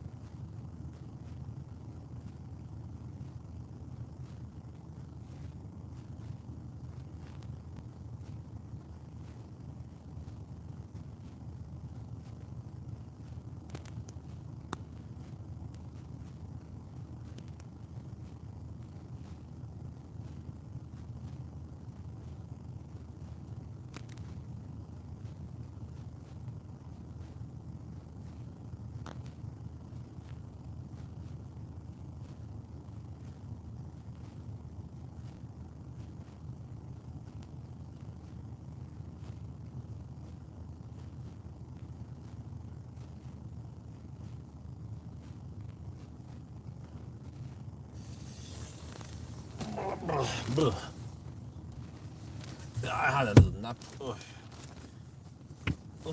Much needed nap. Let's proceed to charge a little bit high, but I think that's fine. The nap was needed.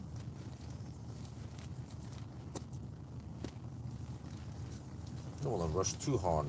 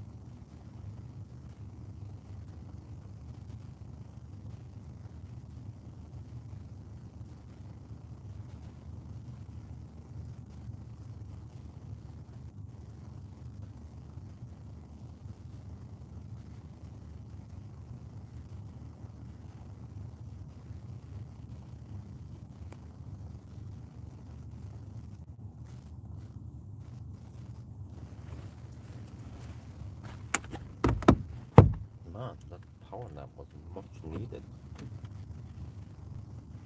Okay,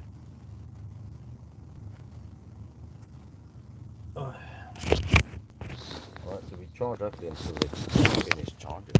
Okay. Yeah, now we are rapid gating. We see on the next charging stop what happens. Wait, let me say nav. My destination. You're just gonna go to Innlandsporten, right?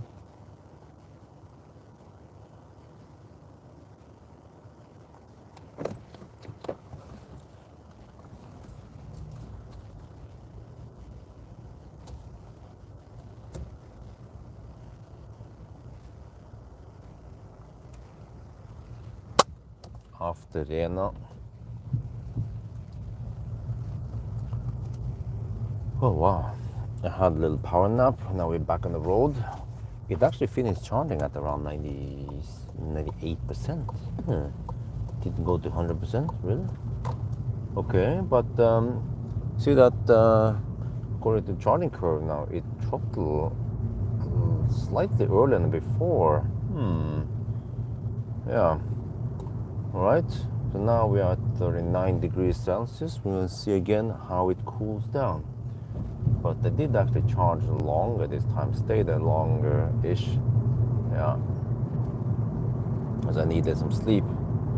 So now we just backtrack again to Ionti and see how it goes.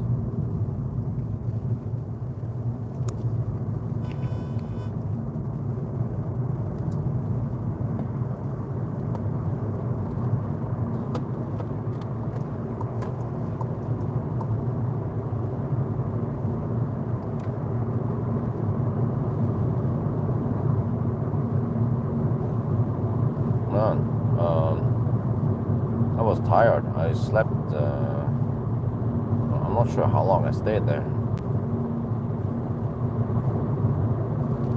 More than half an hour. But I saw this time that it started throttling around 70%. So, yeah. Seems like it started replicating towards the end of the session. So that means that at the next session here we should have a more significant throttling. But I also see how it cools down now. Well, 39 degrees Celsius.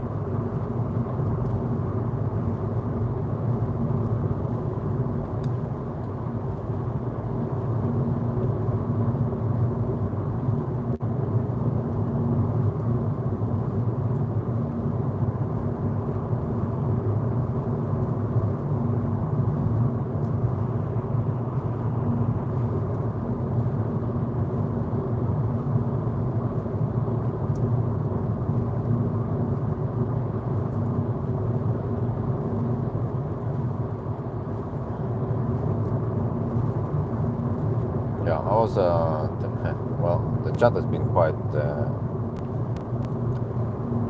empty also. Yeah, you guys saw what happened, right, at the kWh session. So, very nice that kWh makes that charging session, because without it, then I don't know exactly what happened. Yeah. But next one will be Ionity. We'll see. Not to just be awake then, pay attention to what's going on.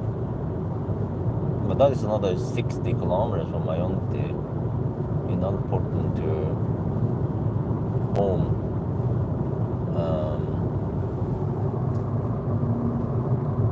Yeah, I'm not sure if I want to drive another 20 kilometers extra. Maybe I'll just do it for the sake of the trip. Back home, yes, we are heading back home now.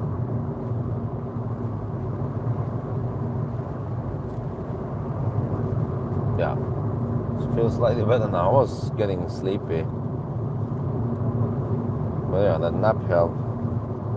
I extended the nap a couple of times.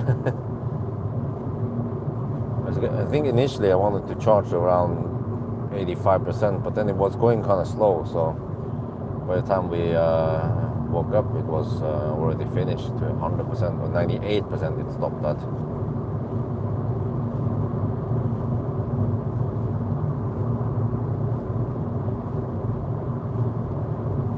So now we see, 39.5. Interesting.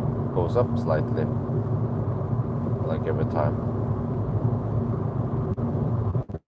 But we should cool down again before the next session. And the next is even not the last. It depends how we go.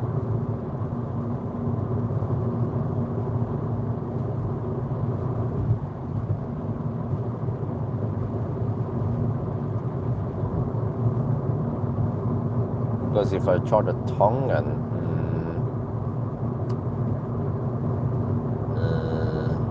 well, I could just take a little loop via cleavage and go back again. That would be almost 400. Oh, there was something there, an animal.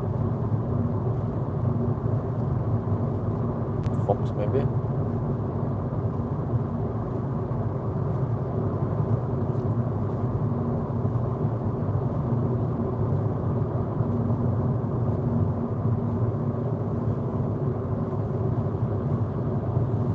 Yeah, see now that taking that extra 2 times 75 kilowatt loop to go via Alvdal would be way too painful and way too time consuming. But I'm kind of surprised that the rapid gate starts quite gentle and it doesn't, it comes quite gradual. I think we saw slight rapid gate on the previous session at the very end, and then I saw more of it here, but I had to charge to over 70% before it started rapid gating. So we'll see on the next session what happens.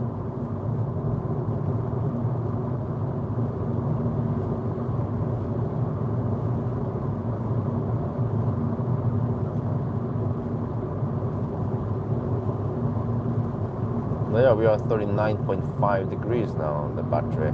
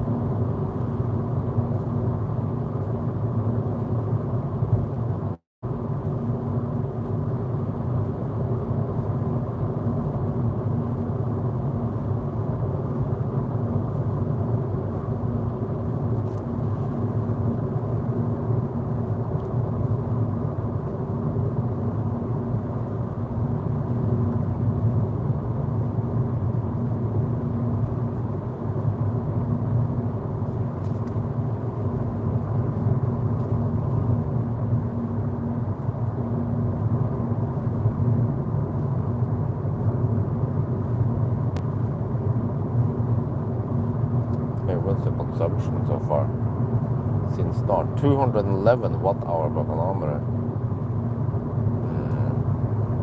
Over the current leg, 370. The consumption seems higher now at night when it's cold outside. Minus 2.5 degrees. Ooh. Well, maybe that should help on cooling down the battery also.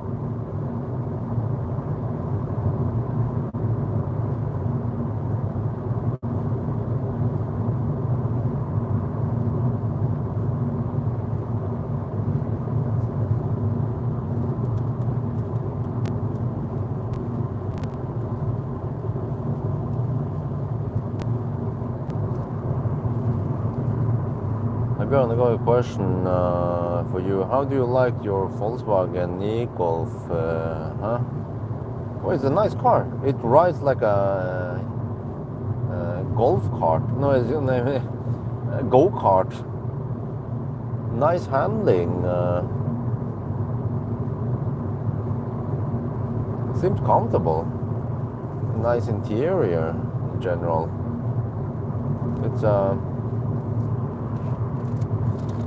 great car. And also when it comes to rapid gate, it just comes quite gentle. Unlike Leaf, just hits you in the face and it's game over.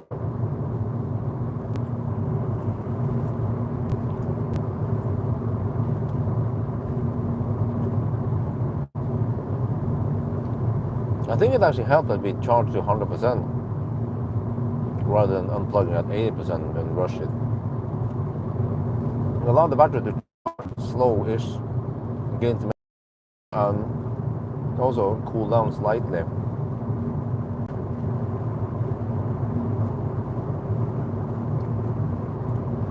So an extra 10 minutes I stayed there would probably help evaporate. We'll see on the next session what happens. I'm not sure if it counts how many kilowatt hours spent and so on. How that works.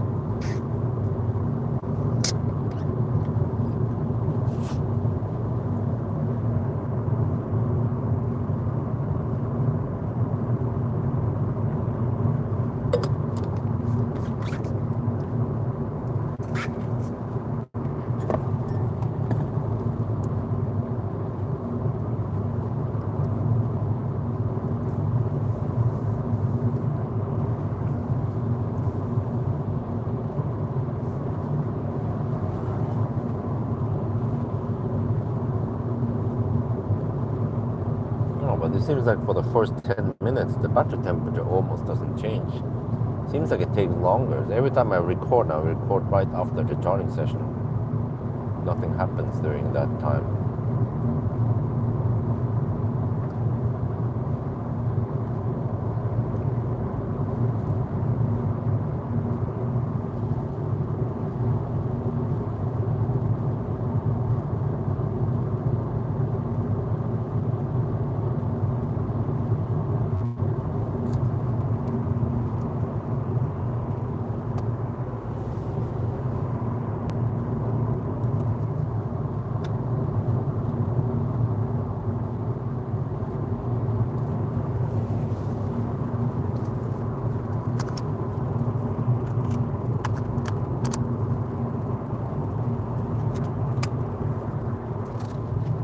But I can kind of feel the pain. Let's say if you want to use this e-golf to go to Göteborg,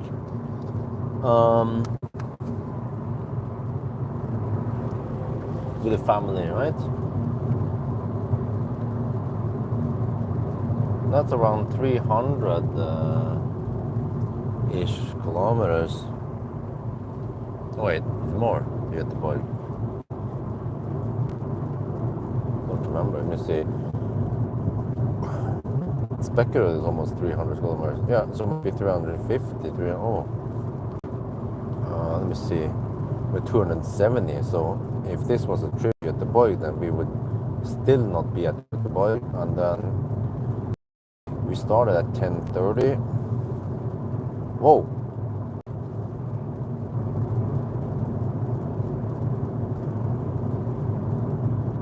It's 5. Wait.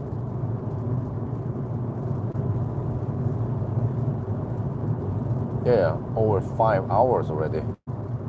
Wow. Yeah, well, but this stretch is not comparable with the Göteborg stretch because you have to drive slower here. Oh, 39 degrees now.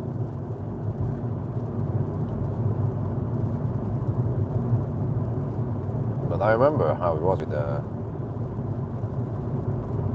with the Leaf I took to Göteborg many years ago. Man, that was painful.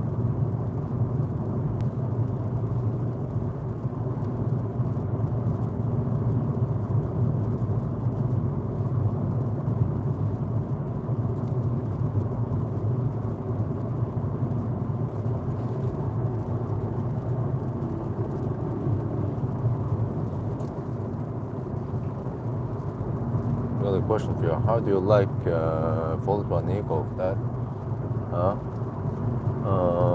That's your driving. I hope the car gets you and your family from point. Let's say. Well, I mean, we don't use this for much like that. From time to time, when I don't have a press car, then I will use this e-golf to go to the kindergarten or run some errands. And it works okay. When the space is okay, and the range is okay for city driving anyway. I mean, even if you want to go to Oslo and back, it's still okay. From Jessheim to Oslo is around 35 kilometers, so that's 70-kilometer round trip. As long as I don't hammer too hard, then I can get it there back again.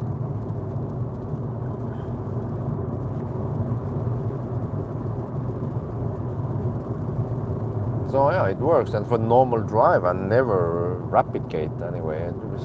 Normally I don't even fast charge outside the house. Just AC charge at home.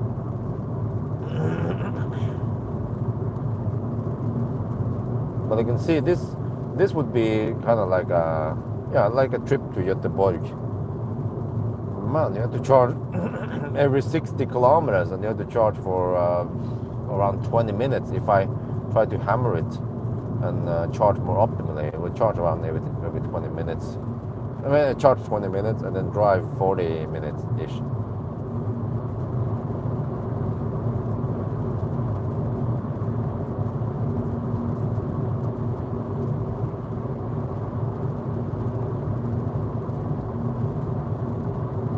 But maybe I could try a summer run, a 500-kilometer challenge. But well, this is a slow run since it's not on the motorway only. But the slower run now probably allow the battery to cool down slightly more.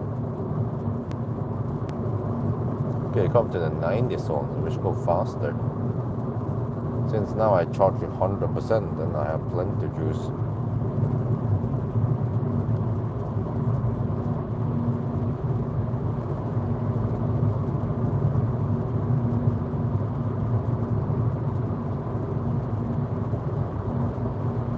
Oh, but I have to be careful because I might spend too much. It's colder now, yeah. Plus I might have some headwind. Oh, it's minus 4 degrees outside.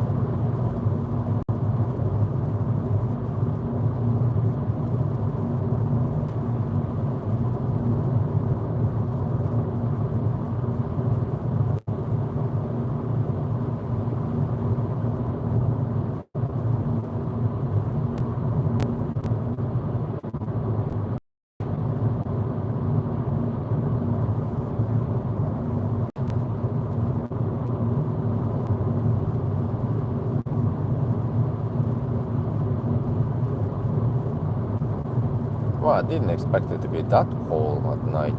Well, I wonder how cold it is in Jessheim.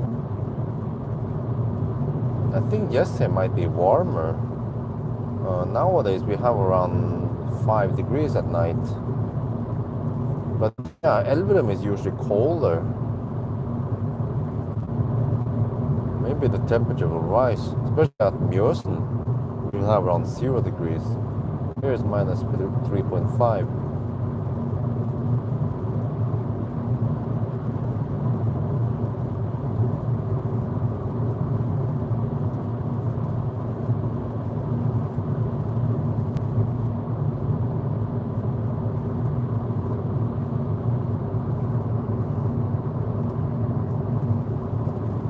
Oh, 39 degrees now. Slowly cooling down, but that means we will rapid gate more on the next session. That could possibly be the last session, unless I want to go even further, but we'll see.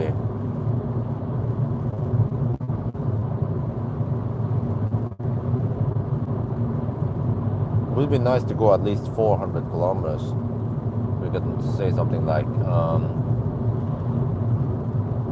how can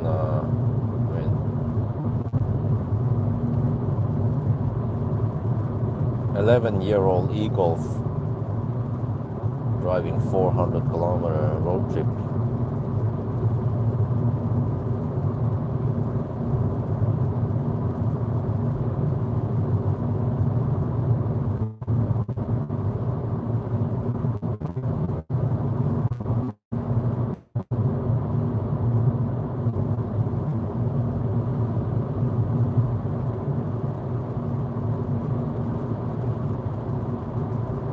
I can see it's an extra distance.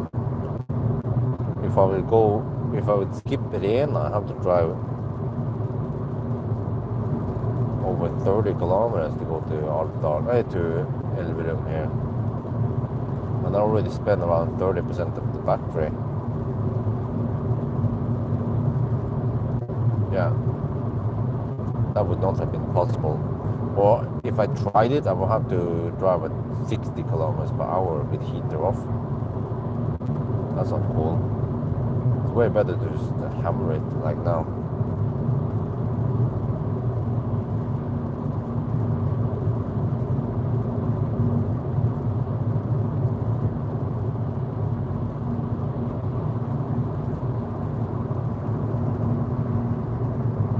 And even if we rapid gate, it still pays off because we still charge fast-ish. We don't hit 22 kilowatt like Leaf.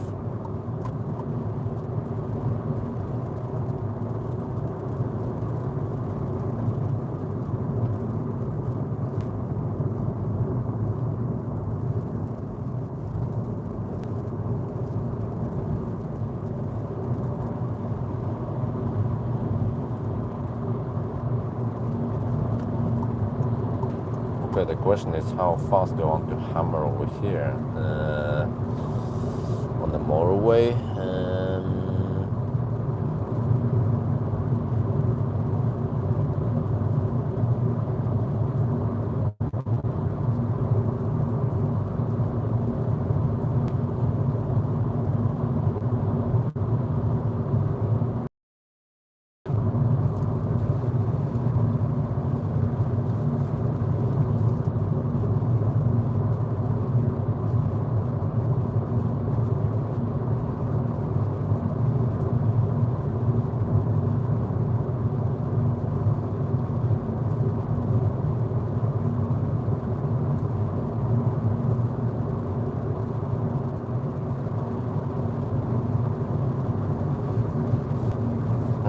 Okay.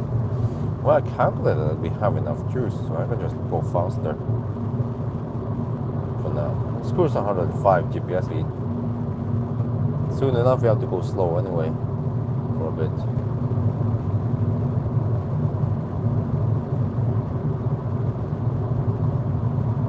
But this faster speed will introduce more heat. Yeah, that's true.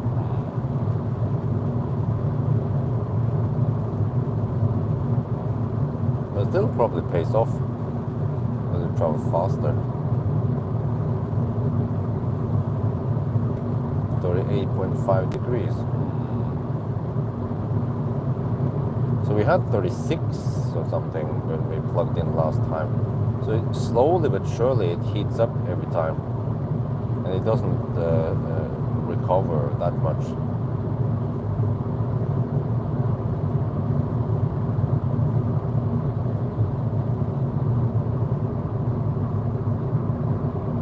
So for a summer 500 kilometer challenge, maybe 105 kilometers per hour GPS speed is optimal.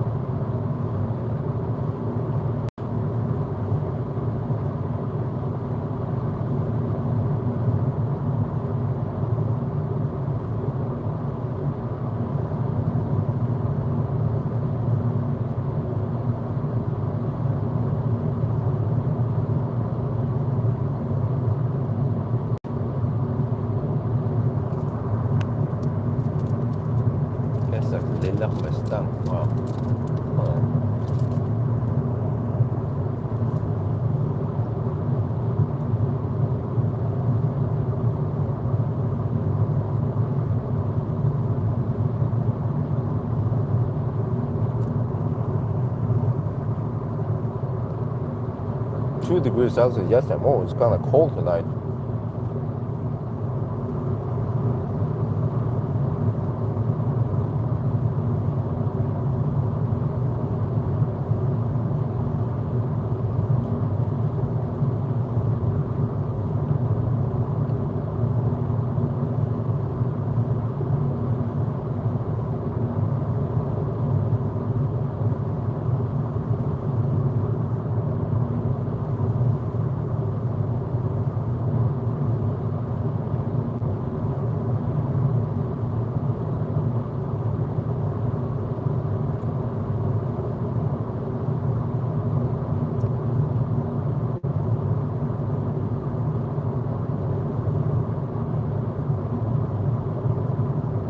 Only if I go past Tongan, I could go to Espa and then use the Pawel over there.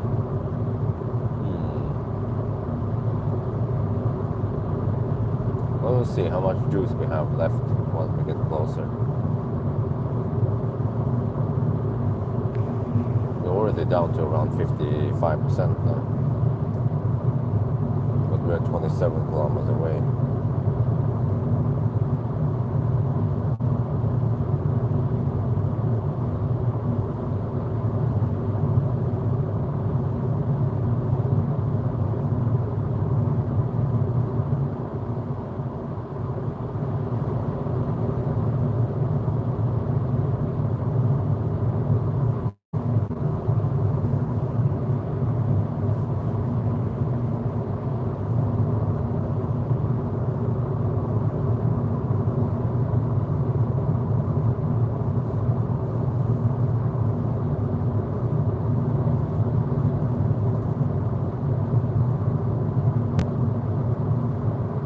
It's almost 4 at night now. So I've been on the road for 5.5 hours. Battery BMS is calibrated now. Well, I don't know. Was it ever uncalibrated? We don't know, right?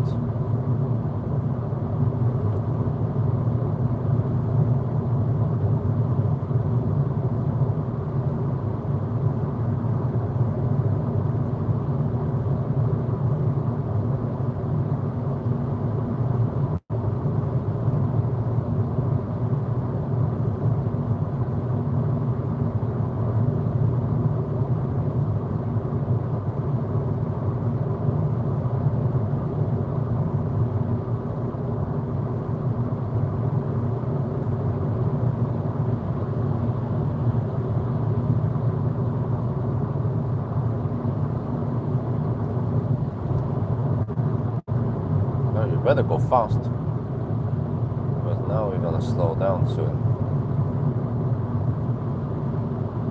Well, battery is cooled down to 38.5. I think it was 39 something when we left the charger.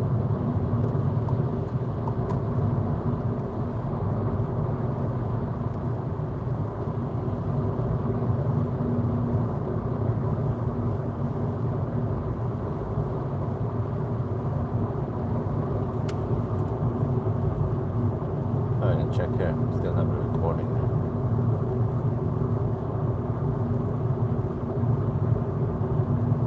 Oh, we had 39 degrees when we left the charger. Right? And now we're down to 38.5. So we lost only half degree. And now that we go faster and it cools down slower. Yeah, we'll see. At the next charger at Tongan, it should replicate earlier. Maybe already at, I don't know, 50% or before it start throttling.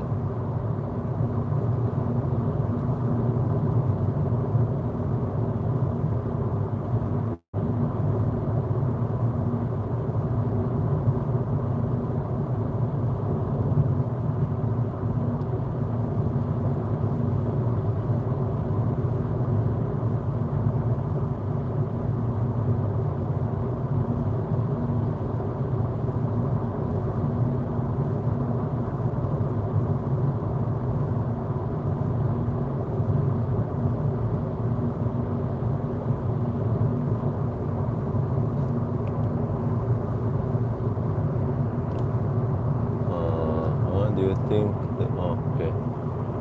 Do you think the downsides? Do you what downsides? Oh, well, the battery hasn't degraded that much. I mean, initially it wasn't that good range, but it's just downside is that it's based on a fossil platform, so it's not that great space utilization, kind of not optimal screens and stuff, doesn't show you battery percentage. Instrument cluster is taken up, we have a big speedometer and a big gauge for just power, which is not very useful. Charge or regen or whatever. Would be great if you can see some battery temperature and state of charging percent, and maybe more stuff in the instrument cluster, like trip meter there, you have to see in the main screen.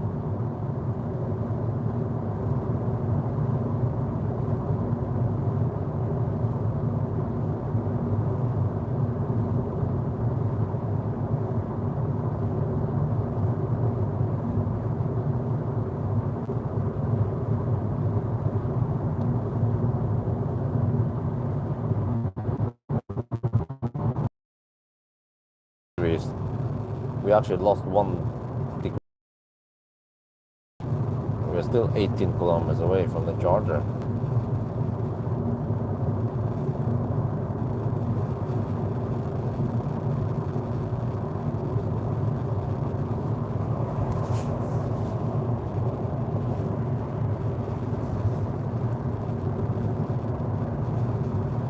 Yeah, some of the new cars, like Slantis car, for example, I'm surprised how bad they are in software.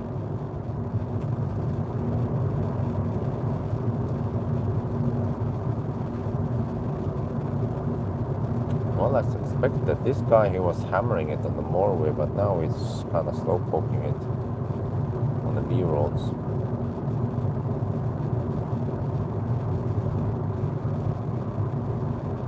Okay, we'll have to see. Wow, I'm down to 39 kilometers already. Seems like we have to stop at Tangen.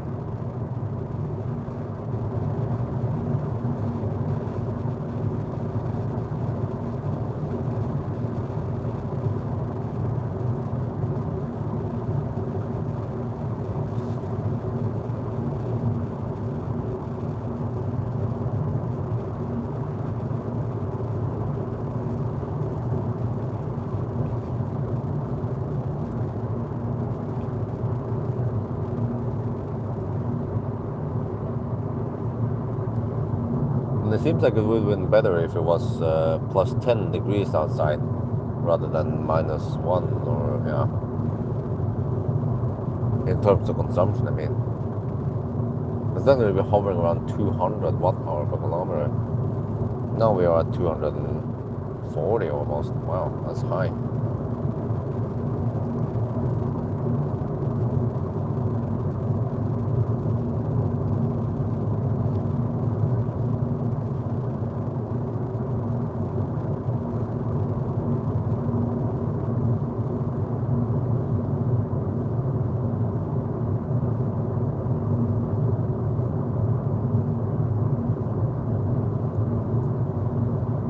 So it means that I could be home by around 5.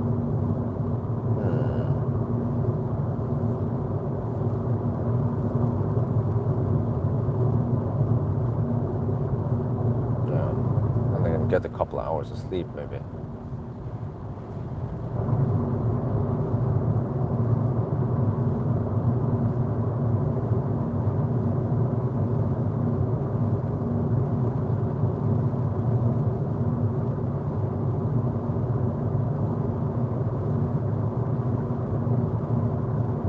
Then I'll be so broken tomorrow to try to get some sleep, but it's hard to do that.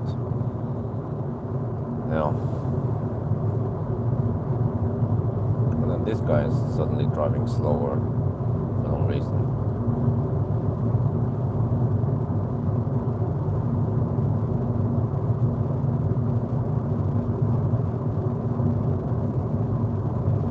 Well, at least it's getting warmer. It's only plus half degree Celsius. I mean, minus half degree Celsius here.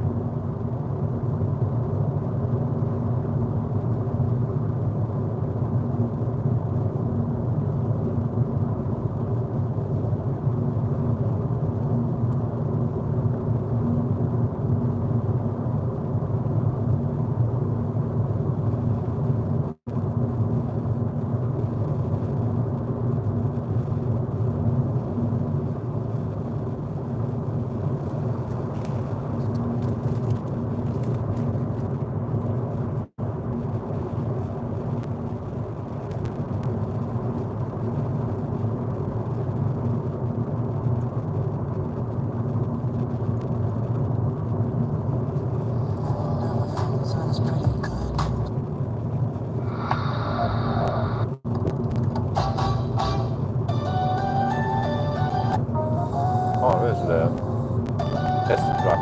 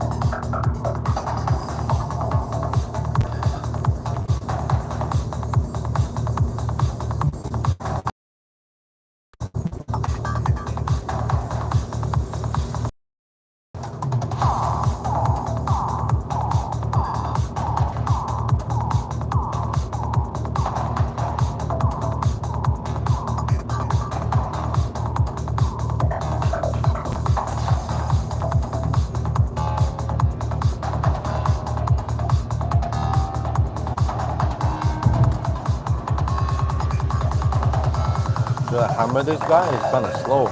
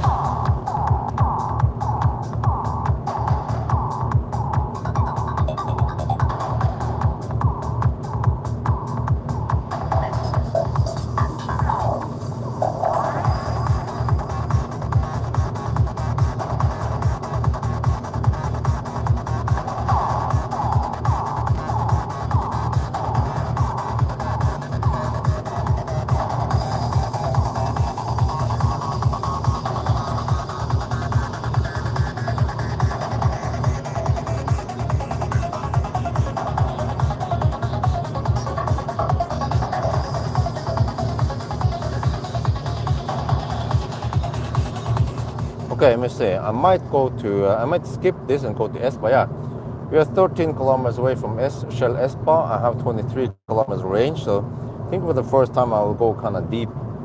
Also, I actually like the kWh graphs, especially now that we start rapid gating. It's very useful to look at the graph. Well, no, I could stop over here at Tangen. I forgot there's also kWh at Mer. Yeah, that's true.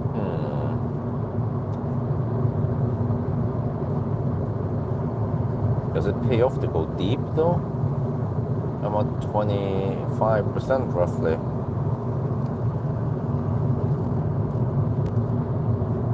Let me see, does it pause it automatically? Oh, when I turn down the volume, it pauses. Smart. Okay, let's see. If I stop here, then... Well, maybe I'll just stop here then. Well,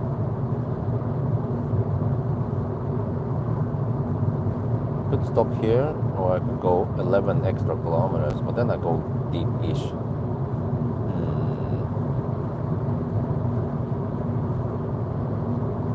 Holy shit balls. Russebus.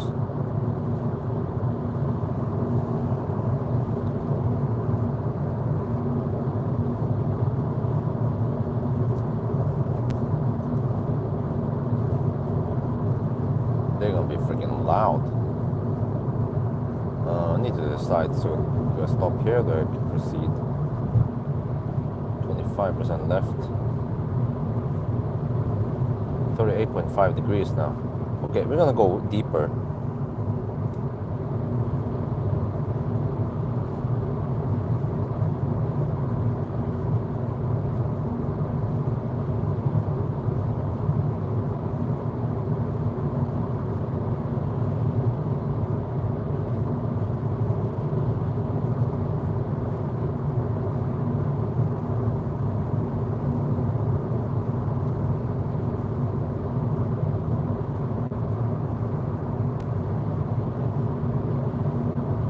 Now we go deep, yeah.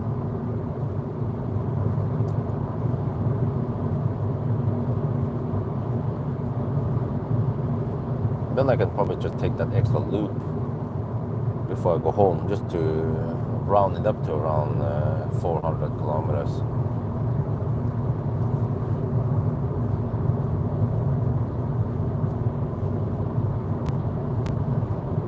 So let me try to count the charging stops then. 3 to Koppang, 4 was Rena, 5, so 5 charging stops to go 400 kilometers. Wow.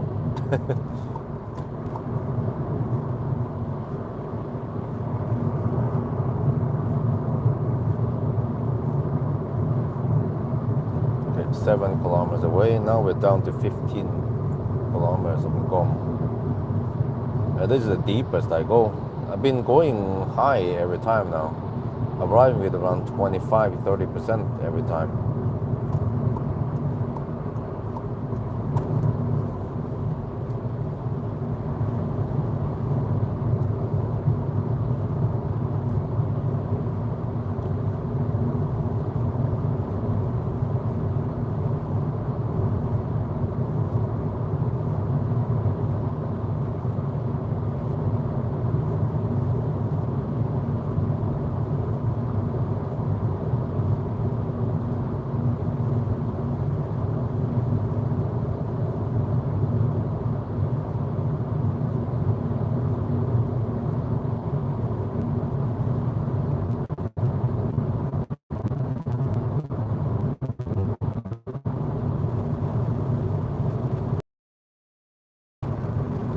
Okay, I think I'll get the hard eco mode soon, where it throttles, I mean it turns off the heat.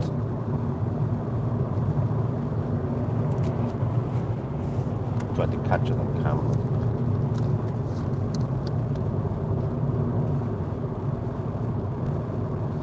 Alright, we're actually skipping Tang and we're going for Espa. Just a slight 10 kilometer down the road loop. But yeah, we're down to 10 kilometers on Gom here. Oh, we're 4 kilometers away. Should be fine. So I think soon now we'll get that forced eco mode. We are still on the normal mode. It doesn't, yeah. Once you see the yellow here, then there's eco mode. There. Comfort restricted now, it says.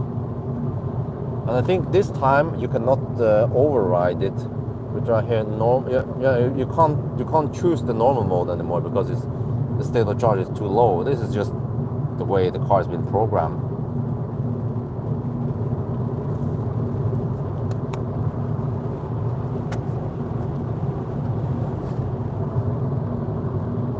Yeah, so I don't want to go too deep because now we get this comfort restricted. Wait, is this where we don't have any heat? Or no, I think it's just reduced heat. But if you go, okay, we're back. Yeah, I think we are at roughly 10% state of charge now. That's usually the deepest I want to go. Especially if it's winter, then you don't have much heat towards the end. But yeah, 39 degrees Celsius. We're gonna see proper rapid gate now on the last session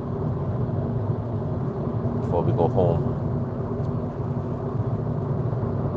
330 kilometers now.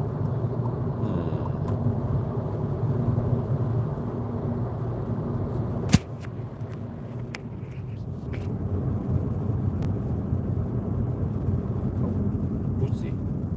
Cat.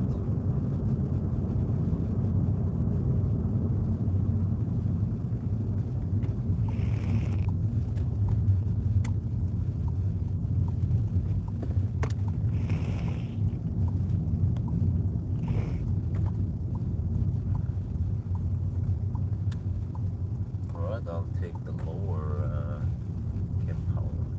The upper one a bit far away to walk. So I'll have to go to the restroom here. Not sure if I want to have any bugs here, but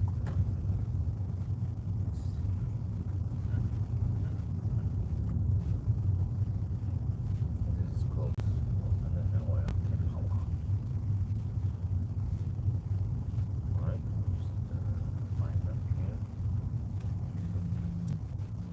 Take the closest place to walk.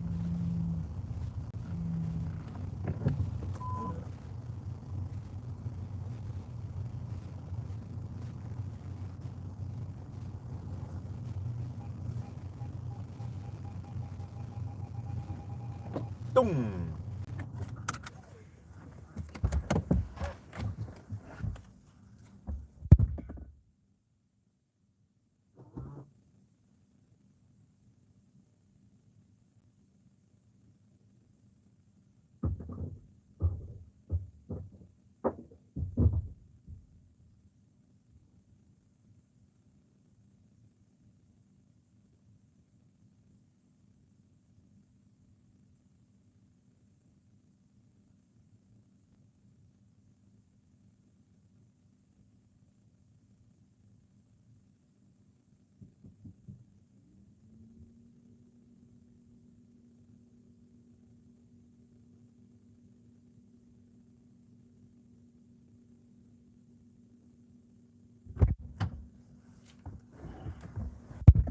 Okay.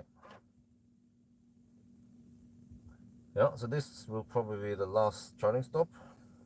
We arrive at 10%.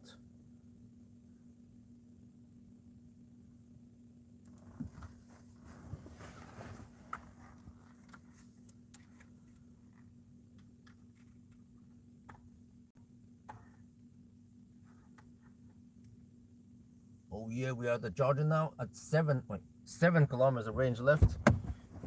Or show you here, we had 10% when we are.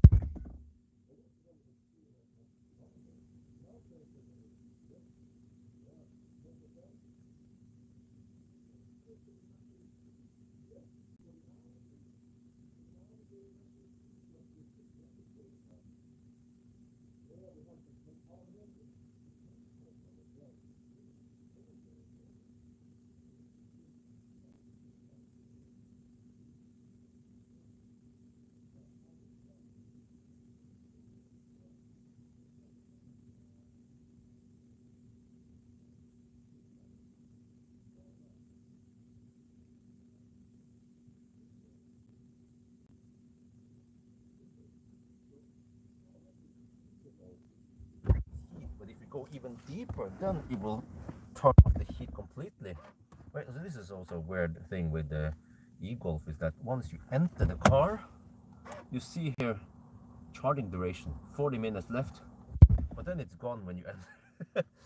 So what you want to do to keep the heat in here, start the engine, and then you see that the mode button is then the music start. What the heck?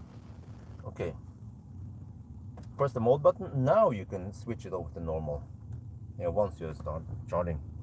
And then what I could do if I'm away from the car is that I can do this E-manager. It's like keep climate on, but it's a bit primitive. So time now is 4:25, so we should set it to 4:50 or 55, roughly like this. Okay. Yeah. And now if we stop the car, then it should start the preheating soon while we're gone. But yeah, the battery is getting hot, 39 degrees Celsius. We're gonna get punished soon. There. Now I hear that it's running. But this car has no heat pump, I think. So that means that the consumption is a bit high. But it defaults back to the eco mode again. Okay. I can show you here if you go to car. Wait, it's not available? What? Did I not start it properly? Oh, wait. Maybe it's not available when you are... No. So, consumption, let me see, can we see last charge? Oh, yeah, here. In the past now, during the night when it was cold outside, we actually consumed more than around 200. It was 220, 230 actually in the worst. But now for the trip, 200-ish. Yeah, I think that's okay.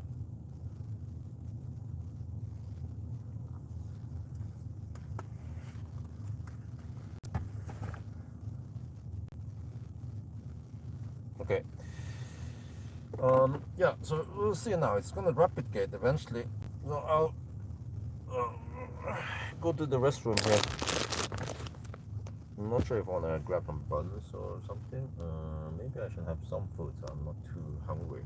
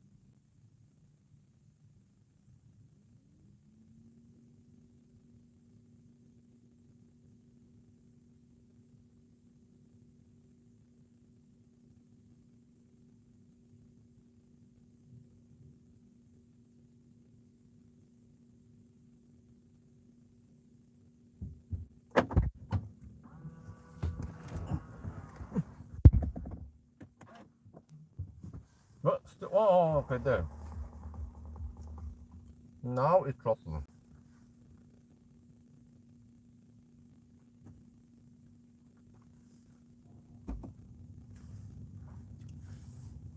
But just slight throttling.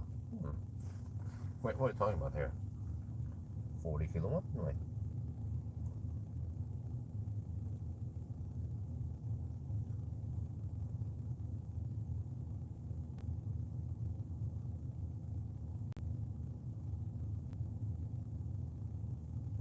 Wait, what? Shit.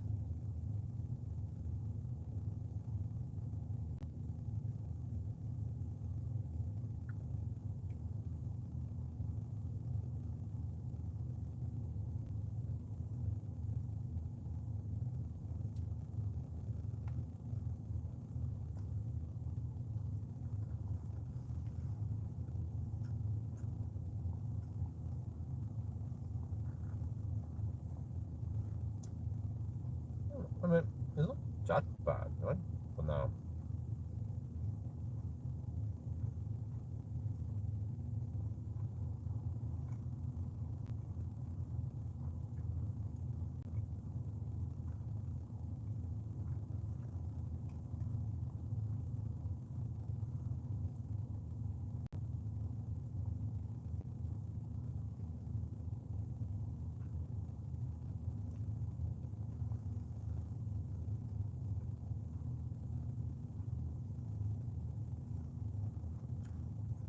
Now we have 330 kilometers. I'm not gonna drive another. Wait. No, okay. I'm not gonna drive 70 more kilometers.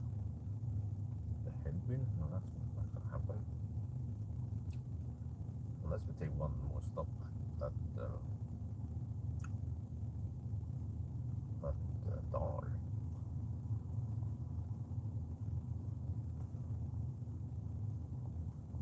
No, maybe you just make it 380 kilometers.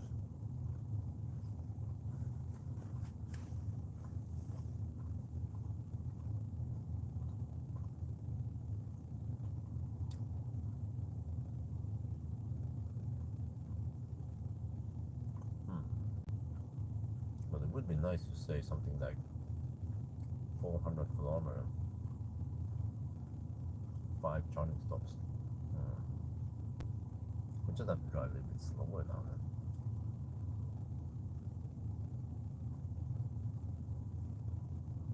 then. Or we take one more charging stop. The 400 kilometers, 6 charging stops. Yeah, let's go for it. No, hammer it over to Espa. No, hammer it over to Dar. And charge a little bit, and then we go for a finish. Go a little extra loop. So I'll be home maybe at 5:30, but yeah, just to see what happens. Hammer it. Oh, it's 41 degrees now.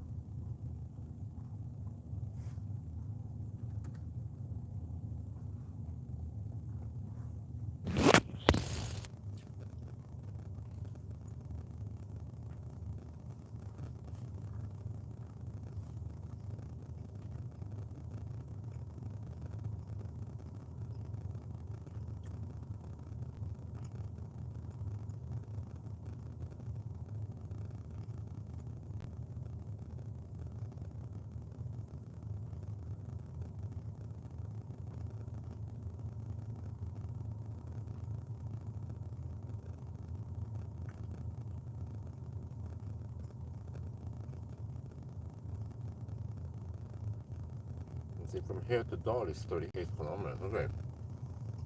Well, we just hammer it. How about we hammer it and see what happens? Yeah. How high is the consumption with headwind?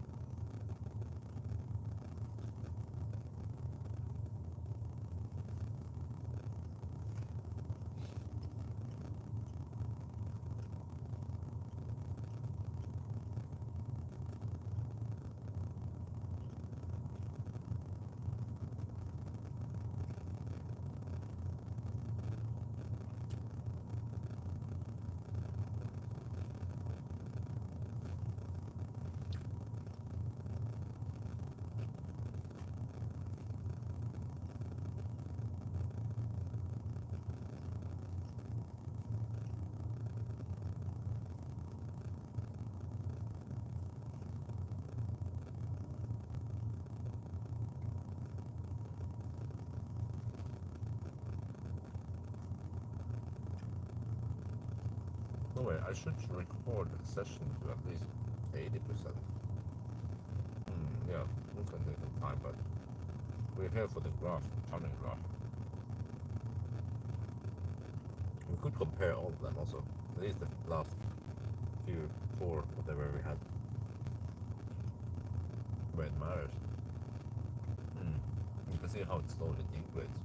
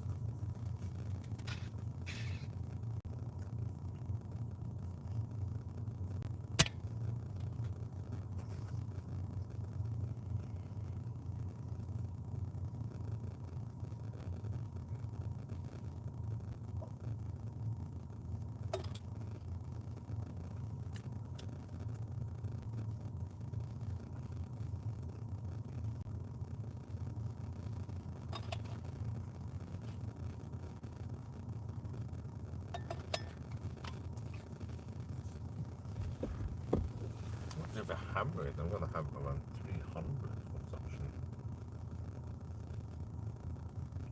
Well, then I could do 36 kilowatt. Okay, then it's not worth it. Well, but we can just cruise at 105 GPS speed.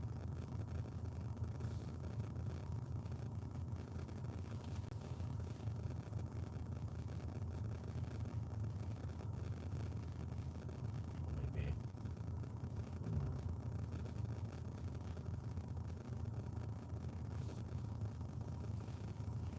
Maybe we can, for fun, maybe just try to hammer it, see how much we consume with a headwind and cold weather.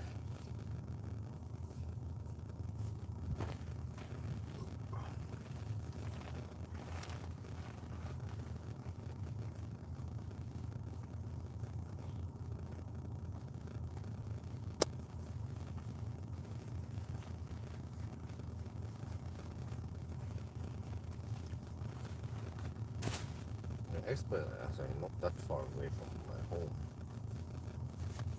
around 25 minutes.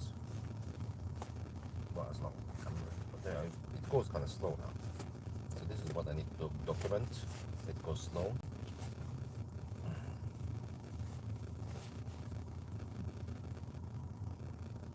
I'm just gonna hammer it for fun. Let's see. Camera. Should leave soon.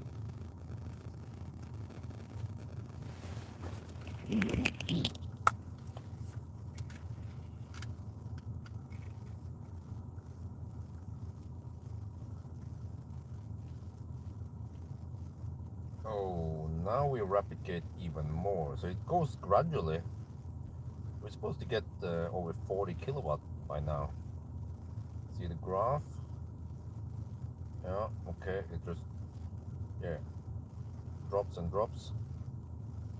Taking only 34 kilowatt now. So, yeah, I think we're gonna leave soon. See here, the battery is heated up to 42 degrees Celsius.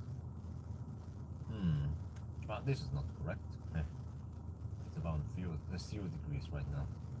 But just for fun, I want to see what happens if we hammer it from here to Alvdal. That's only 38 kilometers.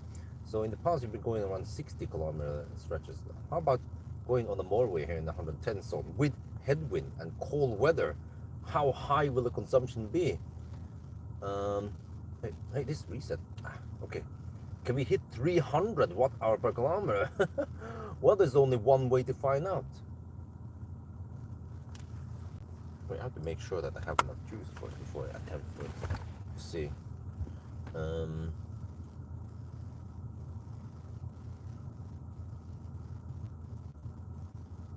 We have around 12 kilowatt hour divided by 38 kilometer. That's a budget of 313 watt-hour per kilometer. Okay. That should be enough. In case we don't have enough, we can just slow down a bit. Let's wait a couple of minutes, then we go for it. I want to see how high the consumption can be. Worst case, right?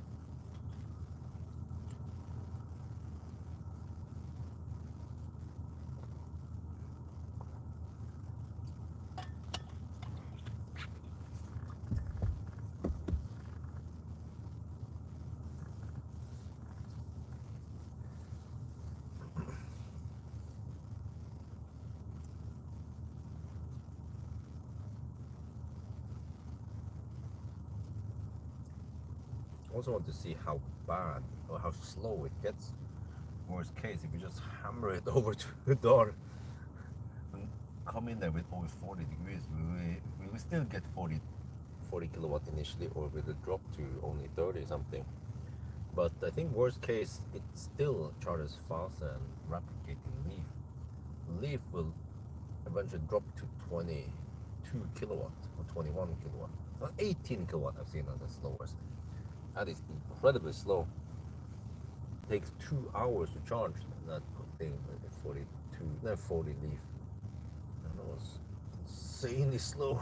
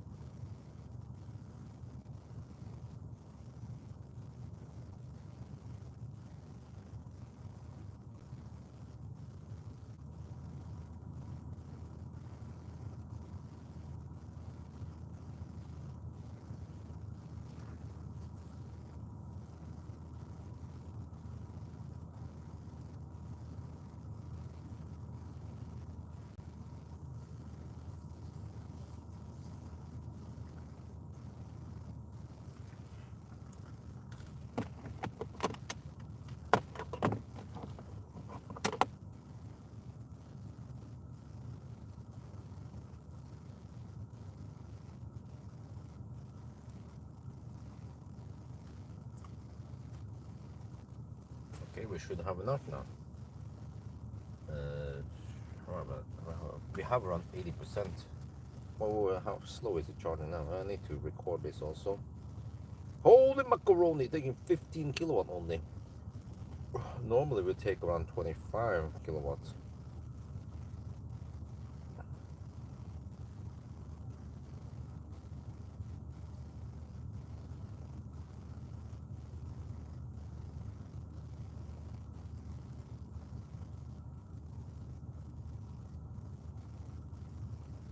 Yeah, okay. Should have enough now.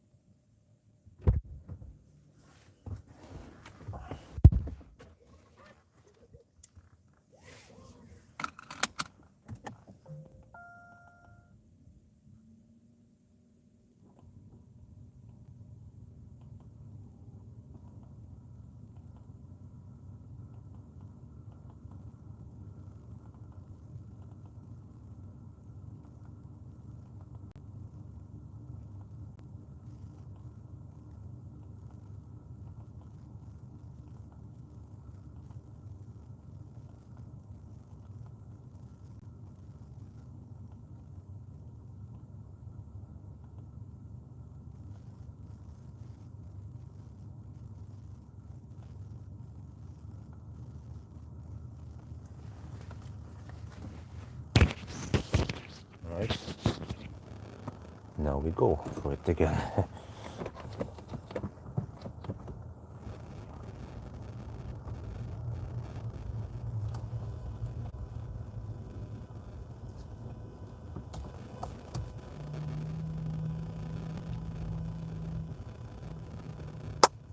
After Espa. Wow, it started getting bright already, huh? Well, it's almost 5 in the morning. Okay, but yeah, normally this would be the last charging stop, but I just want to try now. If I hammer it, how is it then? Battery is getting hot, 42.5 degrees Celsius. I want to see how much we get punished on the next stop if we keep going, you know. But yeah, let's see. Maybe this time, okay, normally I would be easy on the throttle to avoid too much heat buildup. But this time we're just gonna floor it. Oh, there is slight power limit? No, I think we still have full power. But yeah, this charging session, you can see that it was slower than before. So every session from now on, it just gets slower and slower. All right, now we just hammer it. Full speed, yeah. Set. There, go.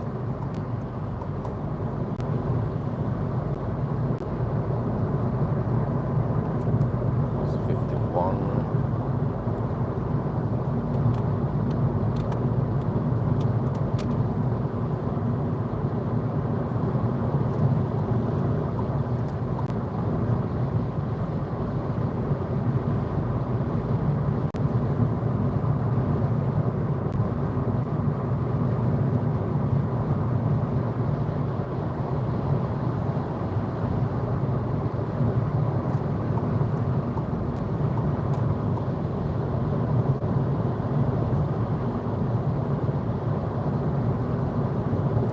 Battery's gonna drop so fast.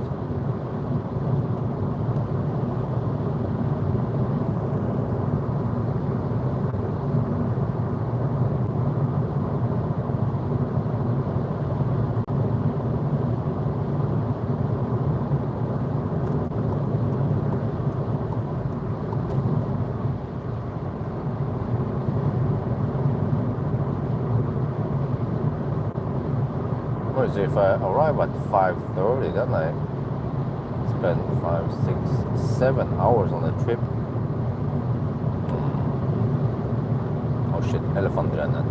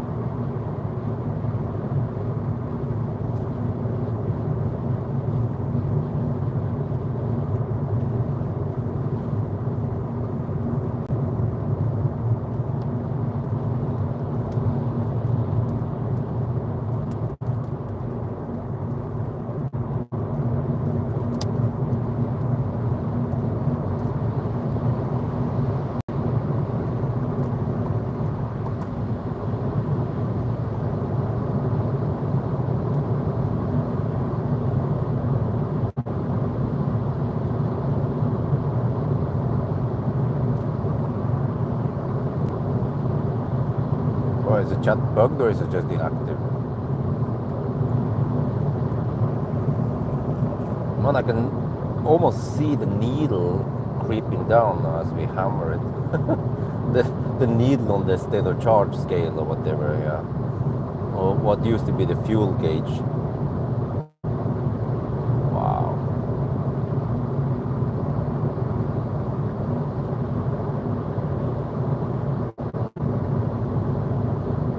We are gaining distance fast now. 31 kilometers away from Dar.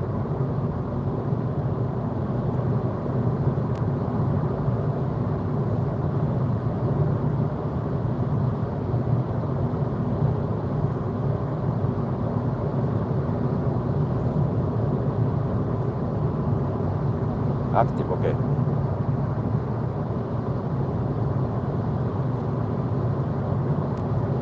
Yeah, at these speeds, we consume more than we charge. Then it's not optimal. So I think optimal speed is around 100, 110 kilometers per hour.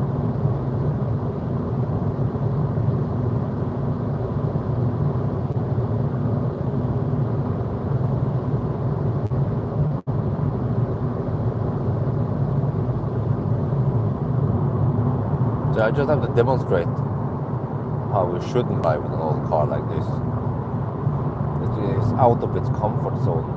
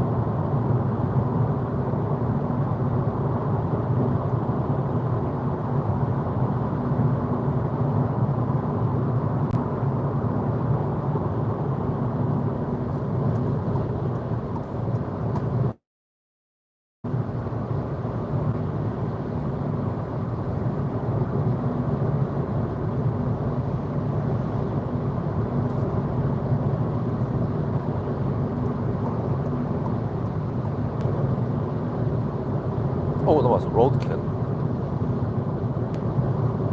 Almost didn't see it because I didn't have high beam on.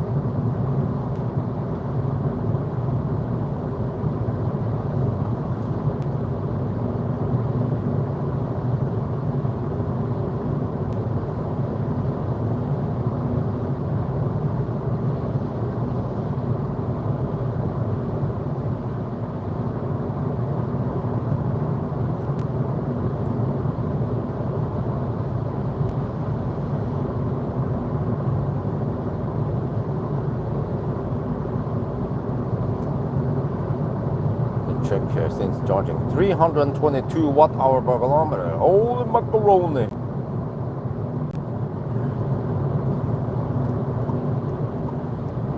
We have headwind and we have cold weather. Wait, is it really? It's 6.5 degrees outside. Really? Is that true? The wind from the south.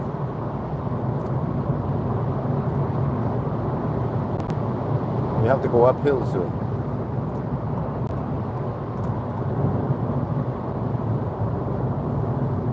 Down to around 60% now. 23 kilometers away from Dal.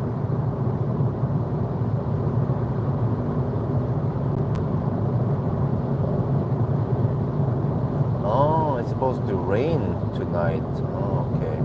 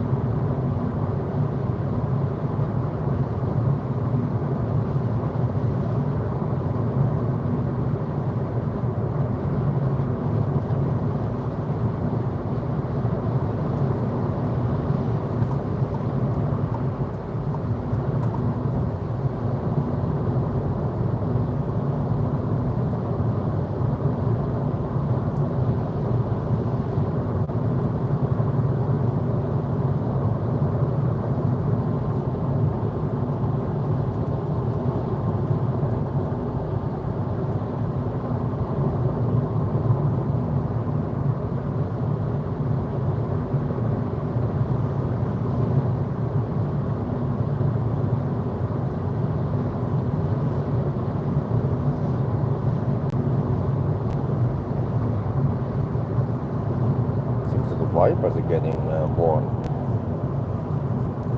They're getting old.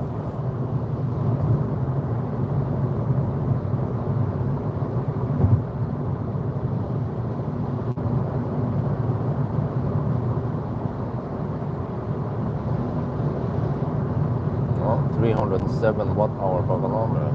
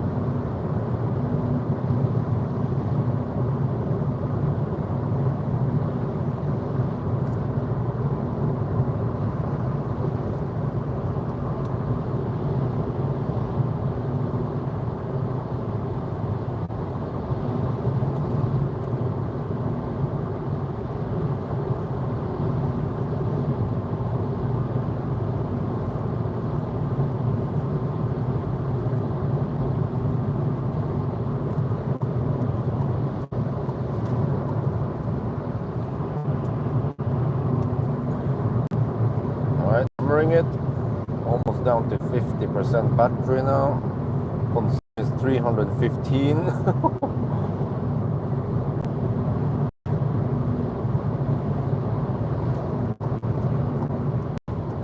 But this is the speed I was hammering it with a Volkswagen, well, the other one, the ID7 was hammering at these speeds. No problemo with a big battery, more efficient motors, and yeah, everything improved after 10 years.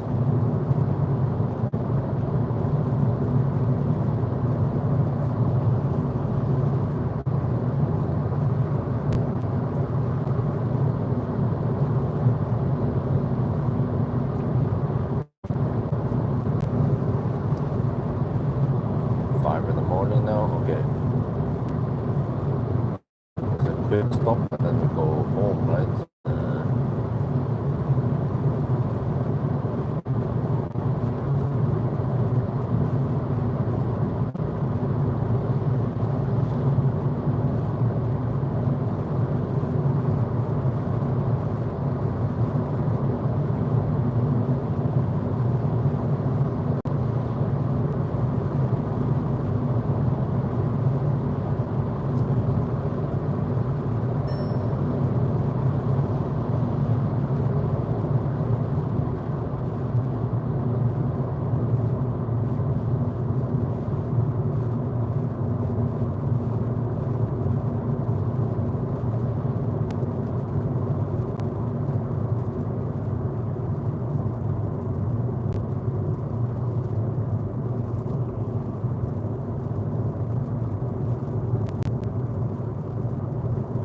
Wow, 44 degrees in the battery.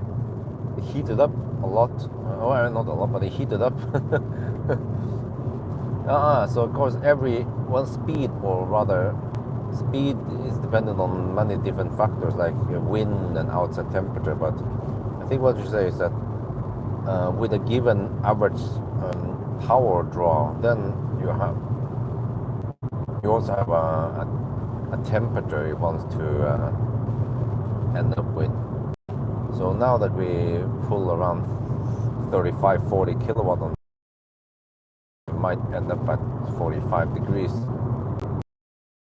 Boost at lower speed, then the temperature wants to stay around 35 degrees.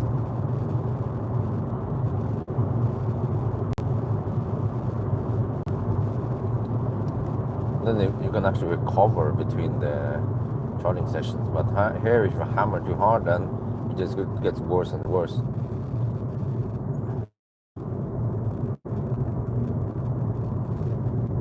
Well, we're almost there now, in 12 kilometers, and I have 40% left. Need to hammer harder.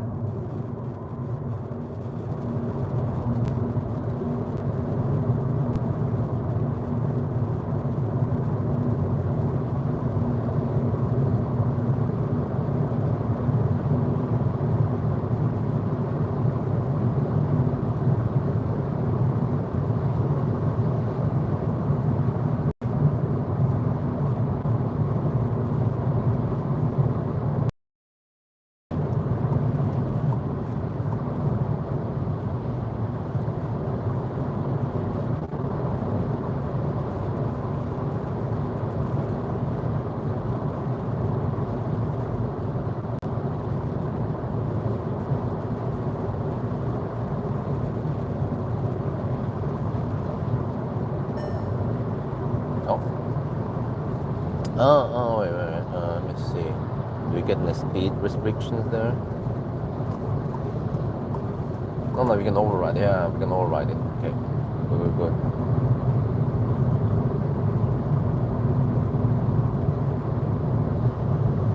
So in eco mode, it restricts to only 120 on the GPS, on the speed. You can override it once, but then second time it restricts. Then you're locked.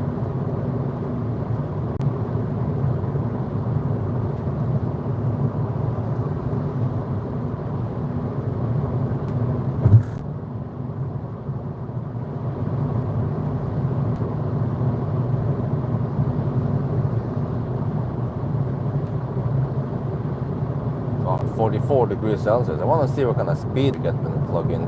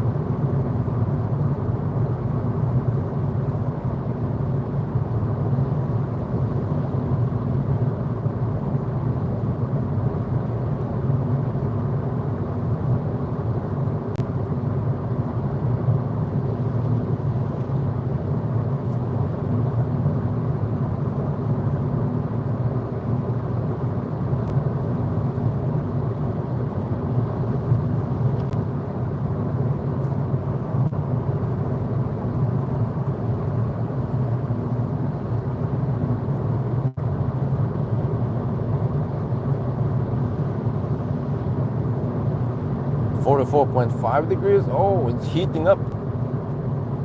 Come on, add more heat. We're gonna go uphill. Wow.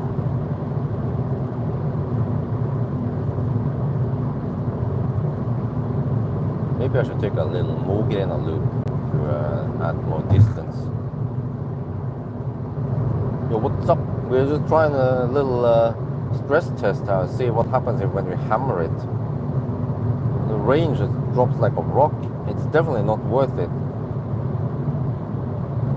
There are too many losses here.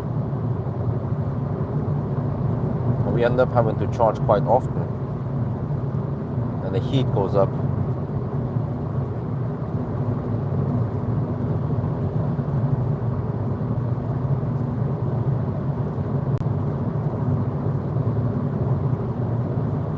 Okay, I think we're gonna get that second low battery warning where it locks to eco mode. We are almost at Dal now.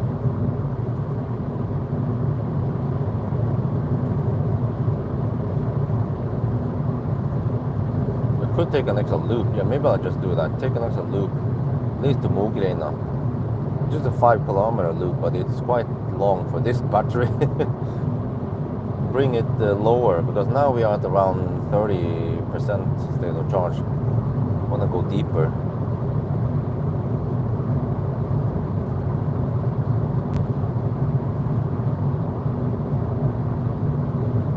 We cannot go to we cannot take the Hurricane loop.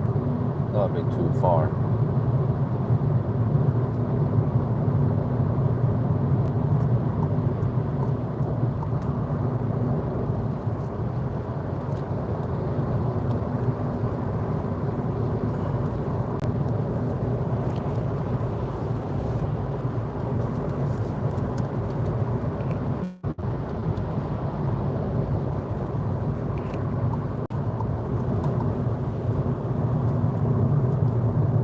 We are now at Dal, but we're gonna go past it, drive another 5 kilometer extra. Consumption is 287 watt-hour per kilometer. Oh shit! Yeah, at these speeds, it's not worth it because you have too many losses. The consumption is too high. You have to charge too often. So, optimal speed seems to be around 100, 110 kilometers per hour. Also depending on weather and wind and so on.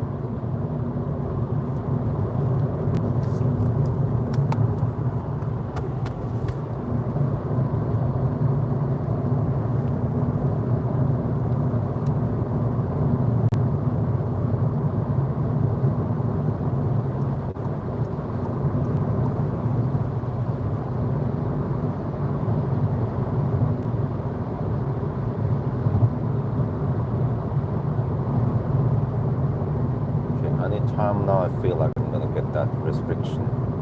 Right? You might want to go behind that dude, or now I need to go here. Man, this guy is slow. 16 kilometers of range left. Well, I could go to Hurisate maybe, but 45 degrees. Okay, I want to know. I want to know how slow do we charge with 45 degrees in the battery? Well, let's find out. I think we are deep enough anyway, around 25%. No, I think we are around 15% in the battery. It's always hard to tell.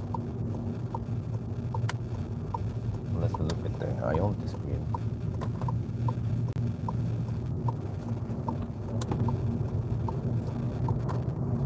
Oh, I'm some power limit. I feel the sluggishness. Wait, maybe it's not that bad. No, I think the car is not that fast overall. Okay. Go. Still no second slowdown or eco mode yet.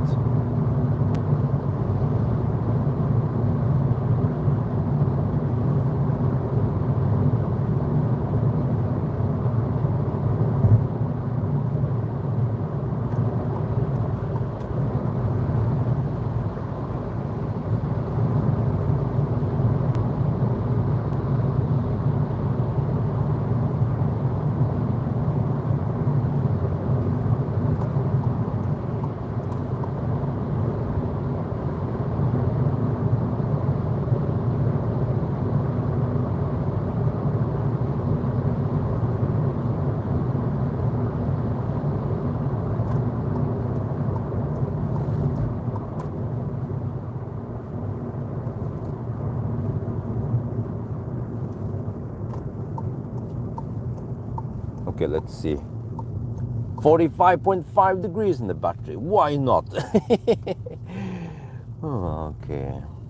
In the name of science, we're gonna find out how slow we charge. Let's see. Do we have how's this going? Some of these Ionities tend to bug, so I know this farmost out doesn't bug. No, this. No. Okay, let's take this.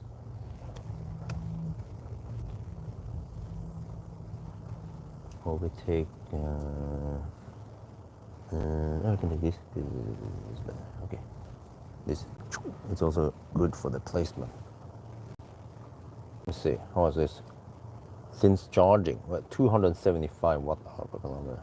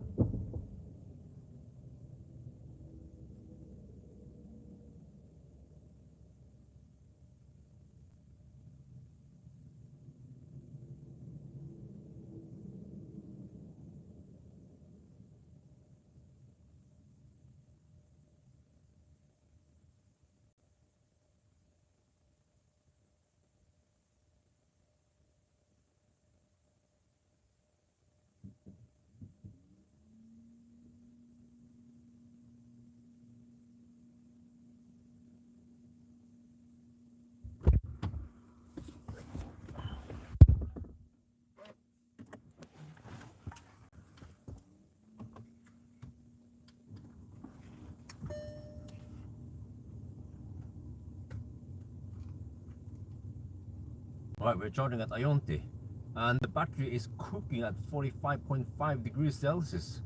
How fast are we charging now?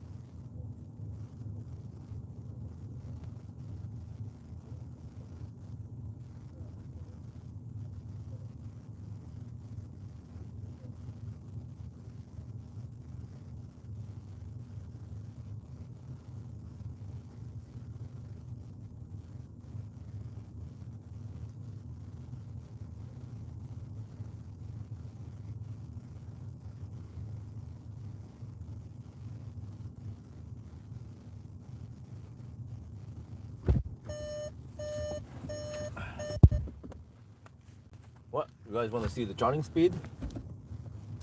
Unfortunately, you don't see it directly. Let me see. Wait, wait,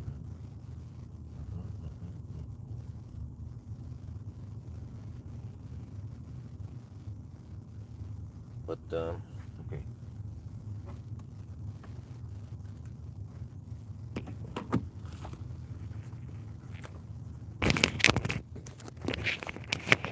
We're taking 24 kilowatt.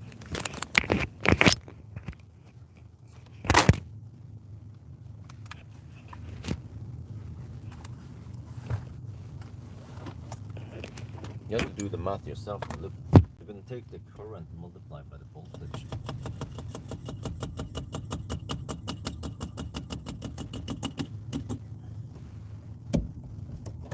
Yeah, we're almost home now. So 374 kilometers done. Maybe I should just drive it down to, I mean, yeah, take a little extra loop. But I just can't go too snap.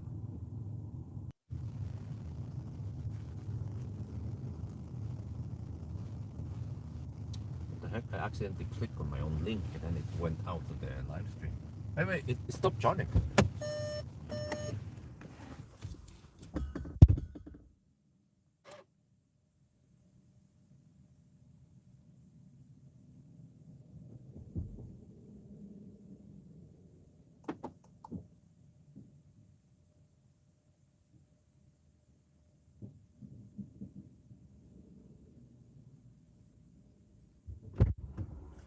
Okay, you know, I've seen that they sometimes tend to be a bit buggy.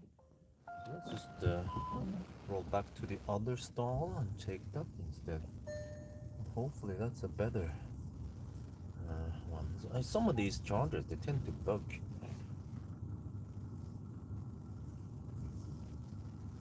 There, okay, let's try again. 45 degrees now.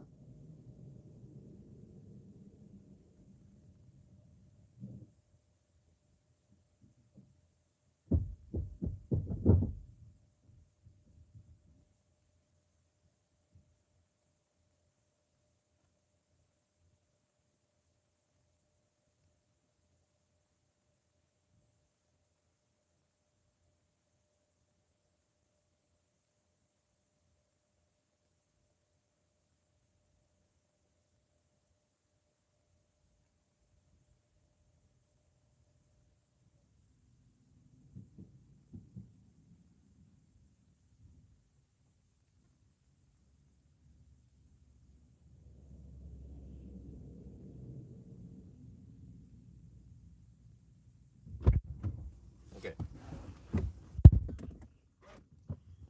We're back.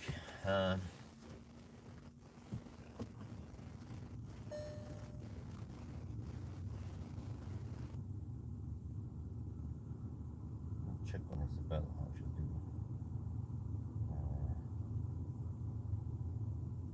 Did she wake up?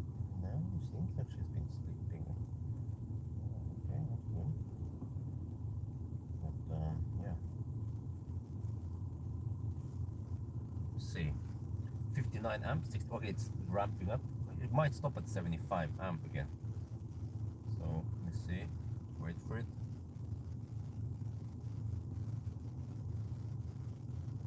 Wow, so 45 degrees, that's pretty bad. Look at the screen. Oh, easy to see from here. 78 amps. Really? 78 times 323. Yeah, that's 25 kilowatt. I mean, at least we're charging faster than Leaf. Leaf I've seen was at 18 degrees, 18 kilowatt at the worst. So yeah, but this goes so slow that yeah. We're better off just slow poking a bit to cool down the battery. But okay, whatever. I'll just make this a last charging stop, and then maybe just for the heck of it, I'll drive the loops up. So it becomes 400 kilometers. I can just write it tight, right? We did drive 400 kilometers,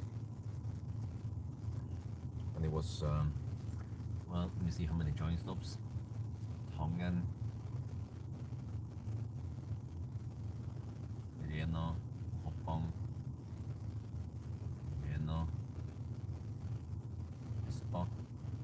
could have got away with 5 charging stops, but we just had to play around with 6 charging stops. So 400 kilometers, 6 charging stops. Yo, what's up? But I wonder if it will improve or the temperature will probably stay there, right? It's not gonna go up or down. So if you go home now, that's 16 kilometers, right? Let's see. Yeah, 16 kilometers. So you have 374. That's 390. That's almost 400. But if you take a loop via Cleveland, then it will suddenly be.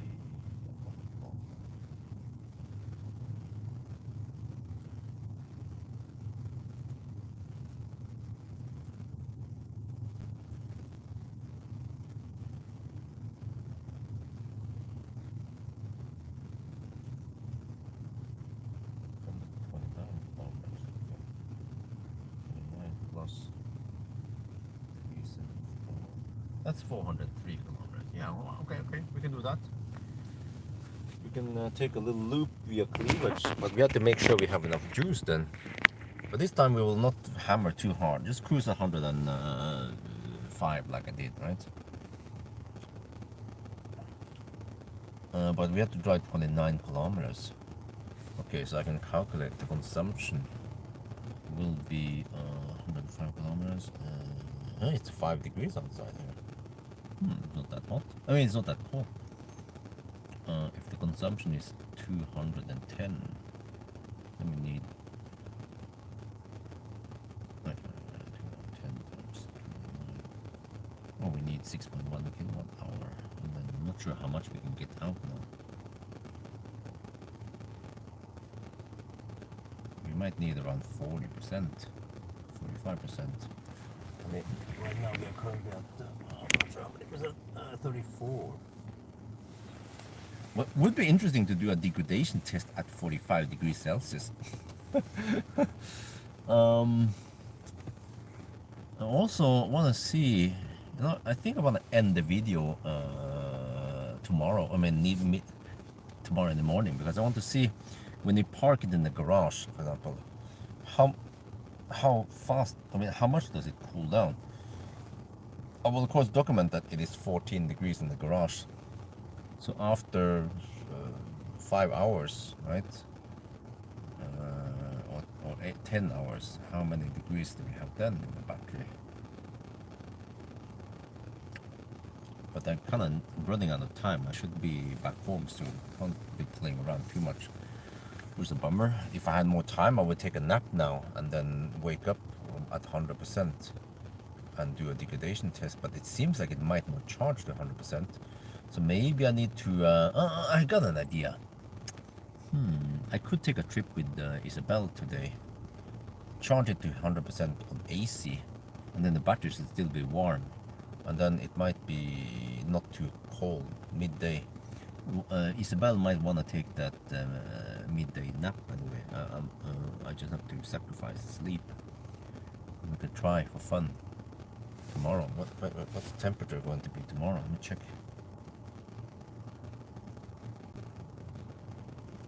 It's rainy. Wait, is it going to be rainy?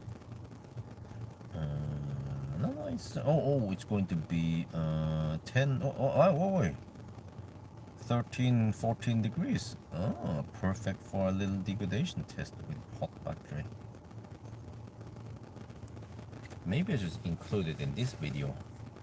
Otherwise there will be too many degradation tests recently. Okay, I might do that. Yeah, it seems like we just default to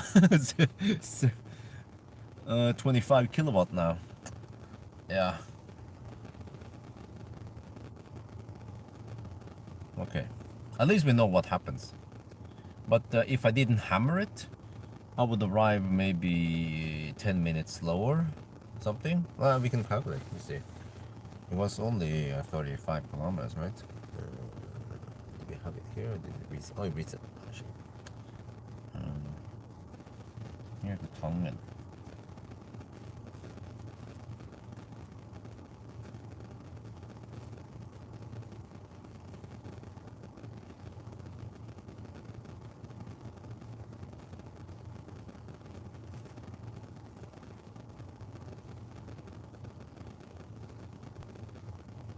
Wait, it was long? No, no, it was Espa, yeah.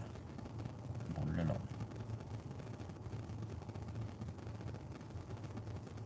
From Tongan to here.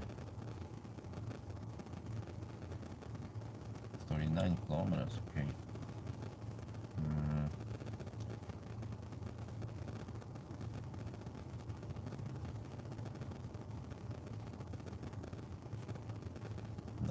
Minutes.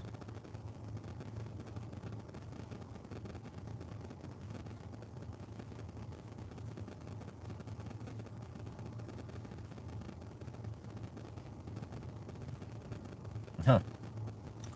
We will arrive only 4 minutes slower. Wow. Huh, interesting. But we will then have a cooler battery.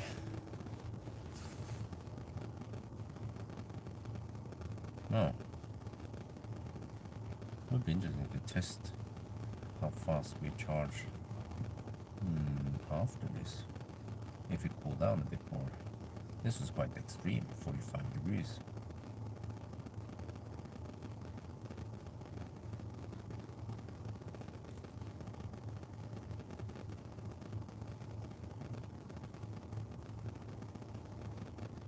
But I know that the battery is not going to. Well, wait, whatever. We can. By the end of the. But by the time we are home, we can see how much it has to cool down.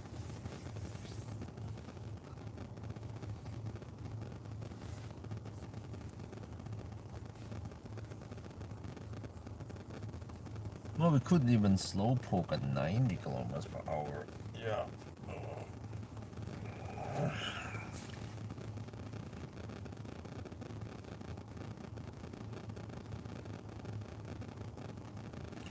Yeah, actually, if we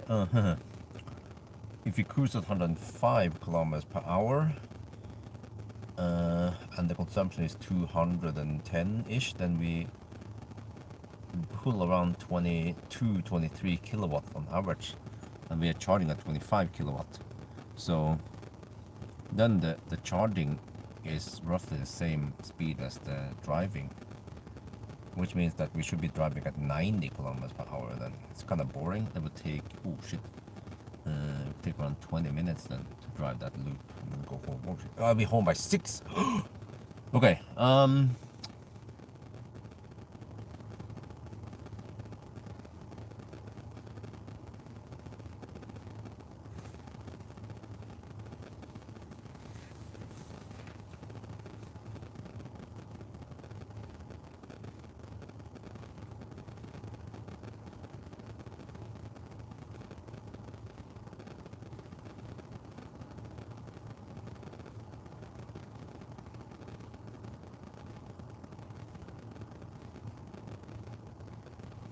Well, today is a regular weekday. Yeah, but many people that take vacation now.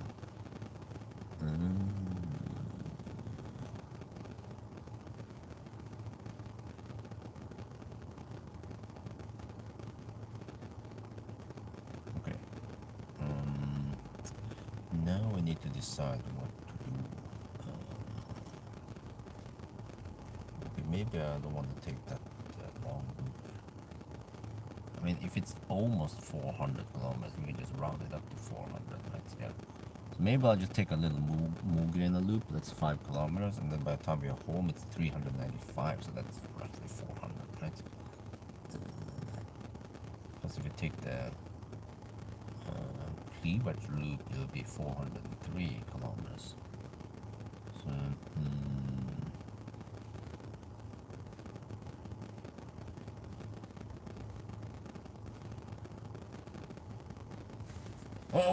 oh, the battery is actually heating up. Interesting. Really? 72.5 amp times 332. 24 kilowatt now. Oh, damn. Wait. Huh? So it's like a bad spiral. It will actually go slower and slower.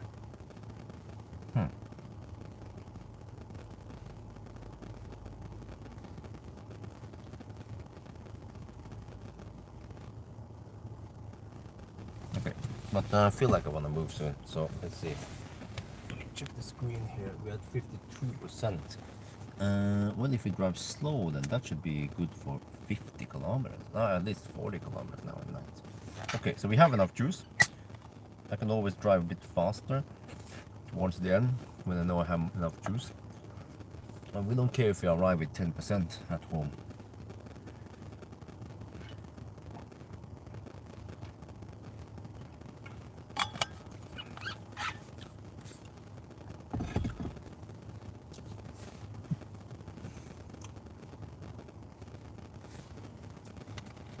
Let me shoot the video here.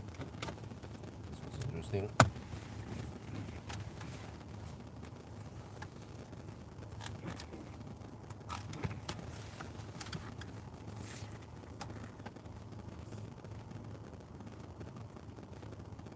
We've been charging for a bit, and wow, to my big surprise, the battery temperature here goes up slightly. It was hovering at 45 degrees, now it's 45.5, and then we are taking only around 20. Whoa, wait. Yeah, not sure, 23, 24 kilowatts. So it's actually going slower now. Huh? I would expect that it would stabilize and just keep 25 kilowatt, but apparently not. I think we have enough juice now. I want to go home.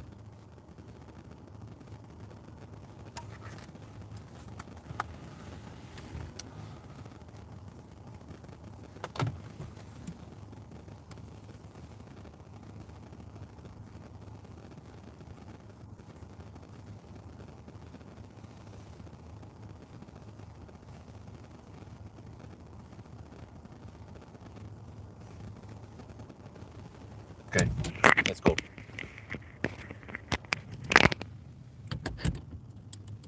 So now we just drive a little extra distance, right?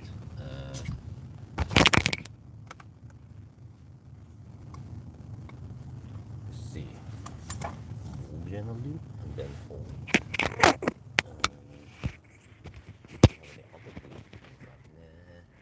Moving loop is quite fast because there's no stop light, almost no yielding. Oh, the traffic though, holy crap. But full Wi-Fi, I'll be doing a test that lasts for 7 to 8 hours, and now it was gonna be 7.5, so that's within my claim anyway. Well, yeah, I should go soon. What? Just check here. What? How fast are we charging now?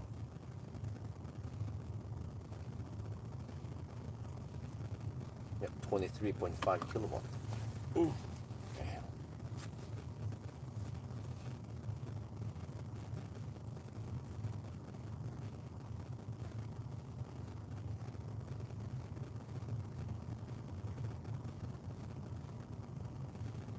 Well, you know what? Let's just go for cleavage. Yeah, why not? Let's go. Maybe I'll just make another recording again. Yeah, one last recording.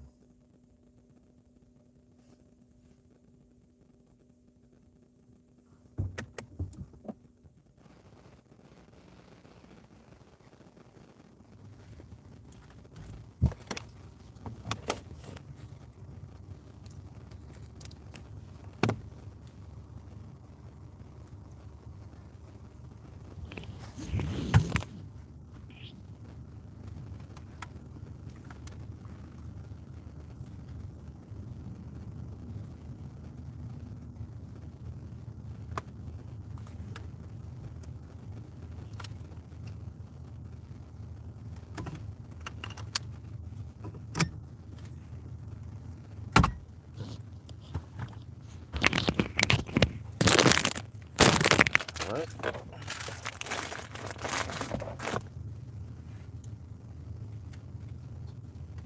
46 degrees. What? I need to document this.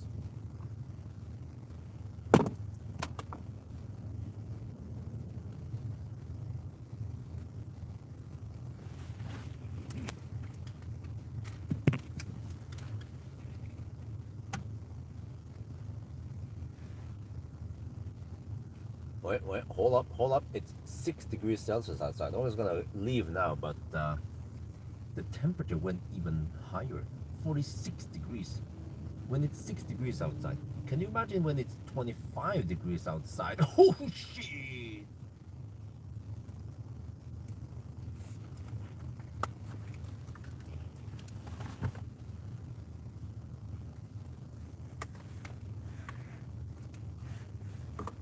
Hey, rapid gates. The battery is 46 degrees. We're taking 23 kilowatt something. Okay, I'm gonna leave now. Just take an extra distance, just for fun. So we can, because I'm gonna show the trip meter at the end of the trip. Yeah. So we're not lying.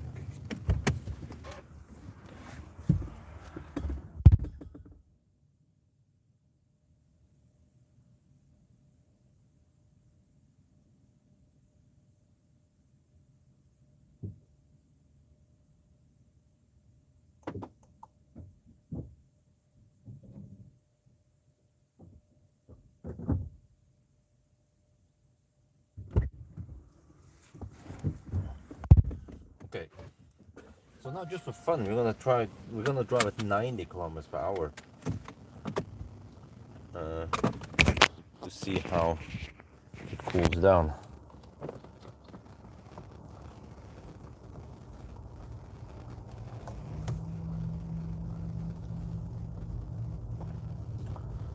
See, there, start recording.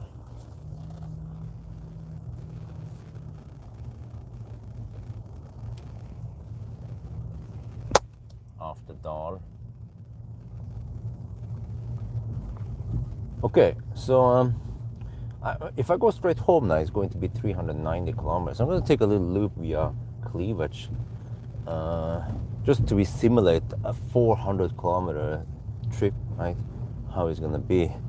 Well, okay, we did hammer it, which is not optimal, but yeah, I also want to see now, when the battery is really hot like now, 46 degrees Celsius, and we cruise at 90, the GPS speed, how fast will it cool down then, right? Especially now that it's cold outside, only 6 degrees.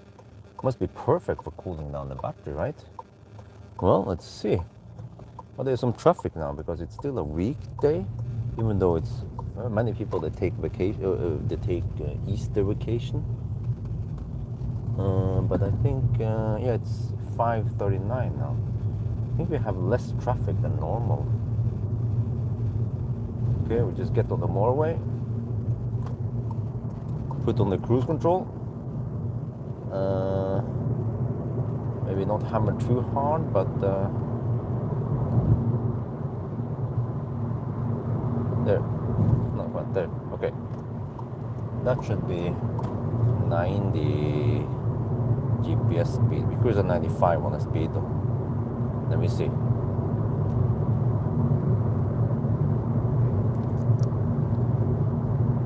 Okay, so it's 40, right? It's gonna be 50 by the time we stop the recording then.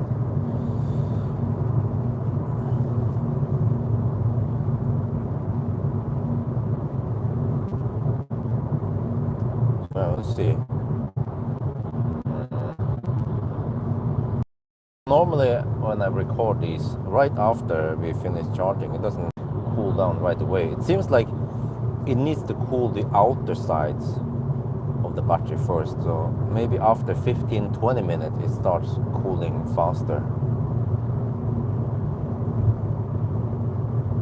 Well, we'll see. Maybe it goes faster this time.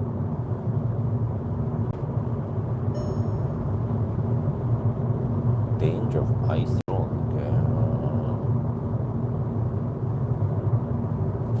Yeah, but I never seen that high battery temperature. Because when I did 500 kilometer challenge, I was hovering around 40 degrees Celsius ish, what I remember, and I was getting around 35 kilowatt at the worst. 33 I think was the lowest. Never gone as low as 21 kilowatt. Yeah, we had 21 kilowatt when I unplugged with 46 degrees the battery. Wow. Well, I never explored the extreme values before with e-Golf. But this is something that you can expect if you use this car in Spain, right? Well, it's never gonna happen that it goes to Thailand, but yeah, southern Italy or Spain or just Central Europe during summer when it's 25, 28 degrees Celsius, then we could hit some crazy high battery temperature.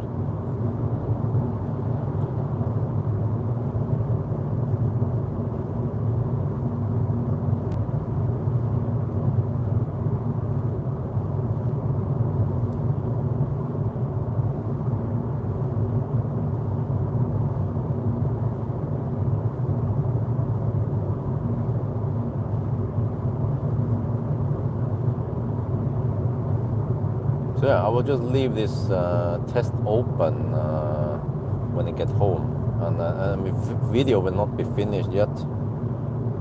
I want to know how fast it cools down tomorrow around I don't know, 10, 11 noon-ish. And also another interesting aspect is that we have the battery here that is hot. Well, if the battery cools down in the garage, does that raise the temperature in the garage? It should, right? It gives the heat away to the environment, and then the garage is insulated, so it doesn't just let the heat out. So that would be an interesting physical experiment. See what happens.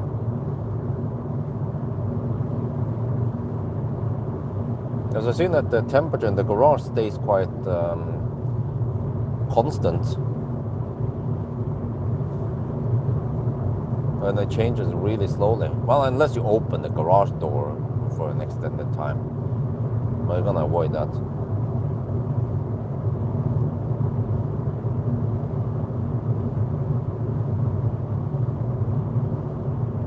Yeah, I see now. After 4 minutes of driving, the battery has not cooled down yet. Still 46 degrees.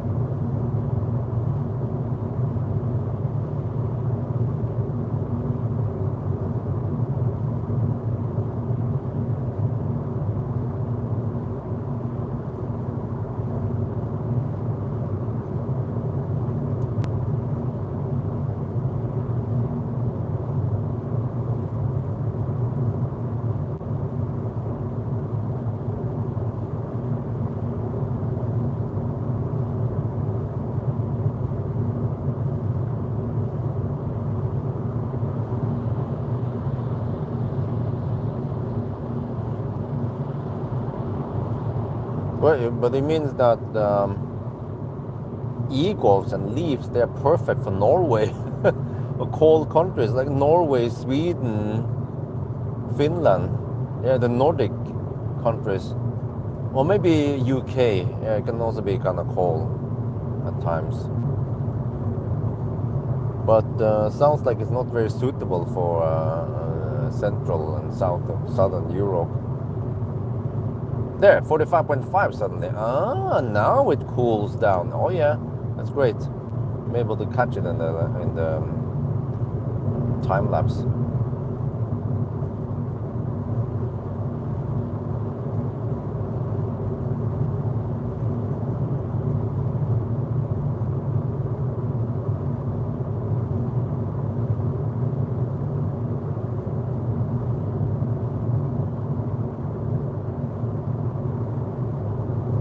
See, I have some schmutz on the windscreen.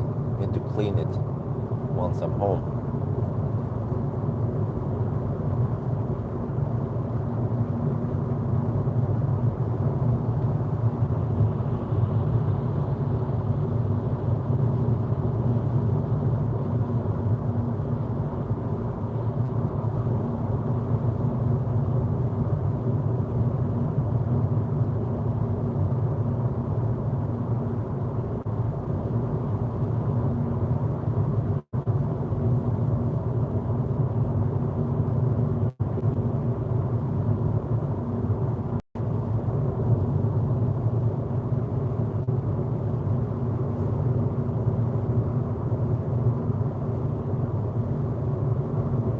Yeah, there's definitely less traffic today than normal because many people are on vacation.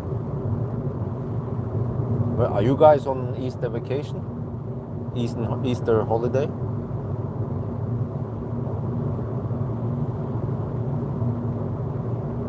I talked to the Audi head of Norway boss, whatever, today. Well, actually, technically yesterday. Harald Edvardsen Eibach, and he was traveling on Wednesday, well, tomorrow, Wednesday, which is the day with the most traffic. Yeah, well, at least I will travel on Thursday, so hopefully not too crazy traffic on Ladersdown.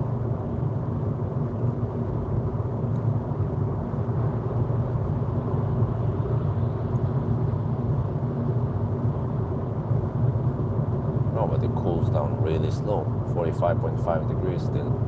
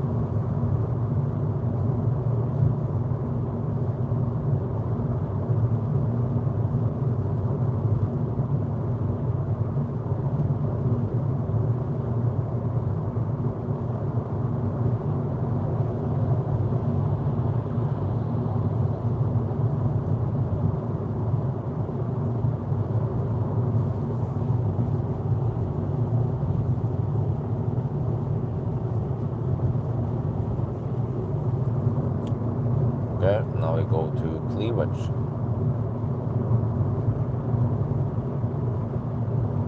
Then we go home.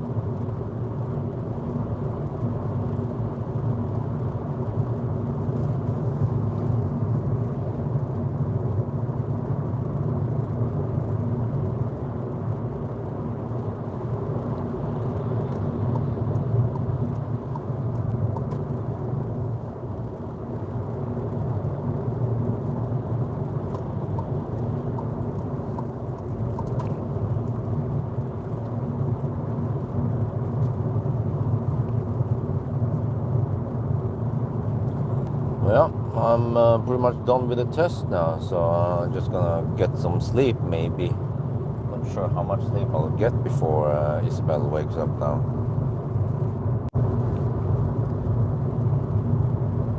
But yeah, thank you guys for joining. Oh, there, 45 degrees. So it slowly cools down as we drive. So the trick is to cruise at 90 kilometers per hour, and then the what do you call it? The equilibrium temperature, whatever, or the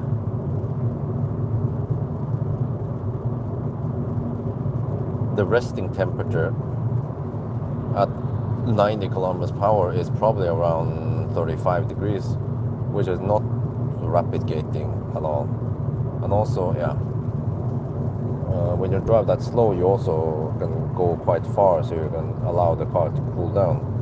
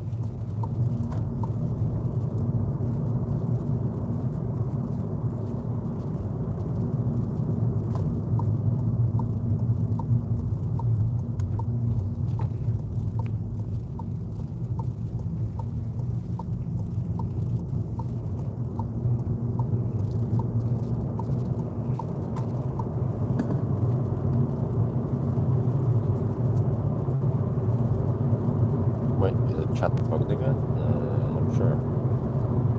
But anyway, you know, talk to you guys later. I'm not sure when next time will be. We'll see.